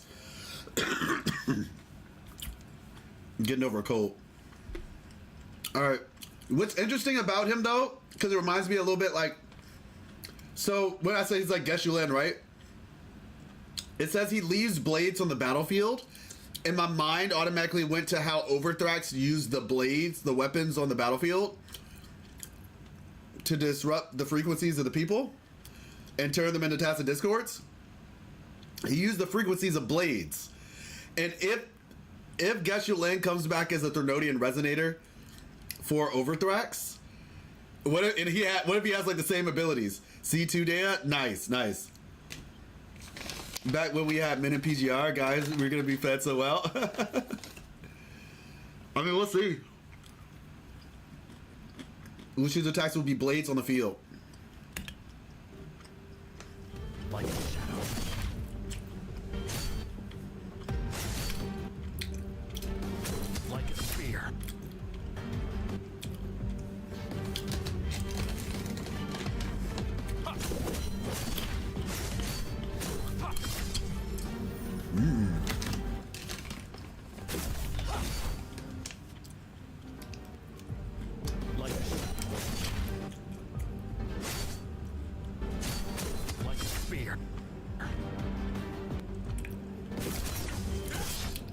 Yeah, this dude seems like he's gonna be kind of complicated potentially.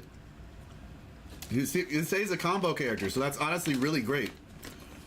Would Overthrax make their own resonator again, seeing as Leviathan's attempt at it didn't go so well? This is my thing, though. I hadn't talked about this, but Leviathan needed the Sentinel's help. I don't think it's possible to make a resonator, quote unquote, without the help of a Sentinel. Threnodians can't, from at least what we've seen, Threnodians can't do it by themselves. However, maybe Overthrax knows something we don't. Better AoE than Calculator, at least. Oh wow, Kelmok.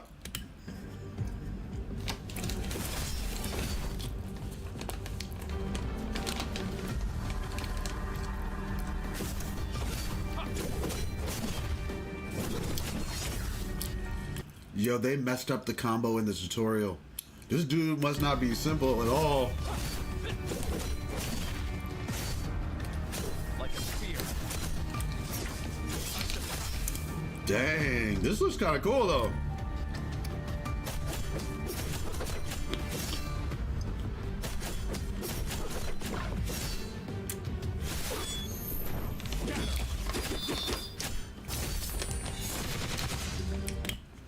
It's a little more accurate to say that Threnodians don't know about the designated resonator. Why would we say that though? Why, how do we know that they don't know? Oh, you're saying like because of the rules? Because they don't know the rules? I mean, okay, fair enough. I don't know if I would say that they don't know about the designated resonator, but at the very least, they don't know the rules behind it. They probably have experienced it before. 9 times out of 10, they probably fought a couple before in the past, but they just don't know the rules behind it. Mm-hmm. Oh, I'm sorry. It's almonds and like raisins and stuff. Almonds, walnuts, raisins with dried cranberries, hazelnuts, and pecans. Trail mix.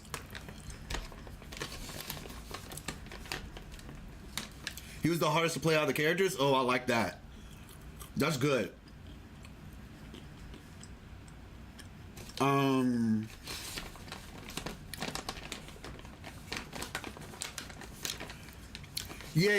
Yeah, that's true. That's true. Leviathan was trying to create a new being out of existence, not using somebody else.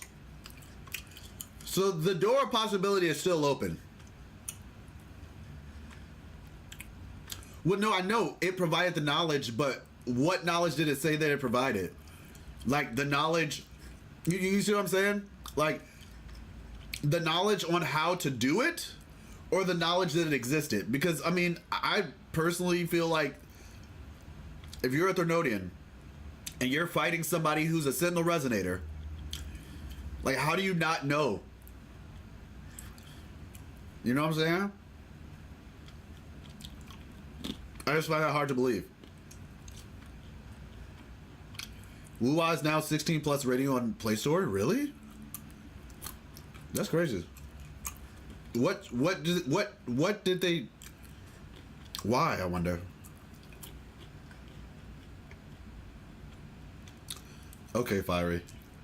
You're fired.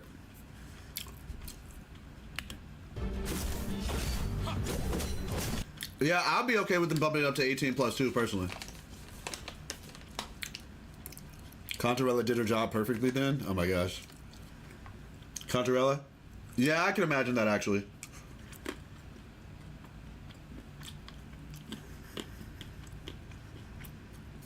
It says erosion? Yeah. OMG negative statuses. You need to see Inky. This dude right here. Inky? Where is he?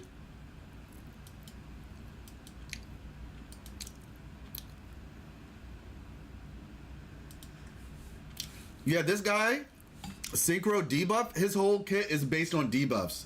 He's really cool. Minimum 18 plus. I agree with you, FBI. I 1,000,000% agree with you.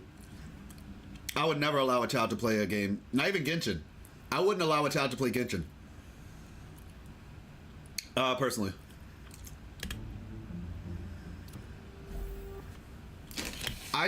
One of my biggest disdains for Genshin is the fact that they try to market toward children.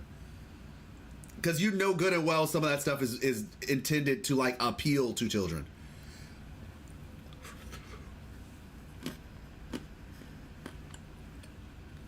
Now, if you're not already an adult or close to it, like I said, I think 18, honestly, just personally, I think 18, you should be 18. Because at least at that point, you have enough self-control, ideally, to you know, manage things. Mind you, it's not just gacha games. EA, I think, EA Sports, like, I think they started putting sort of gacha mechanics. I was like, yeah, gacha mechanics should not be involved in a game if it's being marketed toward children.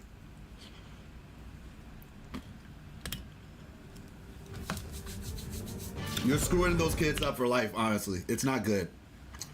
This is why you have these kids out here who steal their parents' credit card and then end up spending like $20,000 trying to get C6 Xiao and C6 Zhongli to a lantern right or something. You're 19 with no self-control. When did you start? When did you start?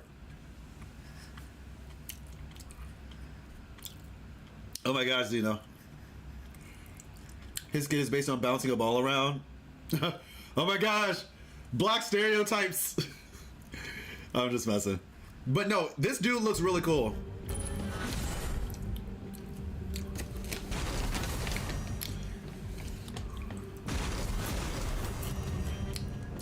And then you can switch off field, and then it stays on the field.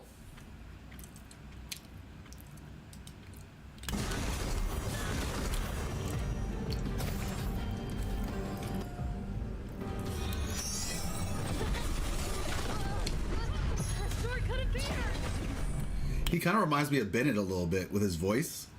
His voice kind of sounds like Bennett, and I love it. I'm a big fan of Bennett, personally. But yeah, he's got like this sort of like bounce back thing. Ying. In the military so recently? Wait, so you started playing gacha games recently?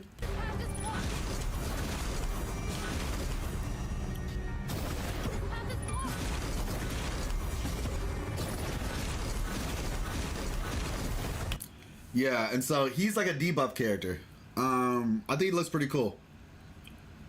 Let's see. Okay, we were at 14. Yeah, we were checking him out.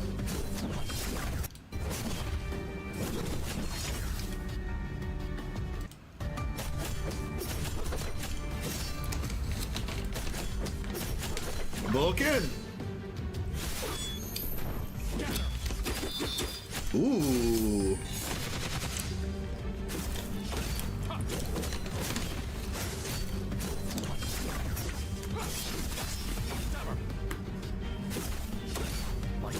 Yeah, I'm watching a video. Out. The game comes out on the 10th. We gotta hurry up though.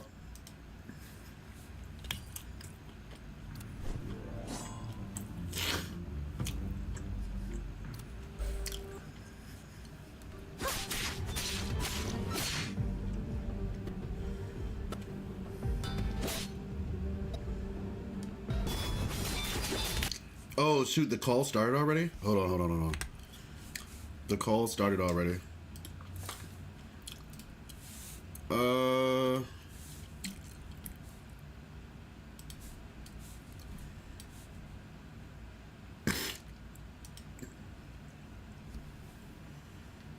Never shut up about them, so I keep making videos.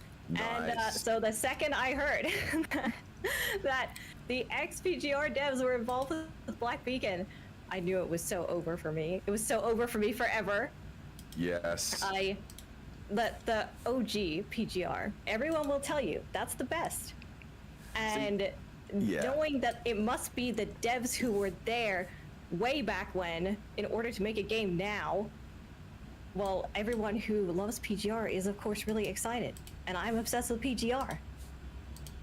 Hell yeah, that's great, I played PGR briefly after I started. I played Wuthering Waves first, and then I jumped into Punishing Grey Raven. And I must say, PGR's combat is a lot more fast-paced, and the animations that they've done with the game, the game feels great. And bear in mind, I started out late; it was very late for me, and people are saying this game's come a long way. And a lot of people are also a fan of how PGR was way back in the day, and I think a lot of people that are excited for this are fans of PGR as well. So it's good to see like a lot of PGR content creators and PGR guys coming to this game based off the excitement they have had because of the developers. All right, next, obviously the cameras have changed now. So we have a new guy. We have a new guy joining us, and this is Life Lessons. How you doing, man? Introduce yourself to the guys out here, and let me know how you got a whiff of Black Beacon and what you do. Okay, well, thank you so very much. Like I said, I thought it started in 3 minutes, so if I'm late, I am very sorry. I apologize. It's cool. But will be. Thank you so much for letting me come. My name is Life Lessons. Channel is Life Lessons Gaming. I do lore content and story and lore content for Wuthering Waves, but not just Wuthering Waves exclusively, but that's just a game that a lot of you all might be familiar with. I am personally very excited. Similar to Lena Sarah, I heard about the fact that it had the PGR devs, and that automatically was just like, yes. I'm a huge fan of what they've done with both Punch and Grey Raven and Wuthering Waves, and so this was just a no-brainer for me personally. And just in terms of Black Beacon, I've been looking at some of the content for it. The character design looks amazing. The voice acting looked good, and the story. Yes. I'm a big story guy, so from what I've seen so far, I was in the beta, but from what I've seen so far, the fact that they're talking about the Tower of Babel, like some ancient history, some mythology, and different things like that, I'm very interested to see what direction this goes. Yeah, nice. Yeah, like, you are a huge lore guy. Your recent Wuthering Waves lore video, the big one, you know the one I'm talking about. Everyone here knows, if you haven't watched it, before 2.2 went live, Life Lessons did an incredible lore video theorizing and discovering the secrets of Renacita and the Thronodian and the Sentinel. So if you haven't watched that video, I recommend you do. It's an amazing watch. I watched it and I lost my mind when I watched it. And everyone congratulated him when 2.2 went live because he was near enough on the nose. He followed the path. He knew what he was talking about. He did his research and it paid off. So congratulations for that, man. That must have been a great thing to feel, knowing that your research in the community of the lore buffs paid off. Yeah, absolutely, man. Thank you so much. More to come. Yeah, man. I sure hope so. Yeah, absolutely. It's a pleasure to be able to add that to the community, to the health, I would say, of the community. The more content that we can get, like yourself, I know you do lore content as well, and I'm pretty sure you'll probably be doing something along those lines when Black Beacon comes out. This is the type of stuff that helps communities thrive, in my opinion.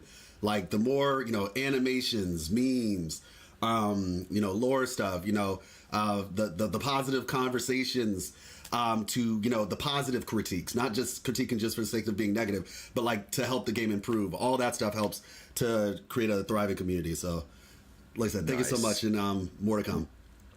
Absolutely. I'm looking forward to it.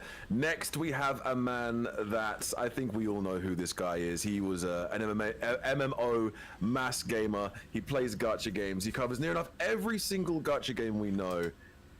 Ladies and gentlemen, it's Styx. Tell the community who you are, Styx, and what you do, and how you discovered Black Beacon. Dude, I feel like I already went over that just about 5 minutes ago, but let me rehash this. So I am an MMO gamer. I've been probably playing MMOs since I was about 13, so about 20 years ago. I do gacha games now. I moved on from MMOs because unfortunately the trajectory from MMOs a decade ago was going up, and then as of the last few years has been trending downwards because nothing good has come out. Nothing really good is on the immediate horizon over the course of the next few years. And gacha games they took what MMOs did well and they kind of like innovated with it, and in so doing eclipsed MMOs, replacing them. And therefore my natural progression with a lot of other MMO players has been to either survival games or gachas. So moved on to gacha games, do gacha content now. I feel like relatively successfully. Black Beacon. Black Beacon, it really stood out to me because I'm a big story guy. I played World of Warcraft and Final Fantasy XIV, and I loved the story for them. So when I got into Black Beacon, or when I saw Black Beacon and the kind of narrative that it had presented to all of us in a trailer, like it blew my mind. It looked so beautiful. The characters looked so good, but not like, you know, overly suggestive or risque like a lot of other gacha games do. And it looked kind of dark and gritty, which is really my vibe. Nice. And then I started covering it, and then shortly after, the devs reached out to me.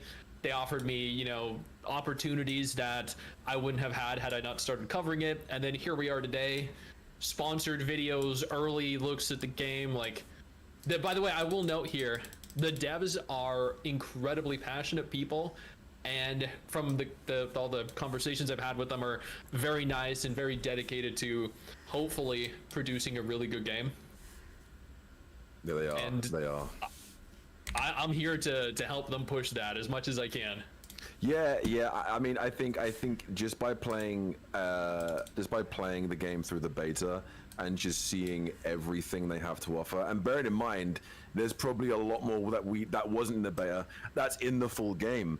And there's also, they said they're adding another chapter of the story, and the story is one of the best, my favorite things of the entire game playing it. So I'm looking forward to seeing what they've done with the game in the past 3 months, continuing to develop it since the beta.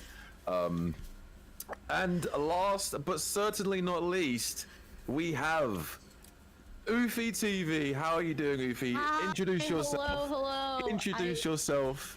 Tell the guys who you are. I'm sorry, I'm out of breath and I'm sweaty. I just got done working out because I got the times wrong, and but I'm here now. I think everyone did. Or it was my fault. If it's my fault, I do apologize to each and every one of you guys.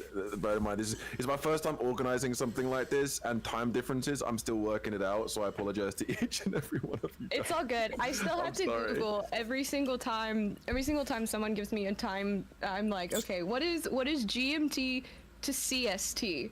And I'm like, okay, it's 5 o'clock, and then you're like 40 minutes, and I was like, oh, I'm still working out.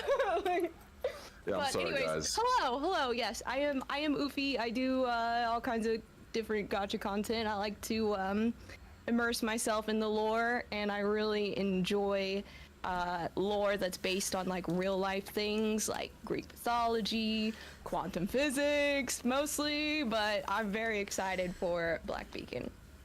Hell yeah. Yeah, I know, obviously, I recently introduced Ufi to Black Beacon, and since she's a massive fan of mythology, it is my fault. And since she's a massive fan of time travel and mythology, I was like, check this out. And she's like, and then she lost her mind. And now she's like, I'm very much looking forward to the game, which is great. Okay, so let's start with the first question. In case everyone has seen the characters, is there? Oh, go on, Life. If you've got something to say. Just real quick, I just want to check something. Can anybody else see Amethyst's? Because I have like an error on my screen.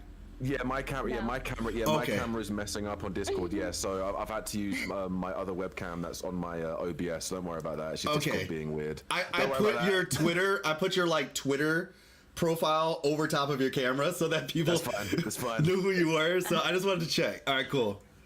Yeah, it's just Discord being weird. I'm not sure what's going on with it, but I appreciate you, bro. Yeah, they know if they're watching my thing, they'll know who you are, so you're good. Okay, cool, awesome. So out of the entire roster, if anyone has seen a character that has really stuck out to them in the Black Beacon roster, be it a 4-star or a 5-star, is there one or multiple characters that you are very much looking forward to? Because for me, it's Florence. There's a 5-star character. Oh yeah. I heard logos. I heard logos. For me personally, it's Florence. She gives me Saber from Fate vibes. She looks dope, like really cool. I'm really looking forward to playing Florence the most, and then Arashan as a close second. Life, you're next. What about you, brother? Have you seen any characters that have piqued your interest? Sheesh, what characters? I'm gonna be honest. I think the character design in Black Beacon, they know what they're doing. And I'm just gonna be completely honest. I do think that, you know, we're kind of getting to a phase in gacha games where, you know, you have your Wuthering Waves, you have your, you know, NTE on the horizon, Ananta, Getcha, so forth, so on. Where it's like sometimes when people will see this more kind of arena-based style game, they might have a little bit of a second thought, like, I don't know, it's not this. But if those character designs do not sell you, I don't know what will. Because honestly, those character designs were just like peak. Like some of the best character designs I've seen, even amongst some of the 3D space. So I guess what I would say, the characters that I saw, it's probably going to be like 5, I'm going to be honest. And that's just, you know, starting out. But same with me. Yeah, it's a lot. Like it's legitimately a lot. I can't pick one. I'm going to put 3 off. These are like kind of quote unquote honorable mentions, quote unquote, just like they look so good. Go for it. Nana, I think everybody was probably going to expect that. Everybody was going to expect that. Y'all, I already know. They're like, dang, you took my answer. But yeah, so Nana, Inky, he kind of reminded me of Bennett. I heard his voice, and I'm a big Bennett fan. So, oh, cute. Yeah, like but his design is so sick. And so, Inky, Nana, I like the other girl. She's kind of like Clara. Because she has like I know what you mean. The JoJo stand, Nanzer? Ninsar. Okay, Ninsar. Yeah, so I just gotta mention them off rip because the fact that we're getting 3 characters like them, and y'all know what I mean by like them, off rip is just honestly very. I'm happy somebody's finally doing it. I never like to say like, oh, finally a black character, because you don't have to be black to have melanin. No, of course. You're like, I know what you mean. Yeah, so yeah, it's cool to have them. There's one character that I saw. She looks kind of like Furry 21 from PGR. On the picture it said T. She's a healer and she fights with the umbrella. Oh yes, it's Florence's butler. I forgot her name. Asti. That's it. Asti. Okay, that's yeah, it, Asti. she might be one of my favorite characters in terms of design. She might be one of my top characters in terms of design, because I was just like, no, like, I love like the fluffy hair. Yeah, so yes, when it's like really, really fluffy. Yep. It's so cute. Yeah, so that'll be 4, and then 5. Gosh, I kind of, at least for right now, I gotta get to Lychee. I think his name is Lychee. Lychee. That dude looks so cool. His voice actor is also really good. If you all see the trailer, like the East Asian music behind it, I was just like, I'm sold. Bro looks amazing. That's a cosplay that I want to do. Oh, bro, yeah, he looks too cool. I've cosplayed all the Genshin femboys, so I'm on par with him. What was his name again? How do you say his name? Lychee. Yeah, Lychee. Lychee. Okay. Now, as a Wuthering Waves fan, I have to give this is the real honorable mention, I guess. Geshu Lin. We got Geshu Lin playable in Black Beacon before Wuthering Waves. We have Geshu Lin at home. I'm saying. But he actually looks really cool. Like, apparently, like, he's a combo character. And he actually looks kind of difficult. So I'm just like, oh, shoot. He is. I got a bit mad in the beta trying to learn him because I'm like, I want to learn this character, but I can't learn this guy. Oh, no. It's complex. Damn. Yeah. That's going to give me issues. Excellent. Next, we have Rate Up Radio here with her picks on the characters. Tell me who your top characters are in Black Beacon if you've seen the roster. It is so hard to decide because all of them have excellent designs. Like, it is. It's so hard. Ninsar, I really like her design. She's so cute. Yeah. I love everybody, but just overall, the design choices, like just in general, they're all great. Like, these characters actually look like they belong in the world. They look like they do their own job. Like, and even the most revealing designs, like, they're not going too far to the point where they look like Halloween costumes. They just look like a character who made a choice, and that is surprisingly rare in gacha games, and I appreciate it so much. Like, let me tell you, the little tiny bit of skin on Florence's thigh is worth so much more than all the bikini armor in so many other games. I think that's why a lot of people are liking the designs, because a lot of them that are covered up, but obviously it's it's very tasteful, very badass, and they show what the characters like and how hot they are, or how cool they are, or how much they mean to you through their gameplay, or through their trailers, or through the actual personality of these characters. And that's one thing I liked during the beta when I was playing for the story specifically. I got very attached to a lot of these characters, and I didn't even quote unquote, I hate, quote unquote Gunabe, I hate using that, but when you see people say I get attached to characters because of this or that, for one, it's like there's no character here that's making me quote unquote goon over these guys. Like they're all really well designed, they're hot, but they're fucking badass, and it's great. Like I really appreciate each and every design that they've put into these characters. Yes, they're the best of all worlds. They're great. They're great. They really are. There was a little bit of discontent though around the alteration of Nana's outfit, because if you look at their promotional material, if you played the beta, you know that now underneath Nana's shirt, there's a lot of wiring and a lot more there. Yes.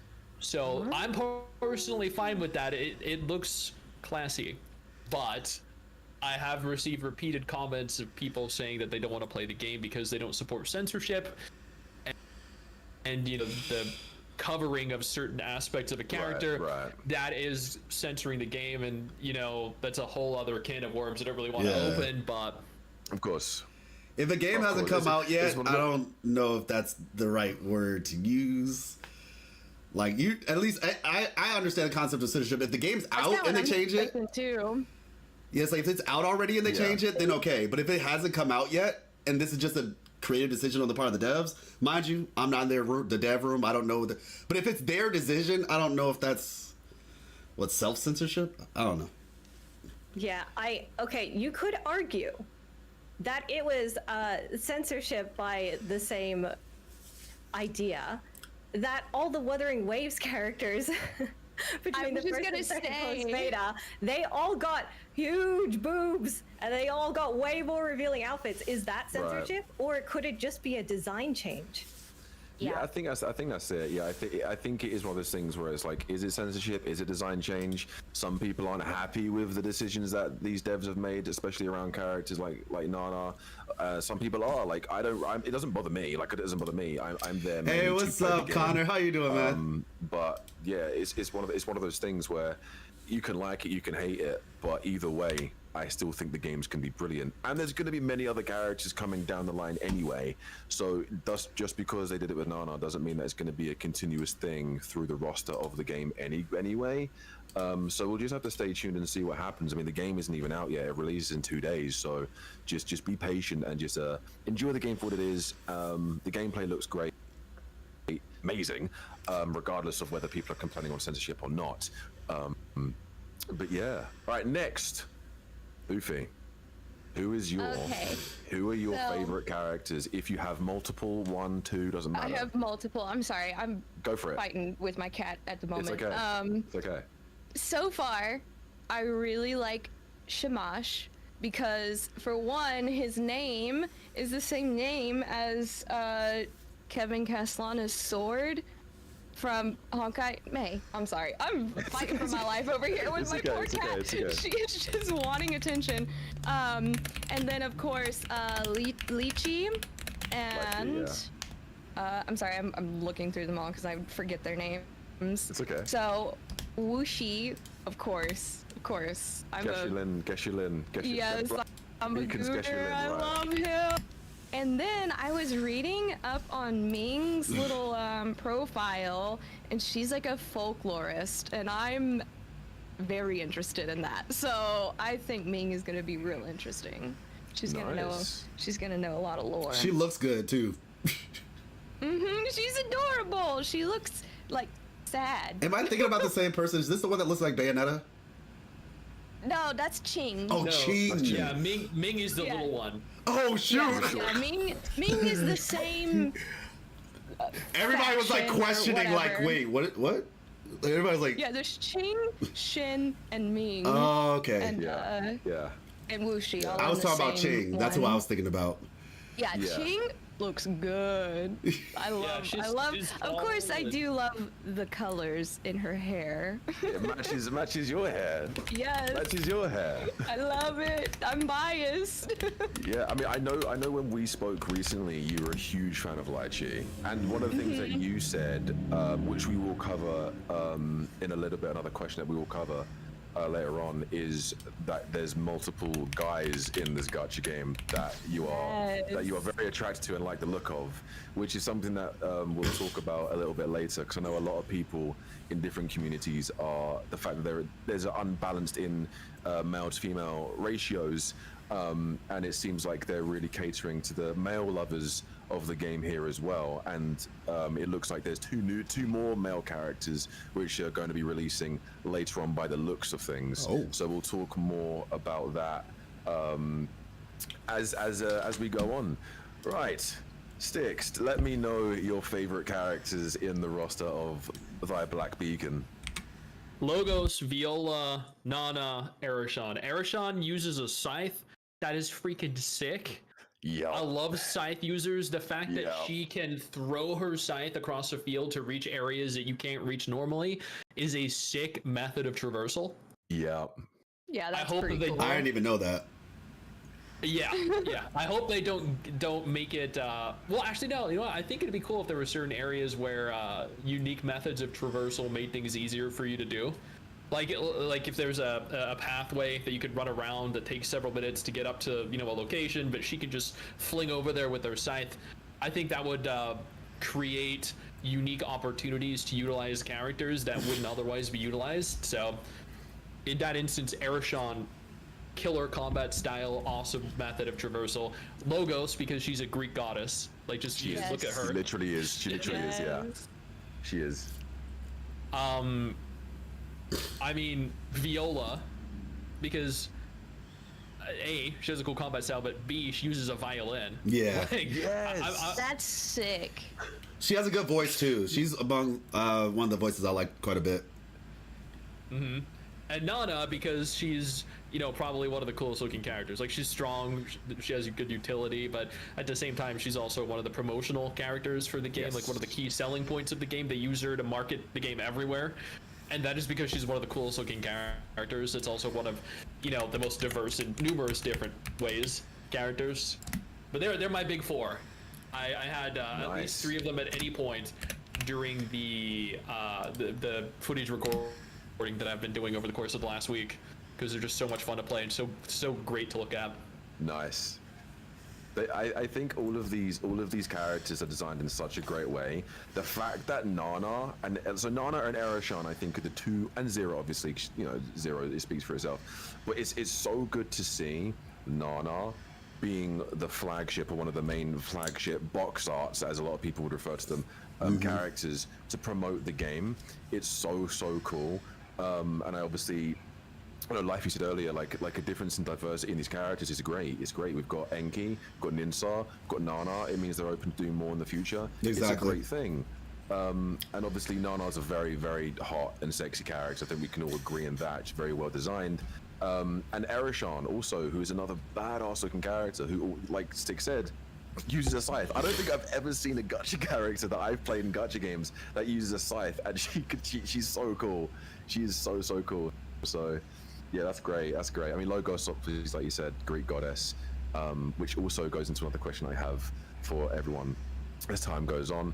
But I think everyone's happy with their choices and picks. Does anything have anything more to add about characters at all?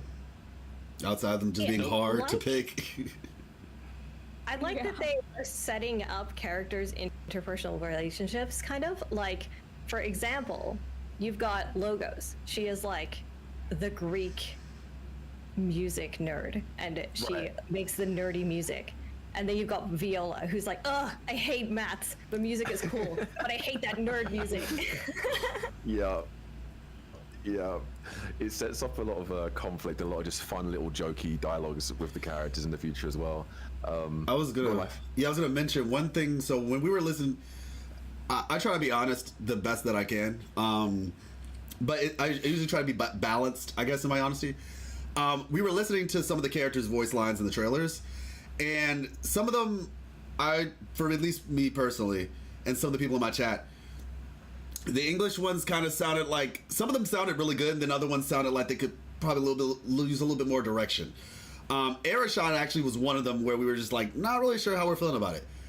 However, I did admit, I was like, it's possibly because in the trailers, specifically the character trailers is what I'm talking about, it was kind of like just a bunch of separate voice lines where it like didn't really have context, and so it kind of just sounded weird, like from a pacing perspective.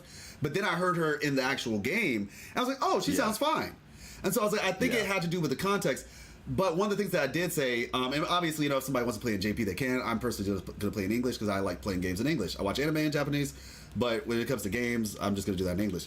But I noticed how, even with all that being said, they tried to really, similar to what Lena Sarah was saying, give the characters kind of like archetypal personalities, basically. Like, all those voice lines pushed or rather promoted the personality that they had, and I thought that was actually, I remember even when I was talking to you one time, you were telling me that they do a really good job with, you know, their characters basically and the character dynamics. And so I did notice that. I was like, okay, well, you know, with all these voice lines, the delivery might have been kind of, you know, questionable based on this trailer, but I can definitely tell you I sort of understand what kind of character this person is. And now I can choose, like, okay, do I like this person? Do I like this character? I kind of feel like I understand what direction they're going to go with this one. And so I thought they did a pretty good job with that, kind of expanding on that. Good. Glad. I will quickly, before we go any further, just to quickly address Life's concern with voice acting. There were certain voice actors, even in the beta test, that were very evidently not as good as others. There were points in Chapter 2 and Chapter 3 where there were certain characters, I'm not going to spoil anything for anyone, but there were certain male voice actors that were definitely far from being up to par, and that were definitely needed a lot more direction that they received, but at the same time, they are using the same, I believe, dubbing studio that Reverse 1999 and WUWA uses, and both Reverse 1999 has a lot of quality issues too. There are some really standout voice actors, but there are also some that you know, are evident that they could probably use a little more direction that they're getting. WUWA has that issue too. So yes, the characters for the trailers definitely probably didn't sound as good as they could, but I hope they do address this at full release, because I played the final build of the game. And I've been playing it over the last couple days, but I've been skipping everything because I don't want to spoil anything. But I do hope that they kind of like either re-recorded or addressed the issues that I had during the beta test with some of the voice acting. But I just want to you know, like, expand upon that a little bit. Yeah, no, absolutely. Yeah, and I have hope personally as well. I do have hope that they can improve 100%. Because they are a very passionate dev team from what I've seen, so I hope they've taken feedback into consideration here and are, you know, making adequate alterations where necessary. Yeah, no, absolutely. I think like like sometimes it's not necessarily always the voice actors, but the voice direction from the directors as well. So sometimes they can be very talented, but if the person behind the glass is telling them to say in a certain way, sometimes they won't give them full context, or sometimes they'll give them the incorrect context, or sometimes they'll just go, that will do. And sometimes that will do won't cut it in a game, or at least a genre of game where people really connect with these characters and the voice acting is everything. We know how it happened in the early stages of Wuthering Waves, where people really didn't like certain characters' voice acting and it really put them off the game.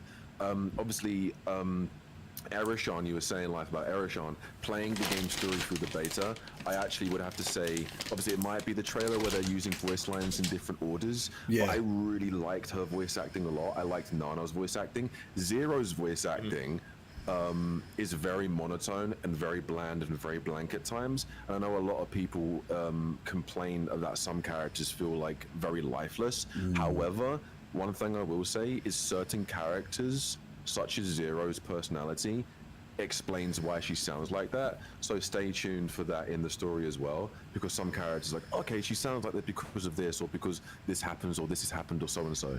So sometimes there's context behind it, sometimes there isn't. Like Life said, like Stick said, in chapter 2 and 3, there's been times where some lines I was like, ooh, But sometimes they also give context to why they sound like that and why their personality makes them sound like that, which is something that's really, really interesting.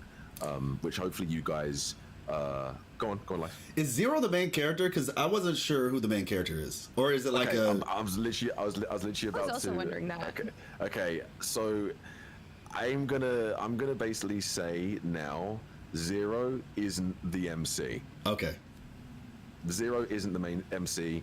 Eroshan isn't the MC, because I know some people said Eroshan. Well, no, Eroshan's one of the 5 stars. Zero is one of the characters you play as, but not the MC. The Zero MC is kind of like your Lucia PGR. Yes. I would say your Yang Yang Wuthering Waves, but she kind of didn't exist in the story up for this time. Yeah, we kind of really didn't have Justice a for character like Yang that in WUWA. Like there wasn't like a character that was like, you know, that everyone gets like right off, you know, like Barbara and Genshin or something. Like we didn't really have one. It's Baisha technically. Story. Oh well, yeah. Baisha.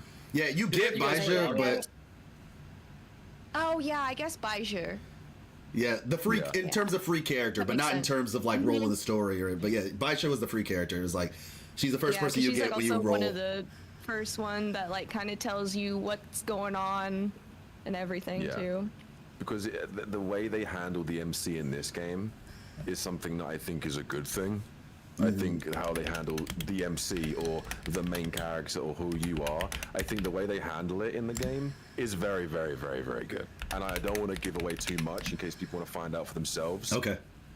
But it's very unique, very good. I think it's going to solve a lot of problems with the MC problem. I know some people don't always like the gacha game MCs they give you. Or there's always a canon, is it female, is it male rover, or is it female, or is it male traveler, or so and so. Same for the Trailblazer. I'm very happy with the way they handled the MC situation in this game. But Zero I haven't played the beta, so there is like a MC, like where you pick either male or female, or is it another character that acts as the MC? Kind of like it isn't a pick system. It isn't a pick system. Okay. So it's similar. So it's just a character. Yeah, it's just a character in a sense. You are a visual novel protagonist. Near enough. But yeah, it's really, really good. I think it's gonna basically, this is gonna be a game that doesn't have the MC problem. Unless people consider Zero as the MC. I mean, she's very much with you a lot of the time. But there isn't a quote-unquote MC problem, whereas you pick one or the other. But if they do consider Zero the main character, then evidently they don't play the game, or in the first 30 seconds of the game.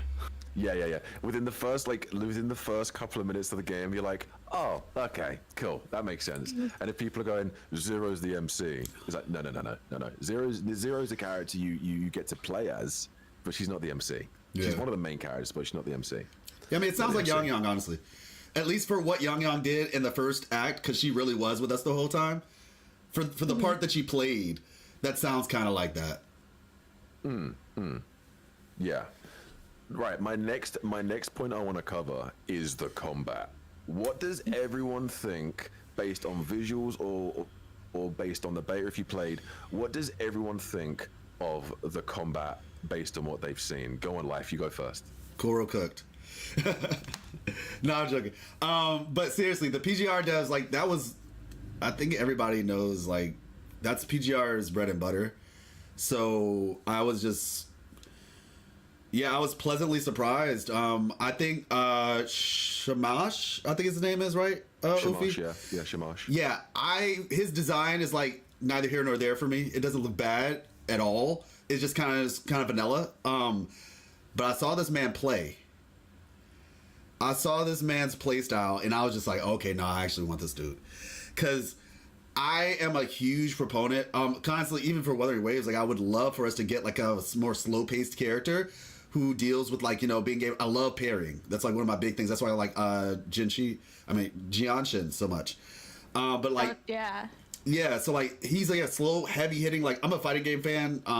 If you know, like, about Blaze Blue, for example, like, there's a character named Hakumen, and he does, like, slow, really powerful hits.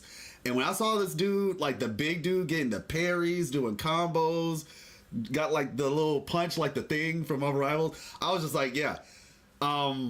If you can make that work, you can make anything work. I saw Inky's play style with the whole little, you know, black stereotype of hitting a ball, bouncing a ball. I'm joking.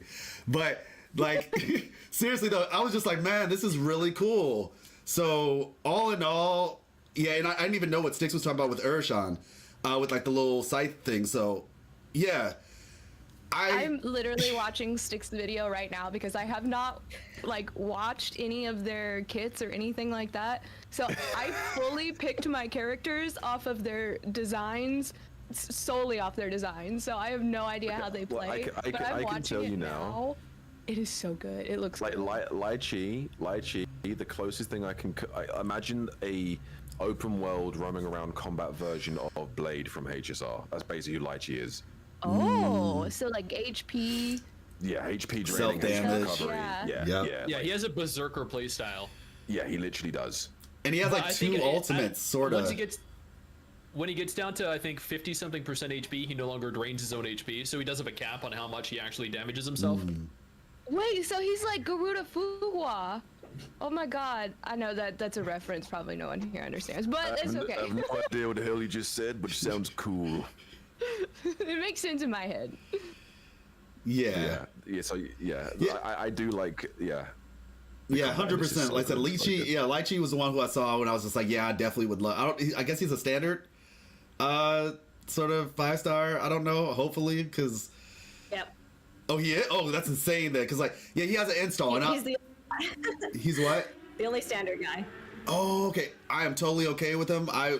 Every day of the week I would lose to him. Because I like characters with installs. That's one of the, I like Encore a lot, especially OG Encore from CBT1. May she rest in peace. She was busted. She was so good. But yeah, like I love characters with installs. Absolutely. And so when I saw his, I was like, oh shoot, this is crazy. And then a couple seconds later, I see his actual ultimate where, you know, he's doing his thing with his actual ultimate. I won't spoil that. But yeah, Lychee was insane. So yeah, honestly, I could go on all day, but yeah, Shamash was a great concept. I really could go on all day, so I won't. But it was great. It was great. Good. I'm glad there's characters that also stuck out to you as well. What about you, Lina Sarah? What about you? Well, so I only played a little bit of the beta because That's fine. Because you know, I have tiny little hands and I have a big phone, so it sucks playing on mobile. And let me tell you, I'm very excited for it being on Google Play Games or an emulator. Either one of those is fine, because I want to see it in glorious 4K on the big screen with my mouse and keyboard and or controller. I don't actually know if they have controller support, but I hope they do.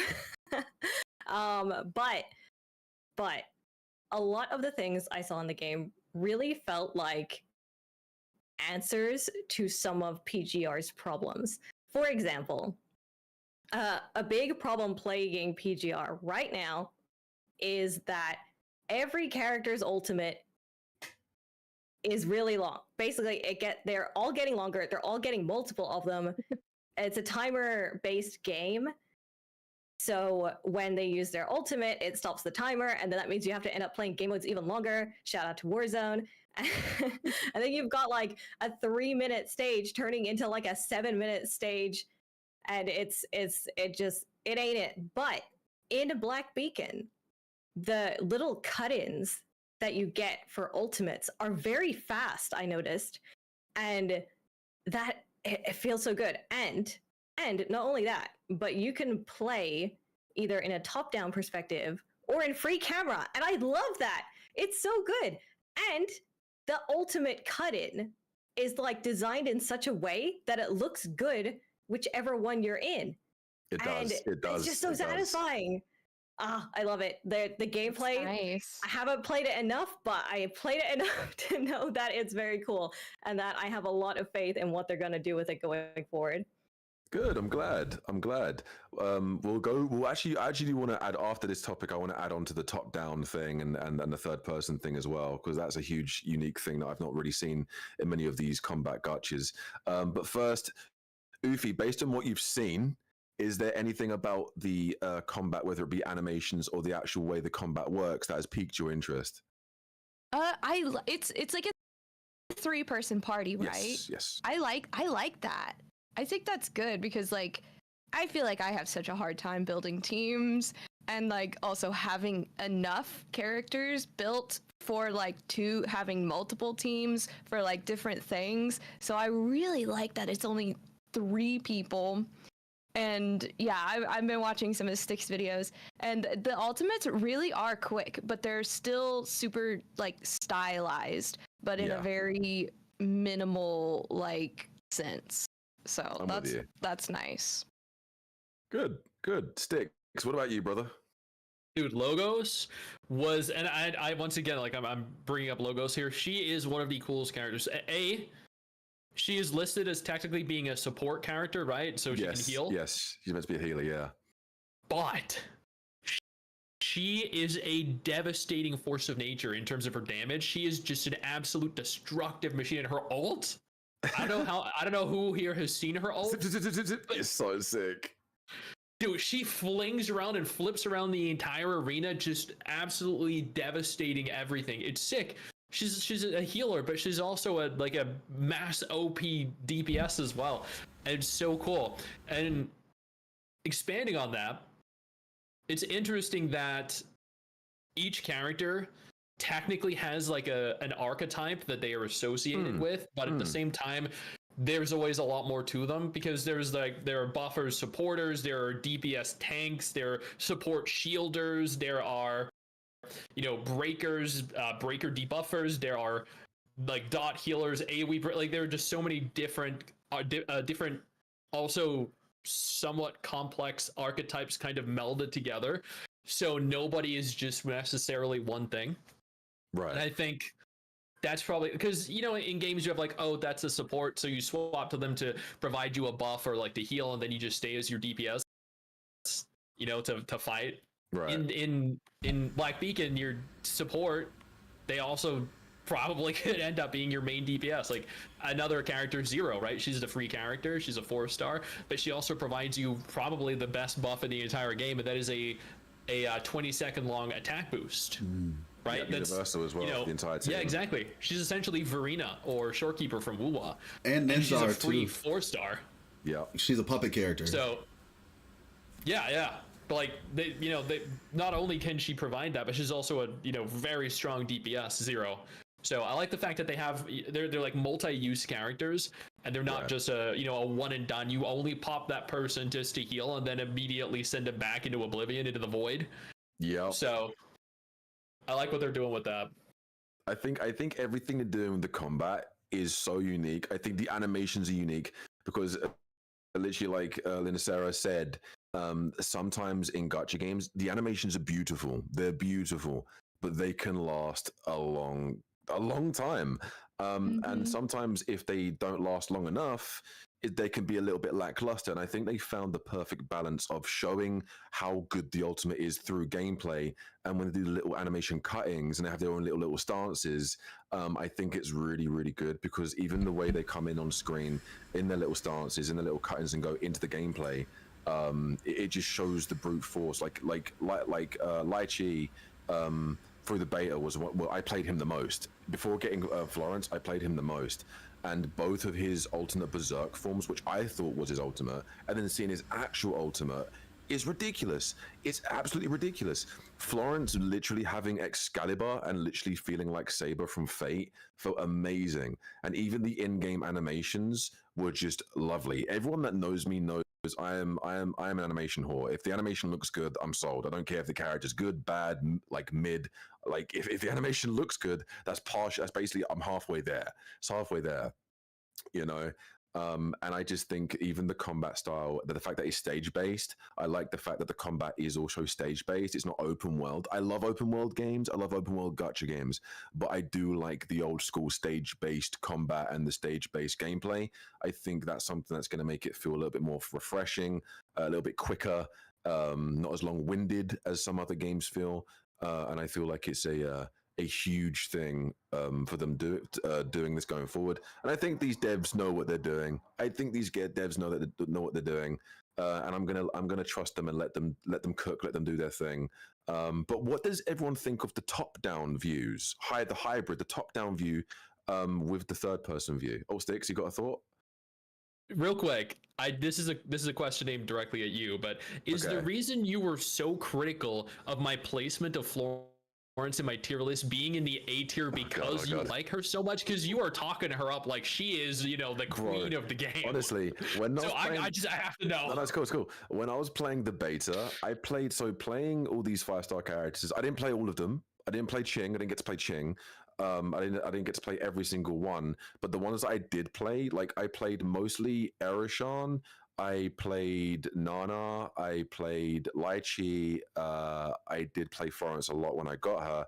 I think for me personally, first of all, the way she looks is great. I think the way she looks badass, being like the new head of her family in the lore, and just show this aura. She just feels like aura. Like if she walks on the stage, I'm like, okay, she's probably gonna fuck someone up. Like someone's getting messed up today.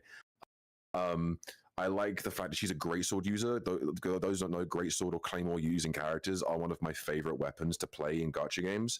And also her animations playing her, like, and the fact that she does just feel like a fate character as well. Like she's my favorite character to play, closely followed by Erishan. Like Erishan is just the way she zips around, the way that she can throw her scythe and you can teleport to her scythe, and it's a creme de la creme. You got bro waxing eloquent over here right now. Yeah, hopefully that answers your question. Yeah, and she's just crazy amount of damage as well. She has good damage. She has good damage as well. You answered it sufficiently. You like her. We'll just leave it there. I like her. I like her.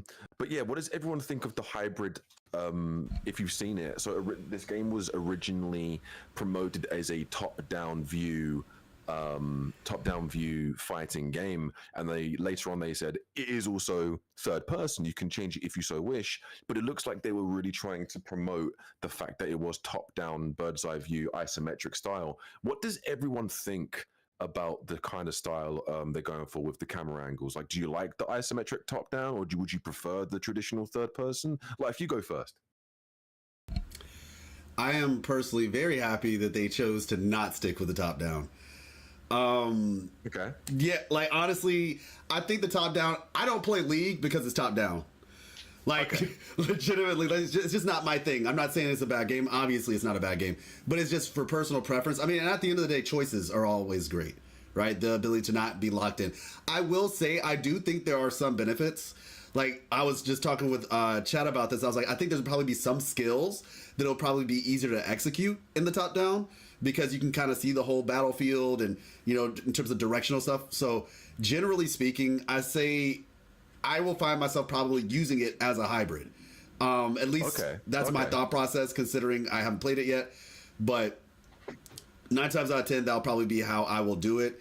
And like I was literally, as I was looking at some of the content, somebody in chat was like, is this all it is? Because if so, I'm not interested. And I was like, well, actually, no. I'm with you. Okay. Yeah, I think it is. You can't do third person. And so, yeah, so that's my thought process. I'm happy that they created the option. I kind of think about Zenless, right? When people were saying, wait, you can't walk around the open world as your character that you got. Why is it just this? And so they eventually fixed that. So I'm happy that it seems like the devs were able to quit, because we were asking that since the first closed beta test of Zenless Zone Zero. Can we walk around with our characters? And so I'm happy that they changed this before launch to allow this. So yeah, that's kind of my take on it. No, it's a good take. It's a good take. I think a lot of people feel the same way as you do. I was attracted to the top down because of how unique it was, because I think we had a lot of third person view gotchas anyway, but I was happy and pleasantly surprised that they added the third person choice as well. Linda Sarah, what about you? What do you think of the kind of thing they were promoting at first with the top down, or do you prefer the traditional third person? I personally think the top down is big sexy. I love top down games. In theory, I love top down games. In theory. Because I think it's cool. I think it's a good perspective, but like I think League looks cool, but I don't like playing League. I think Path of Exile looks cool, but I don't want to play that. There's a lot of games that are top down in some way, but none of them had the appeal, you know. But this just hits. This hits different. It's got everything, and I'm very glad there is the free view, because I will need to take a lot of screenshots of my characters and make cute B-roll of them. And you can't do that from top down. So having both is the best of both worlds, and then everybody gets to be happy. And yeah, I think it's good that they went with something different. It really makes it stand out. And I think it's very mobile friendly to be top down, because you don't have to worry about fussing with the camera all the time, which is usually the most annoying part of mobile games to me as a small hand big phone person. I think when I was playing on my mobile, I played top down, but when I was playing, when I was looking at the third person, I was thinking I'm probably going to play on my PC third person. I tried both on my mobile. I just think on a mobile device, top down felt better. And I just was playing third person, thinking, yeah, I could probably see myself playing this better through my PC through the bigger screen third person. I'll try top down on PC, but I think for mobile devices, I think it's that's the best way and the most comfortable way to play. Even though I know a lot of people prefer third person, I think the top down is a very wise choice for them to do if you so choose to play on your mobile. What about you, Evie? What do you think? Yeah, I am not a fan of top-down games, which is the only reason why I will not play Path to Nowhere, even though I love the character designs and I will watch every single Path to Nowhere trailer, but I can't do the gameplay. I can't do it. My brain just does not. It's just like I have to be immersed. Now I could see that being something that people would look for in mobile games, but as someone who has maxed out storage on their phone, I cannot play games on my phone other than Love and Deep Space. So it's gonna be a PC game. So I'm really happy that there's an option to not do top down. Okay, good. Okay, that's good. Before we get to Sticks, did you wanted to say something, Life? I saw you wanted to say something. I was just gonna say that I thought both of you all brought a very good point with the whole top down being easier for mobile. That was something I hadn't considered, and I think that's I was like, yeah, that's actually a really solid. And that's probably what the devs were thinking, to be honest. So I think that's great for in terms of options and stuff. Yeah. What about you, Sticks? What about you? Diversity is great. More options are great. People that like top-down isometric perspectives, well, there you go. People that like third-person perspectives, there you go. Offering different methods with which to enjoy a game, different avenues for people to enjoy, is just going to increase the total appeal. So, I mean, you know, I'm not personally a fan of top-down isometric perspectives. You know, I played my fair share of games like Baldur's Gate 1 and 2 and the old Neverwinter games and everything way back, like way too long ago. And they had those kinds of perspectives as well. But I've gotten to a point in my life where I like to see what I'm playing. I like to, watch everything move. In general, like guy, girl, whatever. I just like seeing pretty things on my screen. And the closer you get, the more you can admire, right? Like when you play as Gion in WUWA and you see the 84 different individual abs that he has going down his stomach, like right, that is beautiful, right? His 84 that. pack. Yeah, exactly. Like nice. Yeah. So it doesn't matter about the gender of the character. Seeing a character in full HD glory, up nice and close and personal while you're playing the game, that appeals to me. And at the same time, I like that, people that don't like that don't give a damn about that love Path of Exile, that love Diablo, now have a means with which to enjoy it. So diversity is great, and adding additional methods with which people can consume the game in a way that they like is great. Good. I just good. want to count the think- follicles of hair and threads on people's clothes and stuff. Yeah, I want to see everything. I want to see every single part of the I muscle want to be definition. able to see the thread count. Yeah, I want to see everything. Is this how many strands are they balding? Are they not? Are they growing their hair? Like I need to know. Do they have immediately. 2A? 4C? Yes. Like what are we really doing here? Yeah. It seems like it's nice to know that everyone here seems to accept the isometric and sees the point of it, because I do believe it was designed that way to be easier for mobile devices. But the fact that they did add third person to sort of respect the traditional third person players for these RPG games, I think is very, very good. I think it's very, very good. And I think it adds another element and another layer to the fact that you can play these games in different ways, because then it might also add a different feel to the game, because you might want to play the story and might want to play the real grit of the game in third person, but then if you're playing the end game modes, or if you're playing the side quests, or if you're playing the mini games, you might want to do top down, and it might give you a different experience. So I really do appreciate what they've done. And I can really see the passion that these guys have put behind the game, and it's going to be one of my biggest new obsessions of the year. Alongside obviously continuing with WUWA, Ark Knights Enfield looks good, looks great, and then this is going to be another great obsession of mine. Going into the rest of the year. Does anyone have anything else to add regarding the combat or the isometric or anything like that before we move on? I think we're all good. All good, I think. Great, splendid. The story. Let's talk a little bit about what the story may entail, whether you've seen it, whether you haven't, whether you just know what the overarching genre and what it's based on is. So the story, by the looks of things, is based around time travel. It's based around mythology.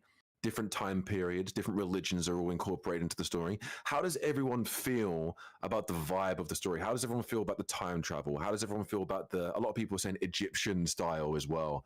How does everyone feel with the vibe of the story? Go on, Life. You first, brother. All right. So, yeah, Egyptian. Cool. Awesome. No, yeah, I mean, it's really nice. I think it's crazy to say this, actually. But in some ways, it feels like they might even dig deeper than, because I mean, like, Genshin. Gosh. So we don't need to talk about Genshin. Well, no, like it's intentional. Like the point that I'm making is this: when Genshin had an Egyptian area, right? Right. Like it was there, but it almost didn't feel like it really. I don't know. I guess even from a design perspective, like there's hints, right? You have like Dea, Candace, or whatever in the. It feels like these characters feel like they actually show more of what these potential places might be about than, and like I said, I'm not doing this for the sole purpose of like comparison or whatever. I'm just giving my opinion on what I thought about it. And I was just like, wow, like they seem to be actually trying to root this thing a little bit more closely. And I think Ufi was kind of mentioning this as well. It kind of feels a little bit more rooted in some pseudo realities sort of thing, and so I personally think that's really cool. I'm interested to see how they'll be able to mystify this whole situation. And like I said, there's Egypt, but then also we have Logos, right? And if you know much about history, you know that Egypt and that the Library of Alexandria, right? They're saying, oh, the tower has a library in it, and so the Library of Babel, yeah. Yeah, so I'm just thinking like, how are they gonna implement that stuff? It just altogether sounds extremely intriguing to me. And then on top of that, the time aspect, I have no idea. From what I understand, at least, this is just from the trailers only, so should be like relatively spoiler free. I mean, I have not played the beta, so that's fine. That's fine. But from the trailers, it sounds like there's like 2 versions of Earth, maybe, and one is like you go back 80 years or something like that to get to like one version of the world, because I think the name of the trailer is like the other part of the world or the other side of the world. And so like my thought process with it is just like, okay, you have these different themes. You have like the kind of Greco-Roman sort of situation, then you have the Egyptian situation, mind you, but you also have some East Asian with Lai Chi, right? So I'm just like, okay, I see a bunch of different cultures, and I think this is what I will say. This isn't necessarily purely story, but it kind of goes back to the character design. I like that they are actually trying to make the characters look like where they come from. Yes. Like, that was one of my biggest things where I'm just like, they're not afraid to do that. And so I hopefully, like I said, as things progress, this can be like the start of something. This feels like High School Musical. This could be the start of something. Anyway. But yeah, so that's kind of my thing. I just think overall it sounds very intriguing, and that's why I kept telling my chat. I was like, honestly, like, I think the character design looks good. I think the combat looks good, and the story, from what I hear, is good. And it's the elements that they're bringing into it. I'm like, yeah, man, this actually sounds like it might be something I would be down to try, like a solid side game. So that's kind of my uninitiated take. I'm sure you all probably have a lot more to say, considering some of y'all have actually played the game. But yeah, that's where I am. No, that's perfectly fine. Like, that's perfectly fine. One of the things that I do also want to ask, like a little bit later, regarding the actual characters, which we'll touch on, is the fact that you said these characters look like they were designed based on the region that they're from very well. And I think that's something that shows the different diversity and the different. You can tell the characters apart. Like the Emian are the people of the tower. You've got the Florentine family, which is another country. You've got where Logos is from. I forgot where the actual name is from, where she's from. But you've got all of these different places and these different families, these factions and these regions, and the people of those regions look so different from each other. The fact that you can tell each other apart, which is really, really good. And also, go on. It's a Chinese game. For everybody trying to say, oh, it's a Chinese game, so apparently they don't have access to the internet. Talk about, oh, they're a Chinese game. They don't know this. These people have probably explored the world more than you have, probably living in your living room, in your mama's house. But I say, these people, like, they can't get on the internet and go somewhere. I guarantee you they have Google just like everybody else. They use a VPN. They know what things look like. Sorry, it's a personal. It's all right. It's all good. I'm just like, yeah. Sorry. It's all good. And Elena, Sarah, go on. You next. What do you think of the story and how it's based and the time travel and everything that they're basing it off? It really stands out. Like, they really made a great identity for the game. I think people jump to Egyptian because of the color palette. Like, it's very, very golds, very browns, very blacks, and you have that everywhere, especially in the first few chapters and stuff. You see a lot of that. But in terms of the story, so first of all, it was touched on earlier, but I really like the English voice acting in the story, and I was hooked very early. I won't go into details, but I will say the way that Erishan is introduced is very fascinating. I didn't expect it, and I am here for it. And I want everyone else to experience that too. People that know. If you know, you know. You know. The presentation of the story as well is awesome. It really just feels like they're like, okay, let's just do what we wanted to do in the first place with PGR, but now we have the opportunity to do it. So they, like, instead of just still visual novel format, you've got the live 2D visual novel format, and even like the CGs are also live 2D animated and they look great. And also it's all voice acted, and the best part is you can fast forward the dialogue. So if they're talking too slow for you, you can speed it up. It's so good. I love it. It's huge. Excellent. Taking shots at HSR. Yeah, like, and you can like look at the logs, you can skip things or whatever, and it's grand. Actually, in the beta, one of my problems was the button to skip the cutscene was not very clear, so I actually ended up skipping the first cutscene by accident when I tried to press auto. No. So that's gonna be a surprise for me when I get to play it again. Hopefully they fix that. But yes, the presentation is excellent. The way it cuts between certain animation styles, both in the main cutscenes, the visual novel content, and the actual combat stages is really nice. And if this is basically the bottom level of how, like, this is like the worst it's gonna be because it's the earliest the game is, right? So it's only getting better from here, and it's already so beautiful. So like, what's it gonna look like in a year, you know? I'm excited. I think if there is one way to get people into visual novels, it's one, have it be read to people, and two, make it engaging to look at, make it live 2D, you know, engage our YouTube pilled brains. We need that. Yeah, it's great. Great story, great everything, great designs. It's so good, and it's just so wonderful to look at. The UI as well everywhere is great. The text is easy to read. It's just, I love this.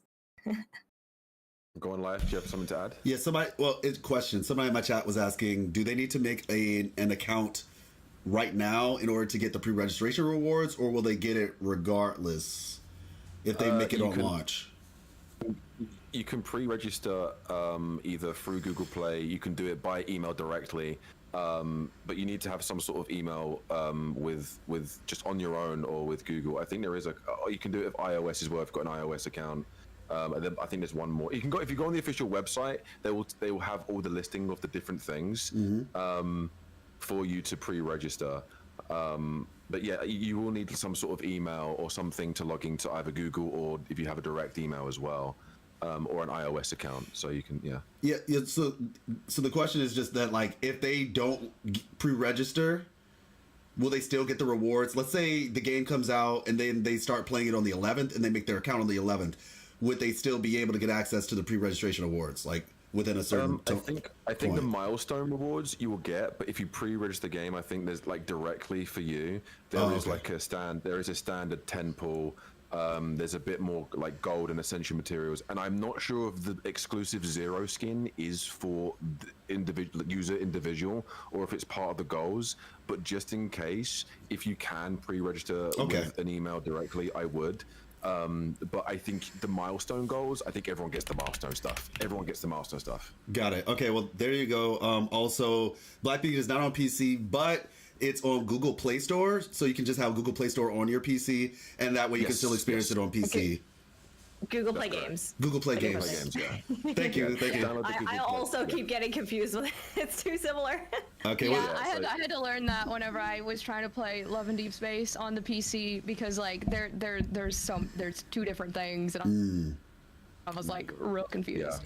Yeah, because I think Google Play Games is green, right? Google Play Games app. Yes, the green plug. Yeah. Okay, it's the green play. Okay, got you. Well, there you go. There you all go. Yeah, all good. Yeah, no, so it's fine. Yeah, if anyone is confused on anything, feel free to ask questions, whether it be my chat, anyone else's chat. Feel free to ask. We will do our best to answer them based on the knowledge we know. But yeah. Ufi, what do you think based on what you've seen on the story, whether it be time travel, mythology, or whatever? Please tell us your thoughts. So, I've kind of gone down a rabbit hole since I've learned about Black Beacon. I have learned that, okay, so the Library of Babel is based on like a real story, and the story or the book, it was written in like 1941 or something like that, like a long time ago, but it really delves into like a lot of like philosophical concepts and things like that, and also a little bit of like time stuff, because it's essentially like the library is the universe, and it's got every book written in it. Every book that will be written, it's very much a play on like possibilities, and kind of the like question of if you just rearrange, you know, the 25 symbols that exist in, like, there's only 25 symbols that exist or something, and you just rearrange those in infinite ways, then you'll just come out with, you know, like Shakespeare or something. So then anyone can write Shakespeare, sort of thing. There's a lot of mumbo jumbo and a lot of more stuff that goes deeper. But anyways, it's based, I think, based around a sort of concept like that. At least I'm thinking. I've not played the beta. I don't know anything about the story. I am going solely off of the words that I have seen within the lore, and so yeah, I'm very excited for that. Good, because I know you are a huge lore buff. Life, you're a huge lore buff. I am something of a lore buff myself. So in terms of lore and story, people are gonna really like. They're gonna have a field trip with this one. They're gonna have a field trip with this one.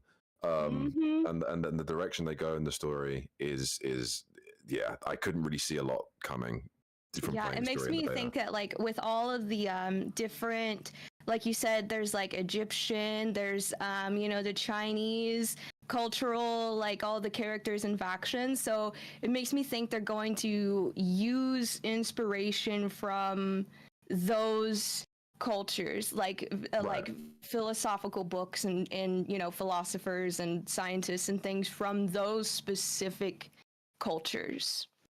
That's my bread and butter. I'm excited. Nice. Okay, great. That's great. Sticks, what about you, brother? What do you think of the story? I know you know. But the spoiler free if you can. What do you think of the story, lore, and everything about this game, where it's going? He's muted. You're muted. You're muted. We can't hear you.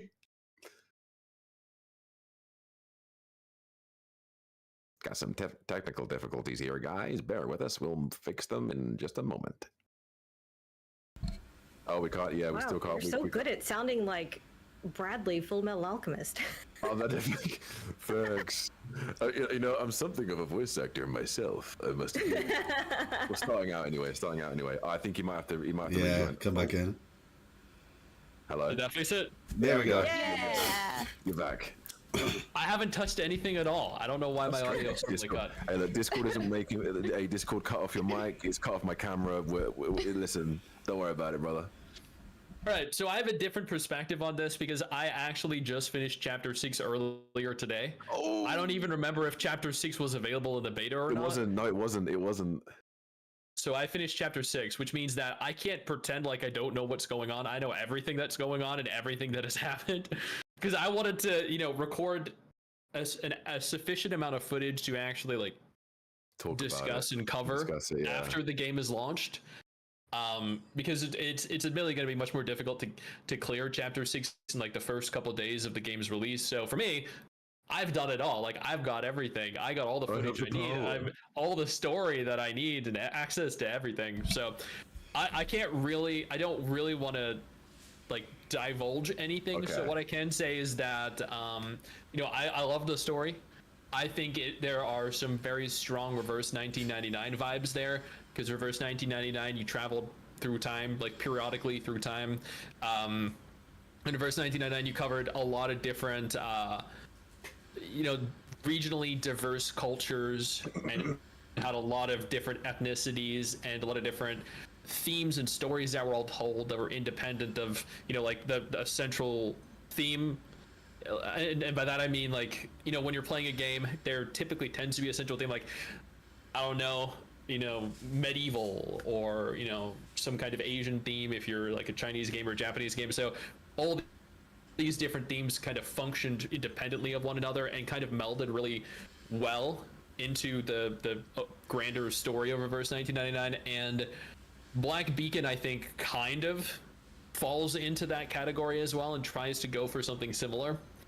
But I've been very impressed with the story. I think the voice acting has been great. But I can't really talk about what I think about it because I'm gonna say something and then be like, fuck, immediately after. Okay, that's fine. It is very good and I really enjoyed it though. Okay, good. I'm glad because I skipped chapters 4 and 5 in the beta because I played the first 3, and then I skipped 4 and 5 because the first arc of the story primarily is the first 3 chapters. Then it goes into something a little bit different for the second arc for 4, 5, and potentially 6. I haven't played 6. And yeah, it's the way they structure the story and the way they tell the story is very, very good. The writing is very good.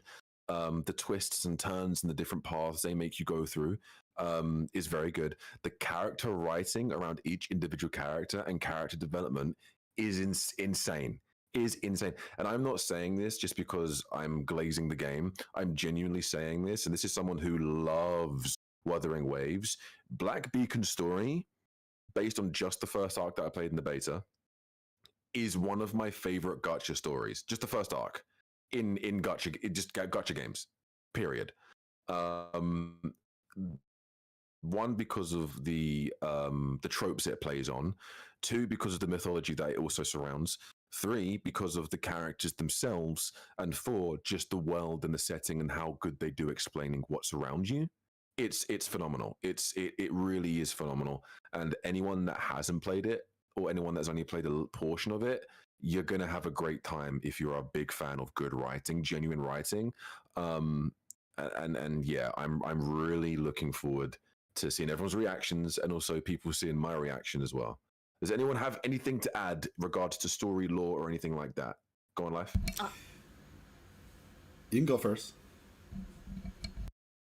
Okay, thank you. Okay, so if anyone who's playing Black Beacon is also a fan of Kuro games, there is one thing regarding the story that everybody would be worried about, and that is the localization quality. It's really good in Black Beacon. It's legitimately good. Things are translated and localized very well. They are. You don't need to worry about whatever's still going on in PGR and whatever mostly was going on in WUWA, at least for English. I think the other languages are still kind of borked. But yeah, localization much better here. So that's good. They did a good. That's something actually. That's a really good thing to add. They do a very good job in localizing things for you guys, especially. And they've even announced that they're planning on doing multiple other countries and other localizations as well that people have wanted. So it's going to be really, really, really, really good to see. Life, you wanted to say something? Yeah. Stop it, BitX. In my chat, I made a typo. I made a Kuro typo. So, and somebody was asking like, the story, is it going to be dark or happy-go-lucky? And I mean, I don't know if dark might necessarily be the right word, but it seems like it's going to have a serious tone to it at the very least. Would you agree? No. Yes. Yeah. Story is a very, very, very. Yeah. I'm not going to say anything. Yeah. Okay. It's not happy-go-lucky though, presumably. It's not. No. Okay. Well, there you go. That should be enough. I guess I was going to say that's actually pretty interesting. Is that I was just thinking about it after listening to some of the stuff that Ufi was talking about. I think it was very apt that they start off with so many Egyptian themed characters, because of the fact when you think about this concept of knowledge, I think most of modern society would agree that like Egypt kind of represents like the pinnacle of ancient knowledge. Like Right. that is where is kind of like the genesis. And I know from a biblical perspective, the Tower of Babel as well, obviously, you know, because that was a point where everybody spoke the same language. And so all the knowledge was conversely together to actually build the Tower, if you know the story. And so those concepts, I guess I would just say like hats off to the devs for once again having the courage to just acknowledge reality. Like, yeah, everybody considers Egypt to be where, like, we really, and to be honest, if you guys follow the news or anything, you might have seen there's some crazy stuff that's been happening in Egypt lately. They found some stuff in some pyramids that goes down, like, it's really crazy. Like, if you watch the news, there's some things that happened recently where they sent, like, some echolocation type signals into one of the pyramids. There's more. Yeah, it goes down deeper. It goes right? like 15 football fields down, and there's like these. Once again, take it for what you want, but like there's like basically people think that pyramids were actually power generators for like aliens. That long and short of it. Long and short of it. That's aliens. That's what it is. God, I knew it. That's my favorite stuff. My God. Yeah, like the whole tomb thing is just like a front, and that it was actually something else. take that for however you want to take it. But the point being is that, yeah, like I said, hats off to them for acknowledging that and not being afraid to just say like, no, being true artists. I guess that's what I'm gonna say. Like actually being a real artist and not just saying, oh, I'm gonna do this, but I'm gonna change it because of selling, the game or whatever. Like they're like, no, like we take pride in our art, we take pride in our writing, and we want to make a global story, a story that everybody will be able to appreciate, not just a certain subsect of people who are looking for other people's stories to be told from the perspective that they want them to be told from, type thing. So yeah, I just thought that was actually kind of interesting because like, yeah, Egypt is technically where so that's probably why so many of those characters are going to be available day one, because if you're trying to tell us, like I said, like where we start. Yeah, it just makes sense when you think about it. So good. You can tell they're really passionate about it because they're like with everything in the game. Like they're obviously very passionate about it. So that also makes me very optimistic because usually like that's kind of how Honkai Impact is too. Like it's they're not really trying to cater towards like a certain demographic or anything. They're just making what they love, like what they're passionate about and stuff. And I also love that it's a visual novel. I think a lot of people are happy it's a visual novel style, and the fact that even in the cutscenes, like the visual novel style cutscenes, it's all live 2D, so things are moving. There's expressions and stuff as well, and there is also full 3D model cutscenes as well, which are really really nice as well. No black screens with just a small bit of descriptive text overlaid. Nope. Yes. Later that day, you then explain to so and so what happened. No, they tell you everything. It's great. Right. And they had a really cool expression on their face. Trust us. Like, just trust us. It was really awesome, really great. Trust me on this. Yeah. The last thing I want to say is, does anyone know anything about the gacha? This is a gacha game. Does anyone know anything about the gacha system and how it works? Other than it's not 50-50. It's not 50-50.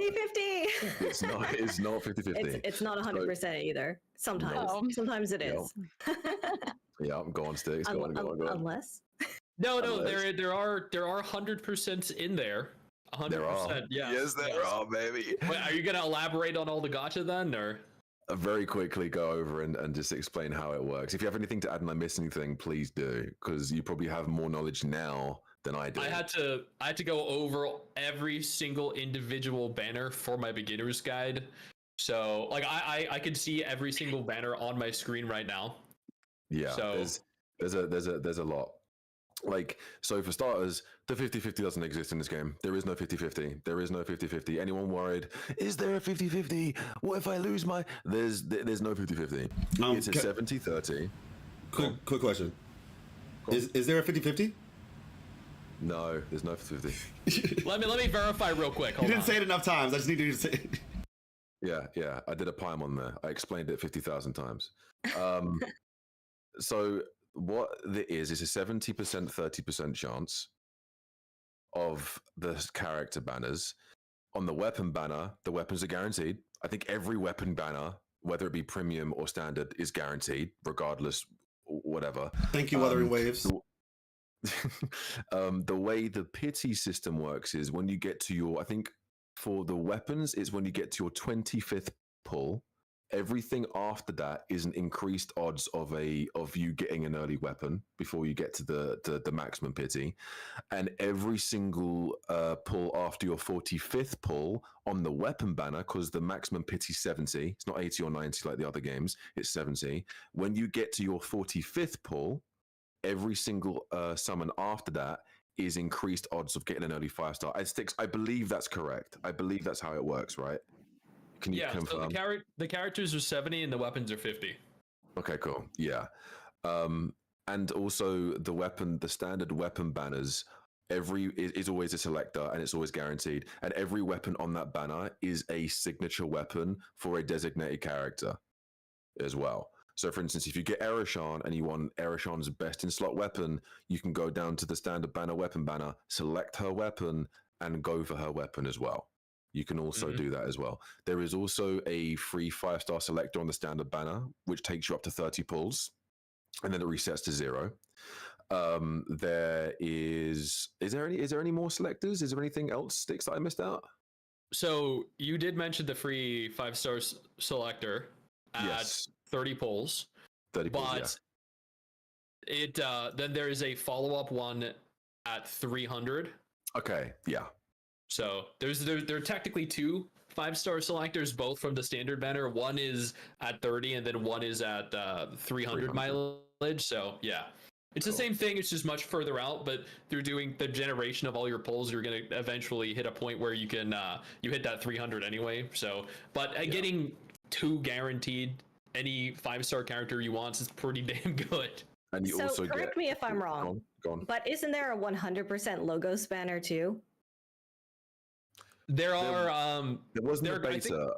There wasn't there are two current 100% up banners in the content creator server gacha right now. One for Ching, and I believe there was one for Logos. So the Logos was in the beta anyway. Yeah, in the beta it was, you can get a free Logos at the end of your, it's a discounted banner, and it was at the end of the thing you'd get a free Logos as well. So there are 2 currently right now.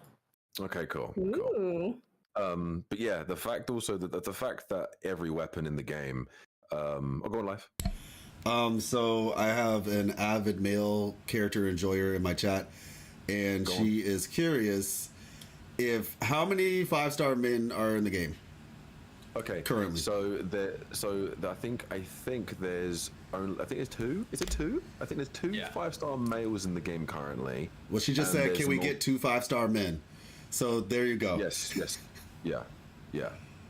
Real quick, going back, the 2 banners in the store right now are for Florence and Ching, not Logos.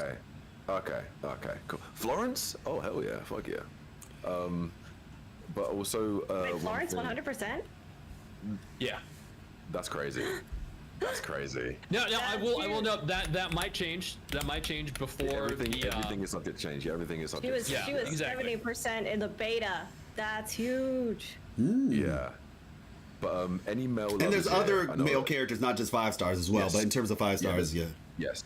There's 2 male 5-stars. There's Shamash, who's a male 4-star. There's Enki, who's a male 4-star, and there's also the Geshu-Lin guy. Oh, he's a 4-star? Wushi. He's a 4-star. Wushi, yeah. Oh, Wushi. He's a Wushi. 4-star, That's crazy that he's a 4-star. Yeah, Wushi's a 4-star. Yeah, that's crazy. He's a 4-star. He looks like a 5-star. And there's also 2 Stars characters. are really good in this game. Oh, yes. Ninsar, playing the beta, Ninsar, one of the best supporting units in the game. Based on the beta that I played. One of the best units I played in the game. Like, she's a shielder, she's a buffer, she's great, and she's amazing. She's amazing. But yeah, the gacha system in this game is great. The male to female ratio, I think a lot of people are going to be happy with. And in the story, there's 2 specific male characters that they are drip marketing or putting a lot of spotlight on, which look like they will be playable in the near future, in future patches as well, which is something that people need to look out for. I know, Ufi, you posted on your Twitter those 2 guys as well. Which she's very happy about. So it looks like they're going to be catering a lot to the male appreciators in this game as well.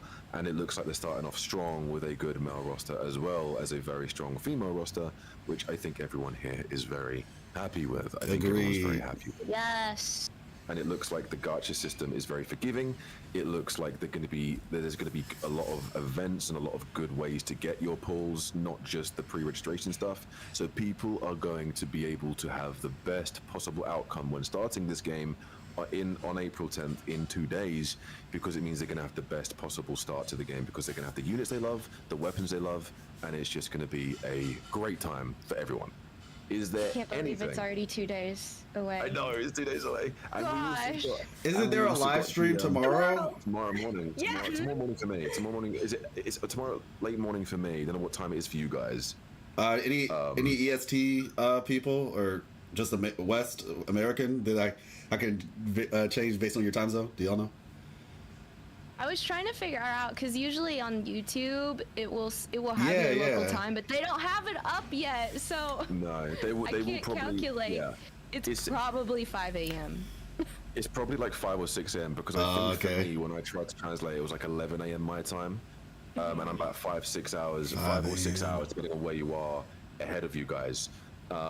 So tomorrow is probably going to be when they go into better detail on what is actually coming to the actual official launch, which is going to be interesting. I'm going to be live for that, and it's going to be something to talk about as well. And when the official launch happens on April 10th, I'm looking forward to everyone sinking their teeth into this game and having the best time possible. And I'm looking forward to chatting to you guys as well, more about it, and other CCs that want to talk about it going forward in the future. Is there anything or any other topic that anyone wants to add or ask any questions or anything before we close out? I think, are we all good? I'm good. Yeah, We're I'm good. excited and ready. I'm pumped. Oh, go on live. I do have one question. Go for it. So, it's a stage-based game, right? Right. Yes. Okay. Does I love that. Yeah. So does that mean like the stages are based on where the story is, correct? Right. Yes. Because I'm trying to think about it, I guess, in the sense of like PGR. So stages are based on the story. So I guess as the story takes us to a different place, you have a different stage. Are there repeatable, or not so much repeatable stages, but like, this is my idea, right? So if we're in like the starting area for wherever the game is, right? Will we ever return to that area, or do you get where I'm coming from? I'm like, yeah. So so occasionally you may trek back there for a brief moment, but because of the time travel elements, it may be the same area but look slightly different because of the different time zone you're in, like because of how far back it is or how forward it is. So it could look more refurbished, it could look more ruined. I'm not going to say too much, but the stages are based on each story. Same with the end game as well. When you play the end game and the different end game and bonus modes, you will revisit these places and these stages that you've been to through the story. Occasionally, because of the time travel aspect, you may revisit a couple of them, a few of them, but it has a lot of replayability and everything feels unique. And they've done a good job making everything feel different and feel unique as well. If that answers your question. Yeah, it does. Nice. Over answers it, not like a bad way. I like but that that's it's cool. stage based. So do I. I think stage based is the best way to go. I love Wuthering Waves. I love open games. One thing I did like about ZZZ is that it was a stage based combat area, and that takes you back to somehow the older games felt back when I was growing up. There was a lot more stage based, like the platformers and the different things like that, like old school Crash Bandicoot, Spyro, Ratchet and Clank, etc. That's my childhood. Yeah, man. That's my childhood. It's also nice for like replayability too. So like lore CCs can go back and replay the story and like get the dialogue. Yeah, I like that. You can replay the story, replay the dialogue. That's huge. I didn't know that. That's good. Stage sweeps. Stage sweeps. Stage sweeps. Just click sweep. Click how many times you want to rerun it, and it's all done in 4 seconds. That's huge. Nice. Oh, that's good. So if you're grinding for a character, if you're grinding for a character's weapon, relics, there is a relic system. I'm not going to talk about it here, but there is a relic system, and it's one of the best relic fucking systems I've ever fucking played in a gacha game. It's great.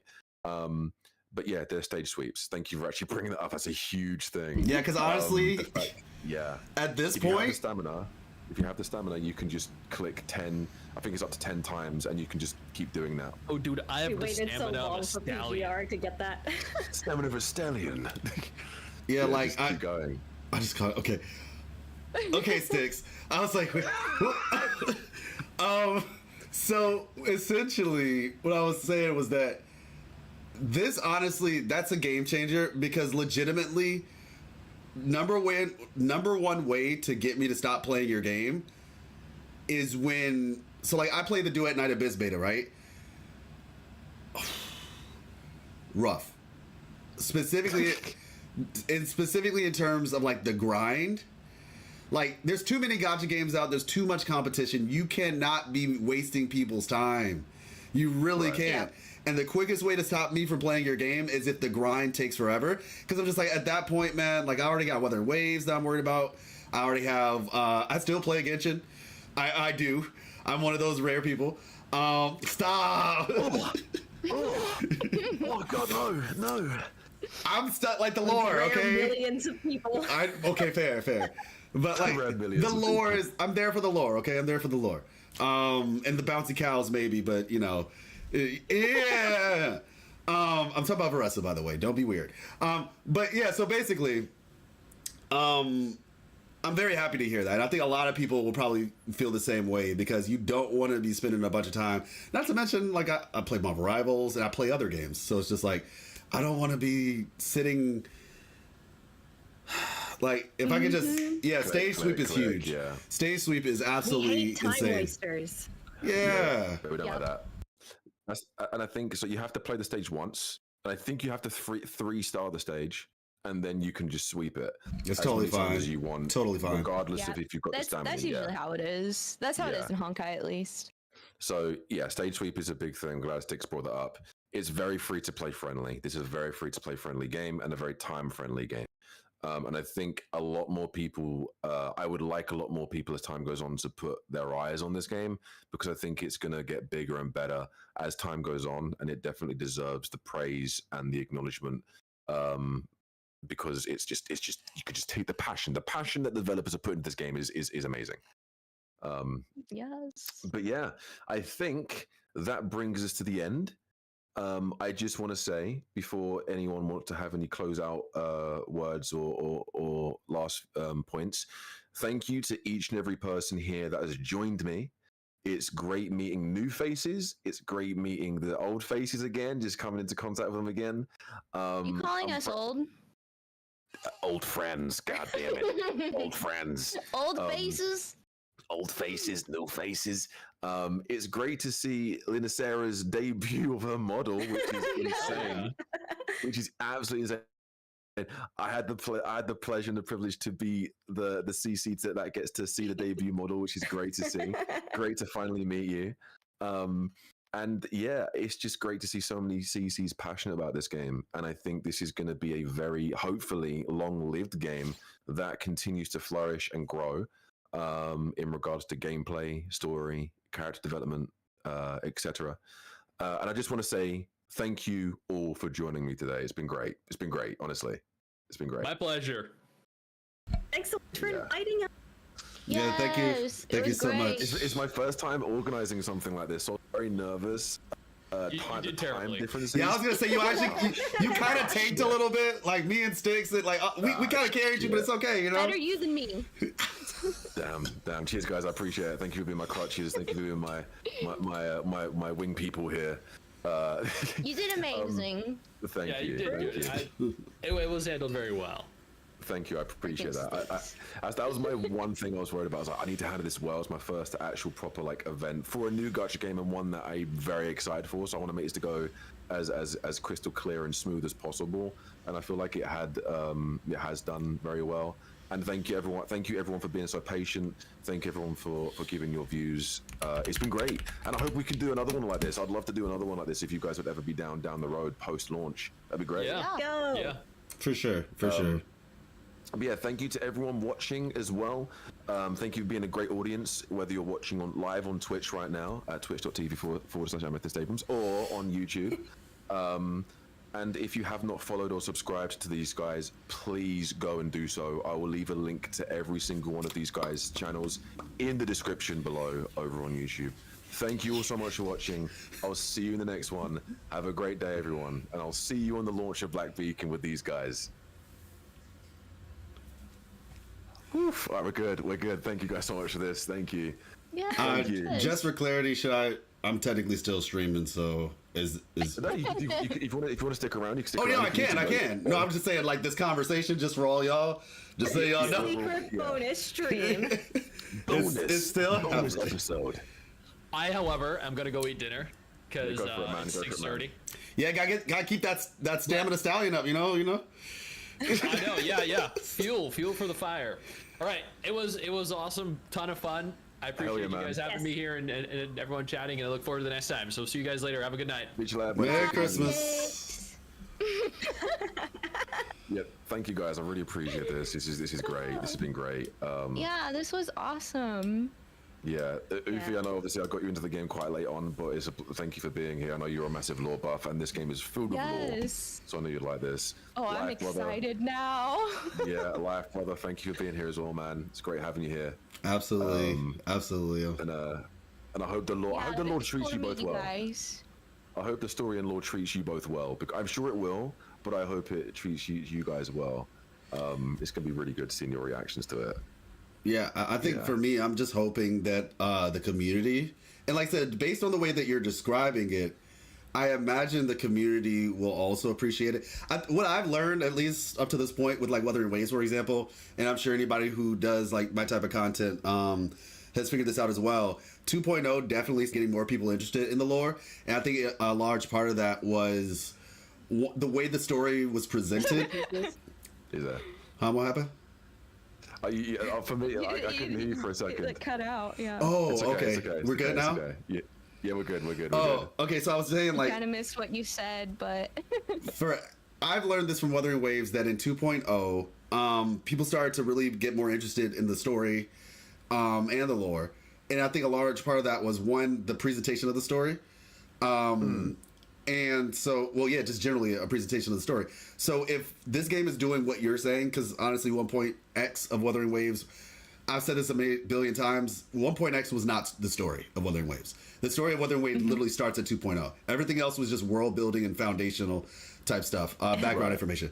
So that's why 1.x was 1.x was recovering from a Swift rewrite, and it showed. But yeah, so now we just pretend it doesn't exist. Yeah, it's unfortunate. It was a fabrication in your mind. It never happened. It never happened. Yeah, it didn't happen. Never happened. I love that meme, bro. I love that meme so much. It's great. But yeah. This one was fiction. This one was made up. I've seen those. I actually watch those sometimes. Like, it's just sometimes, yeah. It's so, I don't know what the word is, but it's nice to listen to. It's hilarious. It was all a lie. It's a lie. But yeah, so basically the point that I'm getting at is with Black Beacon, providing, like I said, they're starting off strong, right? Which is, better than what Wuthering Waves did from a story perspective. Providing that's the case, yeah, like I think that, and it's presented in a way that keeps people engaged. Like you said, everything's moving, everything's talking, blah, blah, blah. Yeah, I think the community will probably be just as interested for that sort of content, which hopefully that's the case. Yeah, Lena Sarah, thank you for joining me as well. I know I reached you really late as well. I appreciate you joining us on such short notice as well. It's been great having you here as well. Appreciate you inviting me. It's so sweet. It's great to hang out with everybody. You know, there are dozens of us Black Beacon fans, and we have to stick together. we need to link arms and sing Kumbaya, help Black Beacon grow, all that good stuff. Yeah, no, because I remember, like, I think one thing that I was talking to a few other CCs about is that I think I'm out of all of us here, I think I'm the youngest CC, and being given the opportunities to sort of talk to the guys that I was fans of first is a great honor for me and a big deal for me. I was a fan of Life. I was a fan of Ufi. I've been a fan of Lina Sarah for a while now. With Rate Up Radio, it's been great watching those videos. Grey Raven Radio, previously known as Grey Raven Radio. Still known, I hope. Oh yeah, just a different channel, I think, right? Yeah. Yeah. So yeah, I think is Rate Up Radio your overall gacha or just Wuthering Waves? Because I've seen a lot more mixtures of different things on Rate Up, and I only recently was introduced to your Punishing Grey Raven channel. Yeah, the PGR channel came first. That was my baby child. Then I was like, I should make another channel for WUWA.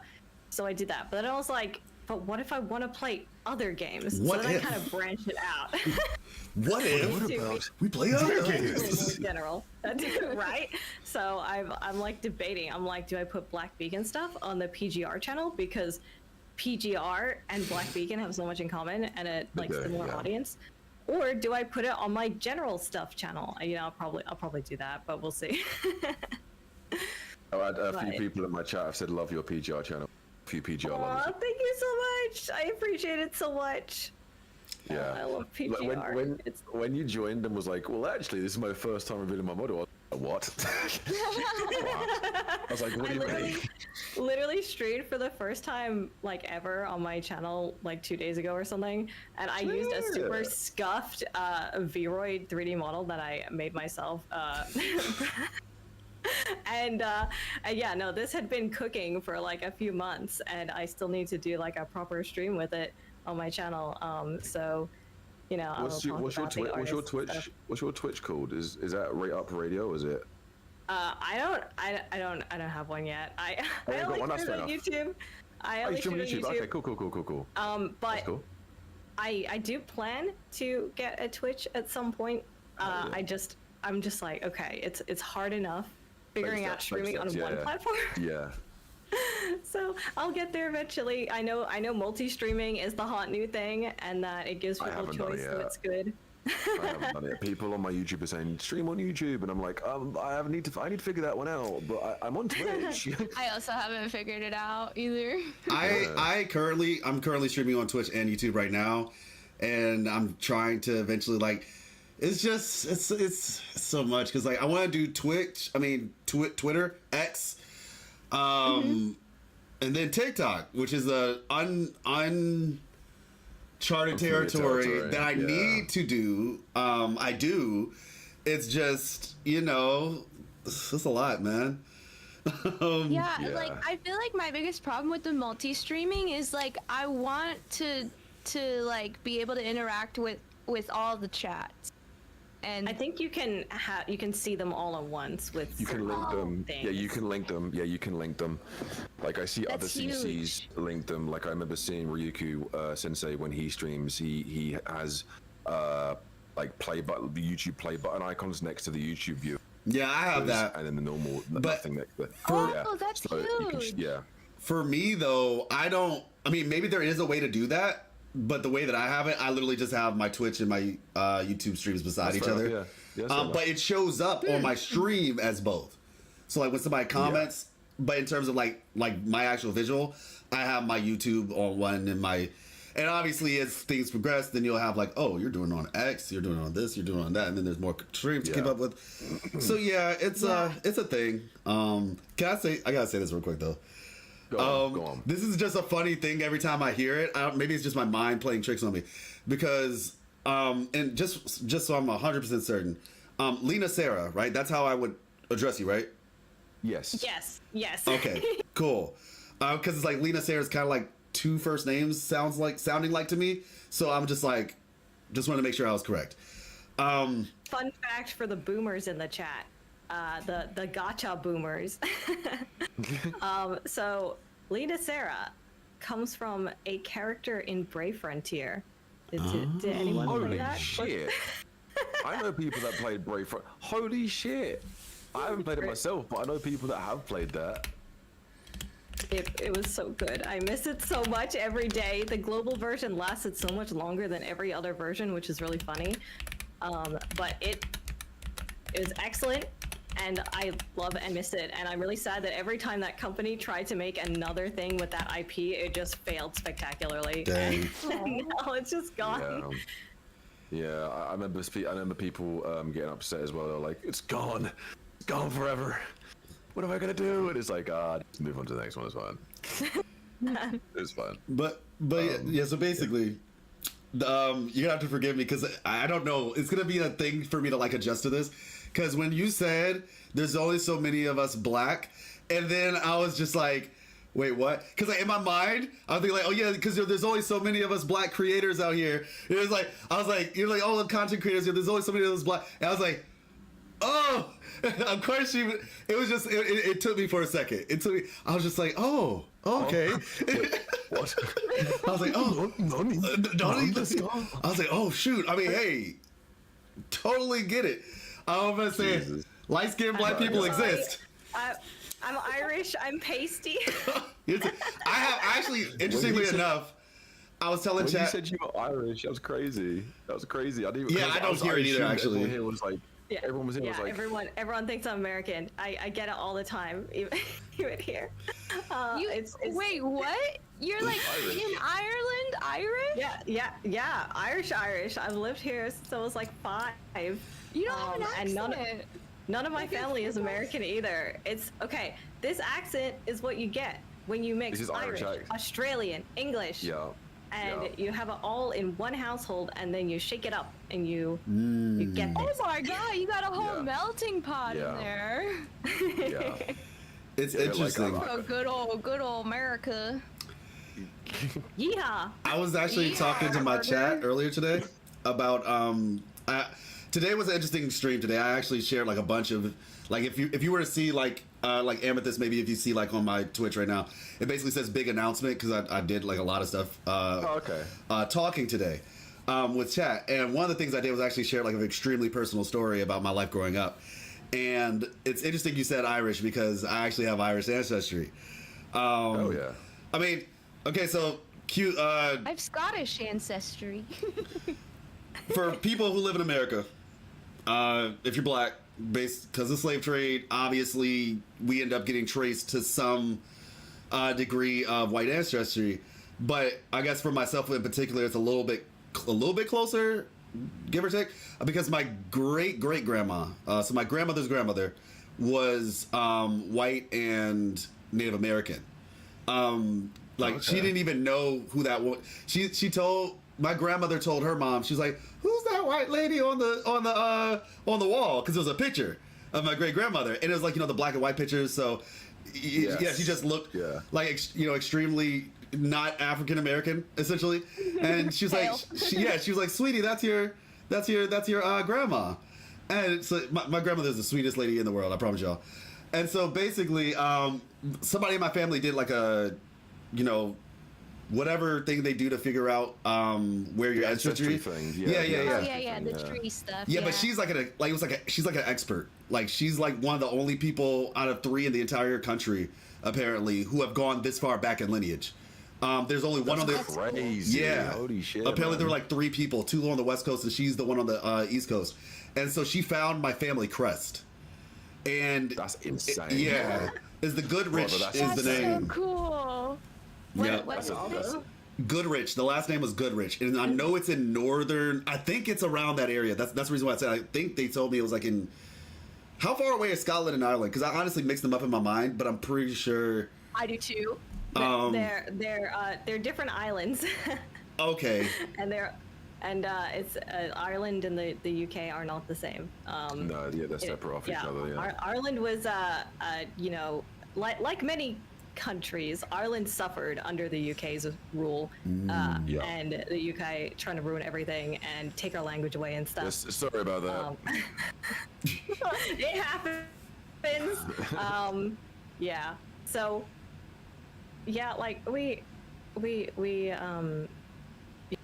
the situation with Irish, actually, the language is pretty sad because again, the English people did not like Irish people having like any kind of Irish culture, and that include the languages. So in order to preserve the language and also the religion, because being Catholic was not good for the English. Like the English did not like that, and so.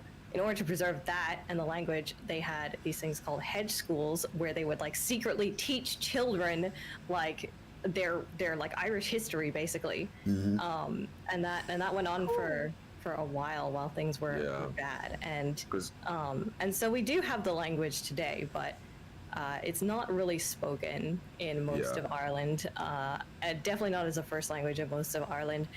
And a lot of people are kind of bad at it because it's taught really badly. But you will see Irish everywhere in Ireland because on all the signs and everything.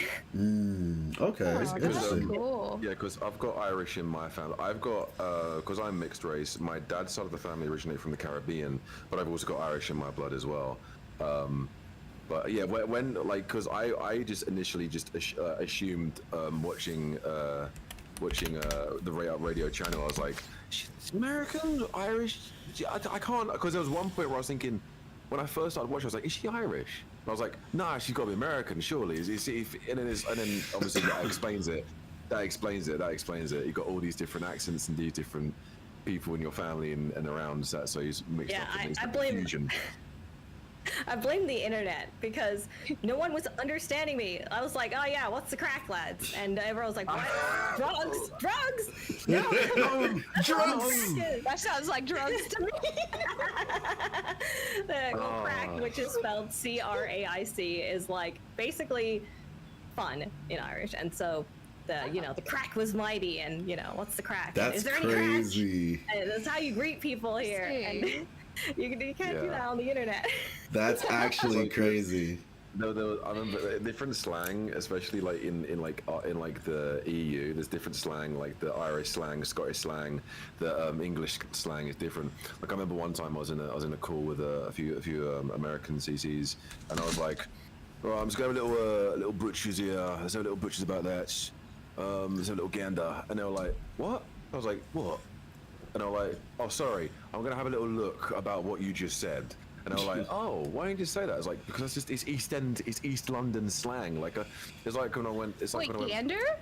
I'm gonna have a little butcher's hook, little gander, like little thing like that. Yeah. What there we go. Butcher's A butcher's hook. A butcher's hook Butcher's means hook? a butcher's hook is a look. So when you say, for instance, you go, "I'm gonna have a look at that," old East End would be like, "I'm gonna have a little butcher's look at that," and you'd be like, but that's just the slang. A little gander. Like if.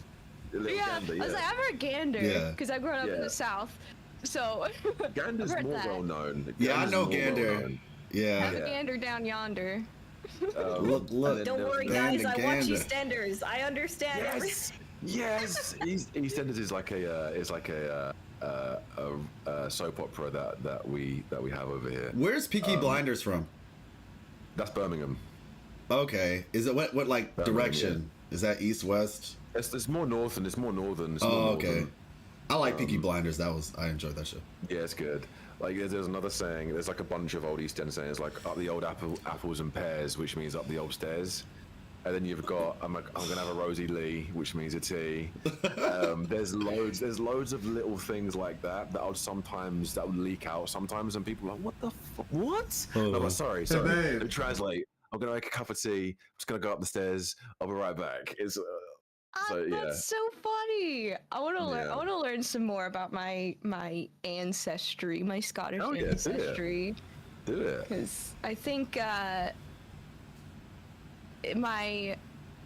who is it? It's on my mom's dad's side, and they all like settled in Pennsylvania, and then of course moved down to Oklahoma. But I think it was.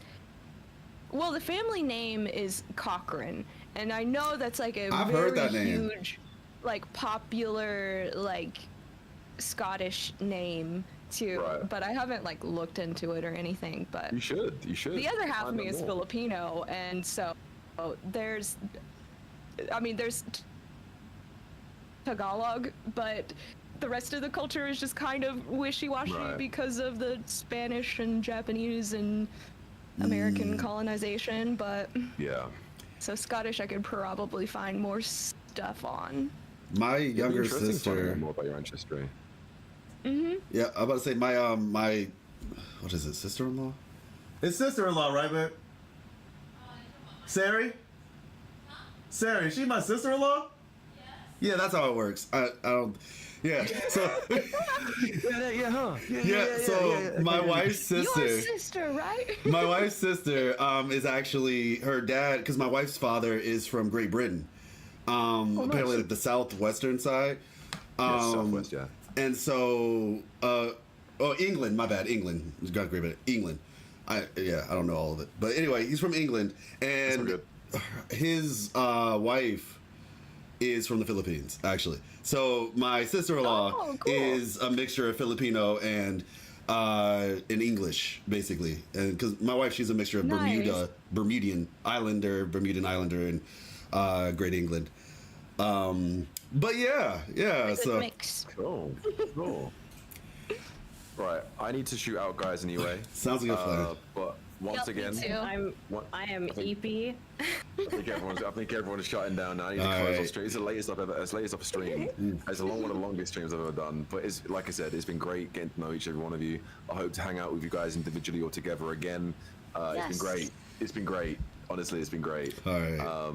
It's been so good. It's cool to finally meet you live after you talking on Twitter. Yes, absolutely. That is 100% true. Likewise. Yes. All right. Hey, we'll probably do this another time. We can more of this. Nerd out. I like it. All right, cheers, guys. Thank you. Appreciate it. See you soon. All right. Peace. Did I disconnect correctly? All right. Cool. Cool, Mark. Thank you so much. Thank you so much for the 5 tier 1 subs. Thank you so much. Very much appreciated. And BenX got one. He's gonna be very grateful for that. So everybody, that was the Black Beacon thing that we did. We had quite a few announcements. I'm gonna be making videos about them, TLDR for some of those announcements. I guess the full TLDR, and like I said, there will be videos kind of explaining in depth how everything is gonna be going. Yeah, thank you so much, Komak. Very grateful. The TLDR, I guess you could say, for the big announcements that happened today, like I said, I technically did 3 things, and there will be a video on at least 2 out of those 3 things. I'm not sure if I made a video out of the first one. I might still make that video. But we'll see. I know for certain 2 out of 3 of them will be a video. The second video is basically going to be kind of like a little bit more of a personal video. I guess you could call it like a pilot. Fiery called it the pilot episode for the big announcement. Oh shoot! Thank you. My bad. Hold on. Properties. There we go. Boom. And bam. Let's see. Remove. Yes. All right, cool. Yeah, so basically, like I said, the 2 things are, 1, like I said, will be the personal video. I kind of share some stuff about my personal life, and in a lot of ways, it influences the second decision, or the second thing. The second announcement being that we are going to be moving from Gacha exclusivity. Technically, if you've been watching me on Twitch for a while now, you already know that. But if you are one of the newer people who watches me, like I said, on YouTube or Twitch, we're going to be moving away from being a Gacha exclusive channel. I explained that technically in the first video, which, like I said, I'll probably figure out a way to either make that into a video or just re-record it in a different way. But you might want to watch the VOD. Or just, like I said, wait for the video to come out. The second thing is moving away from the Gacha exclusivity. The 2 games that we're going to be playing, Wuthering Waves is not going anywhere. We're still going to be covering Wuthering Waves. But the 2 games that we're not only going to be playing, but also doing content for. The first of the 2 games is this game right here, which we will be playing tomorrow, South of Midnight. And I showed the trailer for that as well. I'll probably put that up as a video as well, the South of Midnight trailer. And then the second game is a game called Claire Obscure. Expedition 33. We were looking at like some of the characters stuff for that, but Expedition 33 is a French turn-based game, but it's like an open world turn-based game, and we were looking at some of the stuff for that as well. So let's see, what is that? Oh, cool. There we go. Nice. So yeah, are you gonna pull Castorus? I don't know, honestly. Is that out now? Is that out now? Because I don't even know if I have HSR anymore on this computer. I have it on my PlayStation, but I don't think I have it on here anymore. Honkai? Yeah, I think I have it on my PC. Like I said, I haven't played Star Rail in a minute, y'all. I got the Herta, and I kind of pieced out after that. Maybe at some point in the future, but tonight at 11 p.m. EST. Oh, okay, got you. I will try to pull for her, sure. Yeah. She looks cool. I do kind of want to try the story out, but I'm just not in a rush to. Wuthering Waves Anniversary is going to be coming out soon. Like I said, we're going to be playing some of these games as well. So, and I've expressed my concerns about the way that Star Rail is handled and the story, the way that they kind of unnecessarily prolong things. So yeah, you should have stopped Star Rail earlier. I know. I mean, I technically stopped it like after, like I said, when 3.0 happened. That's when I was just like, okay, this is not. Well, not 3. It was 3.1 actually. 3.0 was like, oh, okay, there's a lot of promise. Then when 3.1 hit, actually, I need to log into Wuthering Waves on my other account. Then when 3.1 happened, I was just like, okay, you know what? This just isn't it. This ain't it, Chief. HSR story. Yeah, like the thing about it is, Penacony just felt exaggeratedly long. Like it was so long, and I was like, it felt like they were just trying to waste my time. And the reality is that's exactly what they're trying to do, because to their investors and things, the longer they keep you playing their game, the less time you have to play other people's game. And so, yeah, cool, Jay. I try to be more active for you this term. University, I'm getting crashed between exams. Oh, yeah, no, I totally understand that. Waiting for Fanon, then I'll quit. Not worth it with the power creep. And that's the other thing, too. Like, I got S2 Acheron, right? Or what is it called? Eidolon E2 Acheron? Got E2 Acheron, got the Herta and all that, and you're telling me now my characters... Yeah, no. They've shown that they don't really respect people's time like that. So I'm just not gonna do that. Add a real skip button. True. That's just kind of how I am personally. Let's see. Give me a second. Where is Blue?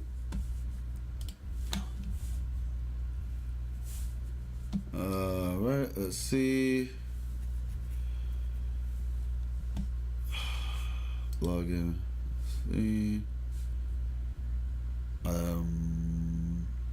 There we go.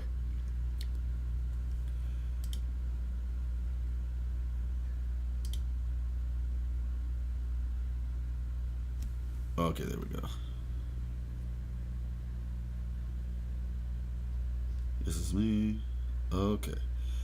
But yeah, like I said, there's just so much other stuff that's happening. That's just not at the top of my list right now. There we go. All right, we should be good now.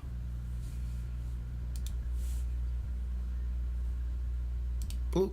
And oh, BitX, did you change it back to Wuthering Waves? Did BitX change it back to Wuthering Waves? Am I in the Wuthering Waves category? In the tower? Oh, I'm pretty far. I finished it. Pinnacle needed the Annihilation Gang for the story. Yeah, the fact that they didn't do the Annihilation Gang was insane to me. Like, the fact that they did that crazy trailer. I'm still in Black Beacon? Oh, okay. Hold on. Alright. Wuthering Waves. There we go.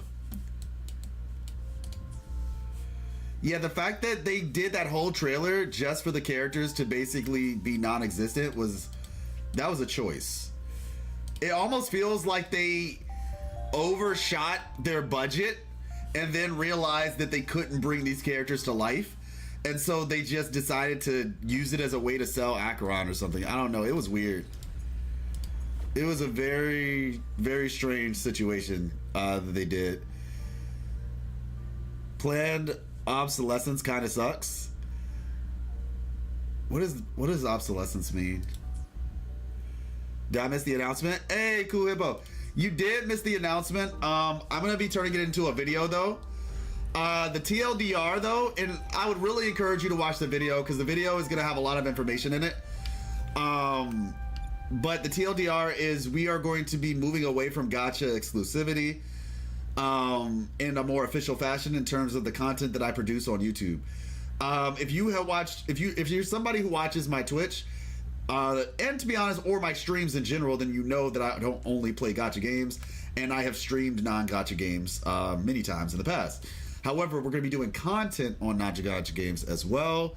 Process of becoming obsolete / dated. Okay, I had a feeling that was the case. Planned obsolescence. Yeah, that makes sense. But yeah, so the 2 games that we're going to be covering are, like I said, I also am going to be showing off the games that we're going to be covering as well. South of Midnight and another game called South of Midnight and another game called Expedition 33. Clair Obscure Expedition 33. It's a French game, French turn-based game with action elements. It actually looks really cool.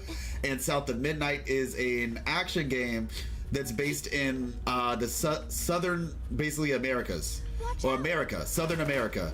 I think it's like either Louisiana or Mississippi or something like that. And so yeah, that's kind of how that is going to be going. Also, the other bit of information that I didn't share is, if you're on Twitch, you've probably seen it now. I have started a Patreon, but it's not a Patreon. It is called Ko-fi. K-O-F-I. We started a Ko-fi. And it's basically just like, you know, I've been doing content creation for about 2 years now. And we haven't really had anything like this before. Essentially like a way to be able to support me. Long story short, not just myself, but myself and Miss Life, obviously. Miss Life is a big part of this channel as well. She's the one who makes a lot of the art for like the lore videos. With that being said, Wuthering Waves is not going away. The lore videos aren't going away, but we're going to be having lore videos as well. Look at that. Lore videos as well as my story-based videos. If you have been following the channel, you know that we do have both types of videos. And honestly, I would just say keep an eye on the playlists. The playlists are going to be your go-to. Because if you're looking for the lore videos, that's where they will be. Obviously, if you're somebody who checks out the notifications and you just like, you watch what I put out, which of course I really appreciate, then it'll just be like, you know, okay, what's Life doing today? But yeah, it's going to be a combination of those sort of things. And, you know, those videos require a lot of research and a lot of time and things like that. And like I said, if somebody wants to support, they can do so on the Ko-fi. The link is in the pinned comment on YouTube. And on, I think, ! Ko-fi, K-O-F-I, I think that command is a thing now. I know there's like some commands that happen. Oh, got a sub while I was away. Yeah, cool mark. Let's see, ! Ko-fi. Yep, ! Ko-fi, and the Ko-fi stream bot will give you the link if you want to support. Also, there's a couple different tiers to the Ko-fi. The first tier is actually, we wanted to do something. Obviously, I'm already doing a lot in terms of like, you know, with the streams and everything and the content. So technically you're supporting that. But on top of that, there's another thing that we want to offer for anybody who wanted to support us is me and Miss Life are going to be doing anime reactions. So that'll be something that you all will be able to get access to for those of y'all who are supporting us on Ko-fi. There will be anime reactions. There's a couple different, like some tiers allow you to like, or recommend particular animes that you want us to watch with certain caveats. Like I said, you'll see that on the thing. So yeah. Did she make the little chibi-yu? Yes. Miss Life is an artist. She went to school for art. Yeah, she's really good. She's really good. And she's the one who makes the chibis. She made the interactive background that you see in this on those videos. The little interactive backgrounds that you see, and she is making more as well. So I knew this would be one of them. It looks amazing. South of Midnight looks dope too. Yeah, exactly. So see, that's kind of like I really encourage you all check the video out. It'll have a little bit more information on it. Also, just obviously, you know, for the algorithm or whatever, you comment and stuff. But the more personal video is gonna kind of be, like I said, in some ways, like I guess you could say like a little bit of a pilot episode or whatever, or the justification in a way. Behind my name, how my name kind of came to be in part, and some other stuff. So those are like some kind of quick TLDR bits of information. But yeah, let's see. Yeah, we'll let's do this fight. So yeah, that's for those of you all who did miss a big announcement. We're going to Variety.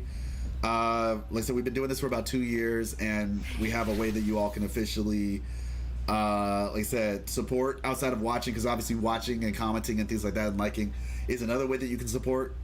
So I'm very much appreciative of that as well. Enter Sonorosphere. We're gonna check out the video, man. A lot of changes. Yeah. That's the plan. There's a video where I was gonna do where it's not like a drama video, even though there's some people who might think of it as drama. But I basically kind of just explained my opinion after 2 years of being in this space, and how I feel like a lot of people should stop doing gacha content, basically. With a caveat. And like I said, I explained that there too. So yeah, you'll see. You'll see.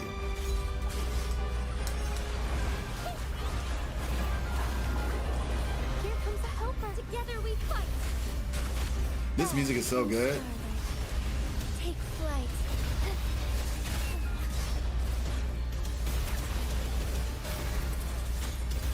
Let it end. Ordained. Stay calm. Diminish. This music is so good. Loading.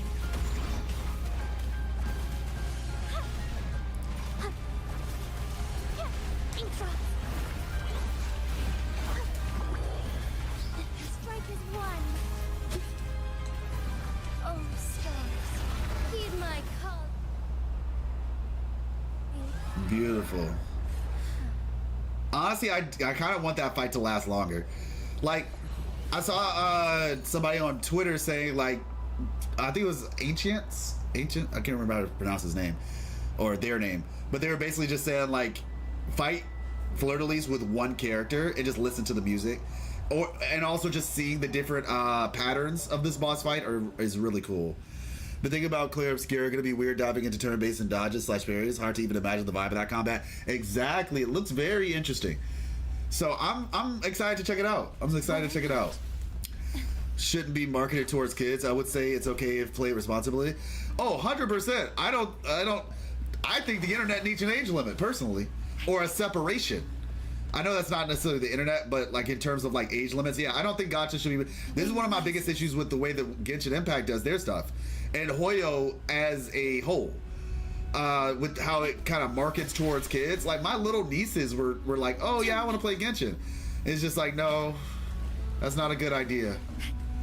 That is not a good idea, especially when your parents aren't watching over you and checking on what you're playing. You can screw up that kid for life, man, with that type of stuff. So yeah, I 100% agree.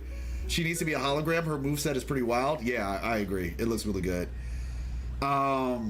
Okay, so we did that. Now we have to do the core cleansing. I can't, man. WUWA is going crazy, man. With this update and then the anniversary coming right after, and potentially that place back there being in the anniversary. Stay calm. Like, oh man, it's going crazy right now. At your disposal. In war with time. I'm about to say I could have brought Brant in here for real, but Loading. You know, give my 1.x crew some attention. Art unveiled. There we go. Here comes Strikers one.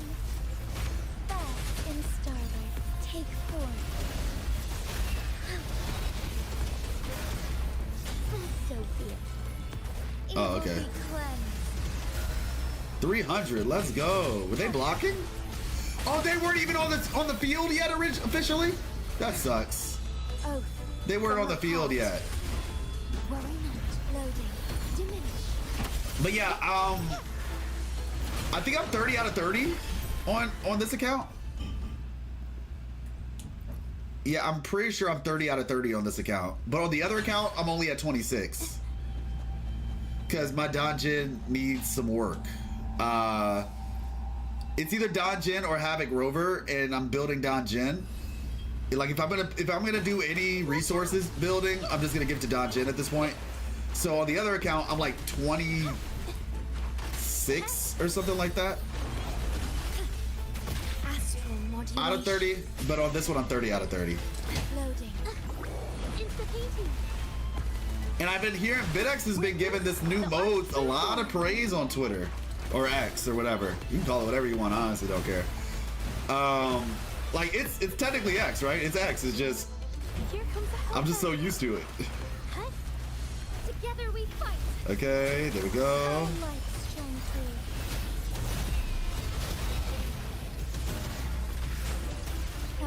Alright, there we go. Next.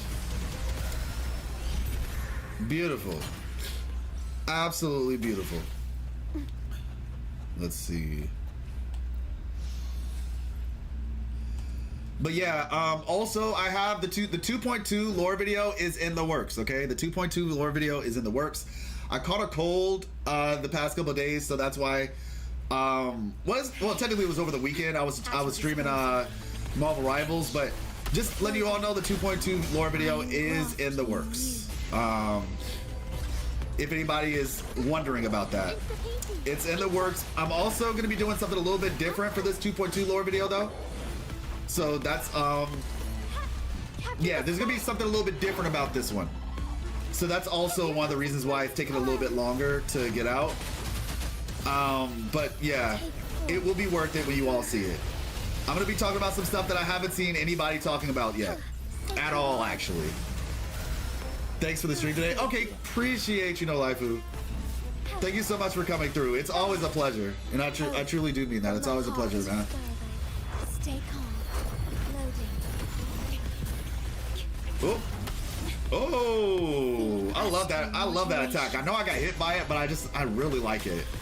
It's a really sick that they gave them like a grapple style animation. Like, give us a character that can do that, yo. Okay, I'm pretty sure you all have seen Emma Frost, okay? And I have early access in Marvel Rivals to play those characters. I've been playing Emma Frost actually for a couple days now. And I streamed it recently, and like last night I was in like a server where we were playing, and my goodness,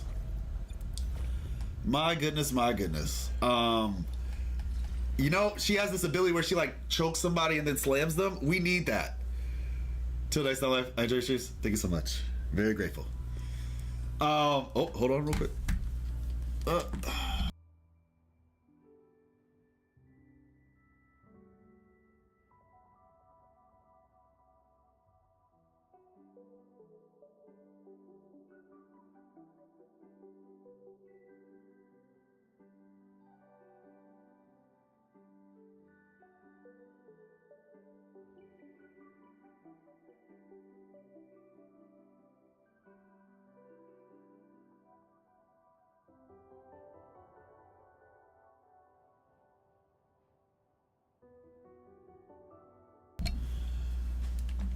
There we go. Oop. But yeah, I've been hearing some really good stuff about this event. So I need to do some stuff on this one. We have some time though. It might end up being a little bit more drawn out and finish it a little closer to before the next patch. Excuse me. Let's see. There we go. I think I did more of this on my other account actually. Hey, we got to level 30. Let's go. Good stuff, good stuff. Yeah, we're gonna be going for Zani S6, y'all.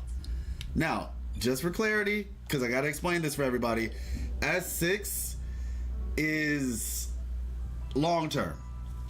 We will be going for S4 this time around, unless for some reason we end up getting like some insane pulls, in which case, you know, maybe we'll get to like S5 or something. But we are going to be going for S6 overall and S4 this time around with the last 2 copies on her rerun from the shop, basically. So that is the plan. Hey, give me a quick second. I gotta get something. Yeah, long term, long term.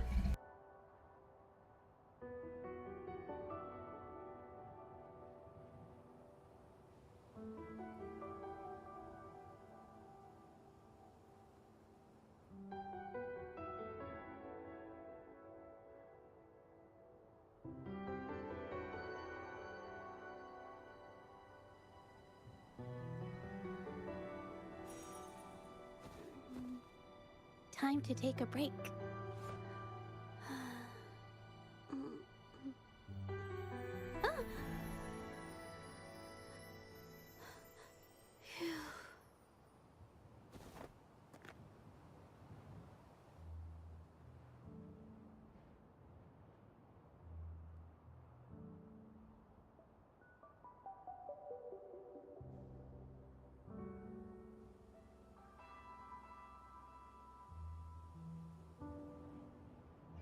All right, there we go.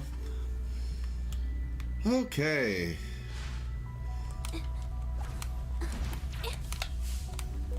Oh, wrong thing. There we go.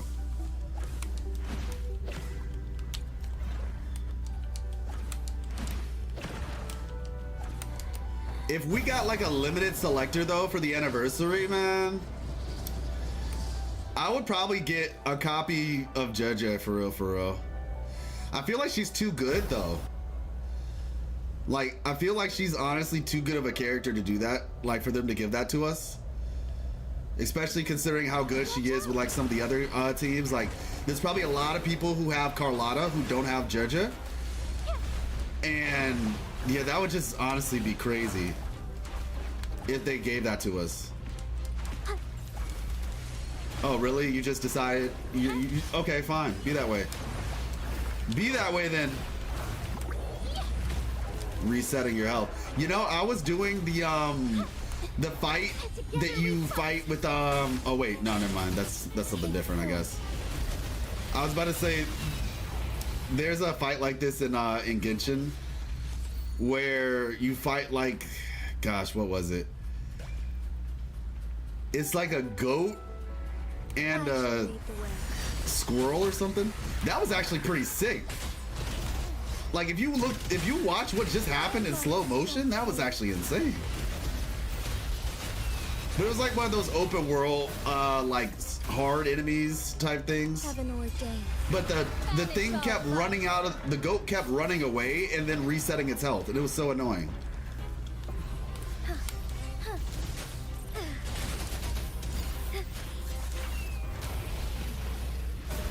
Targeting all the animals. Let's see. Forgive me. I think that we are. Let me see. Was that? Yeah, I think that we're good on that. And I'll check. Like I said, we have had a 9. Okay. I'm not gonna lie. I have been tempted to get this.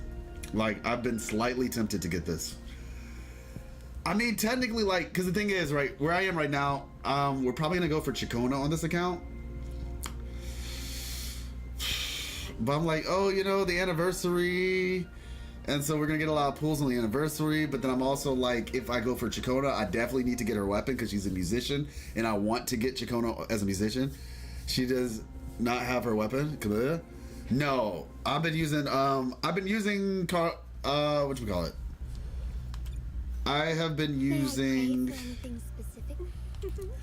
Emerald of Genesis lately, and previously I was using Blazing Brilliance because Blazing Brilliance still actually works. My textures, okay, there we go.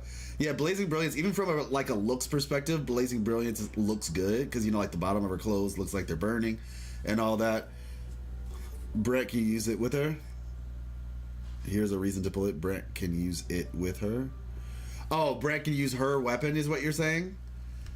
I'm about to say, I mean, I have his weapon, so I'm chilling on that. But yeah, I don't know. Call of Duty Warzone new update is fire. I haven't played Call of Duty since I was a child. But I'm happy you're enjoying it.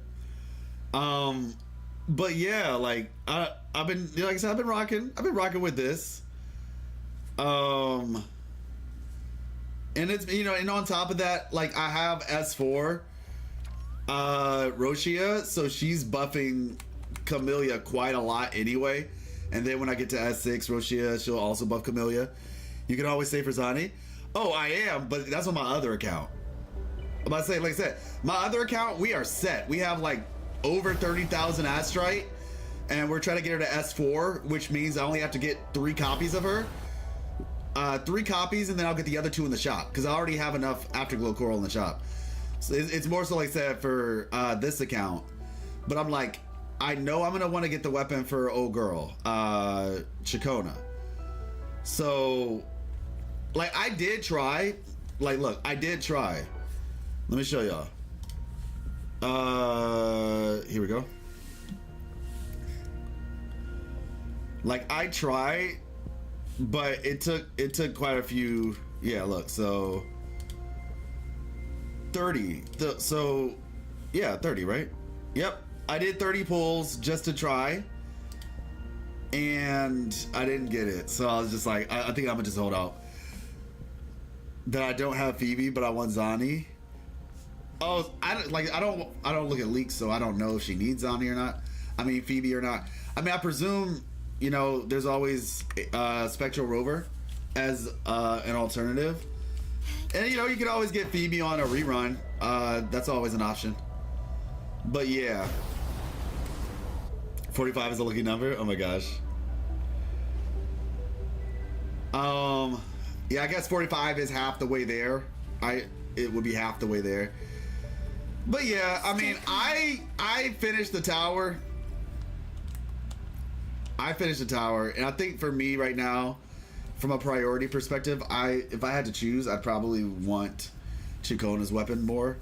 Like I said, I can always put Blazing Brilliance or Emerald on old girl Camellia. So let me see. You got 69 or 120? What are you referring to? The weapon, I'm about to say weapon banner is guaranteed, so. Yeah, overdrive zone. I need to do this actually too. But yeah, we got max on this.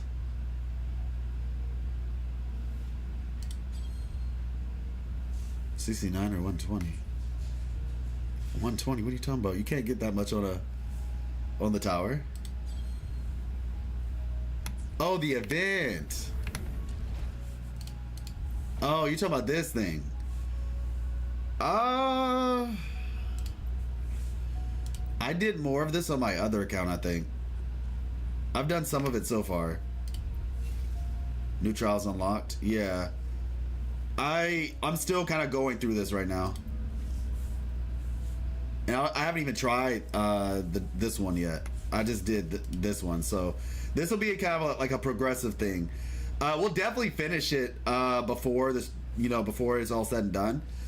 But I have a feeling it'll probably be like maybe like a week before the new update. We'll come back and then go through this. I trust in Kuro, but the current leavers on his kit may create some drama in Wuthering Waves regarding the pay to win aspect. Oh wow. Okay, well I guess we'll find out. All I know is I'm looking forward to Zani. That she will be my S6 character on my other account. And to be honest, Chikona might be like a character that I build up copies for over time because I'm just a big musician. Well, I am a musician, and so I'm a fan of any character that does music. But yeah. The new hologram yet? Oh, you're talking about the Dragon of Dirge? Let me see. Yes, I did. Yeah. I've gotten this far on it so far. I will obviously do more, but I've gotten this far on it so far.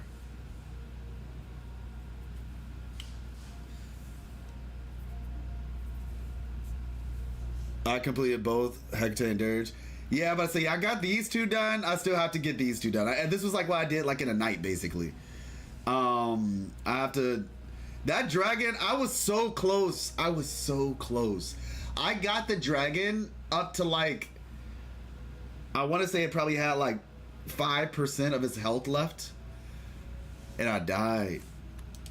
It took me out. It felt bad. It really did. But like I said, it happens.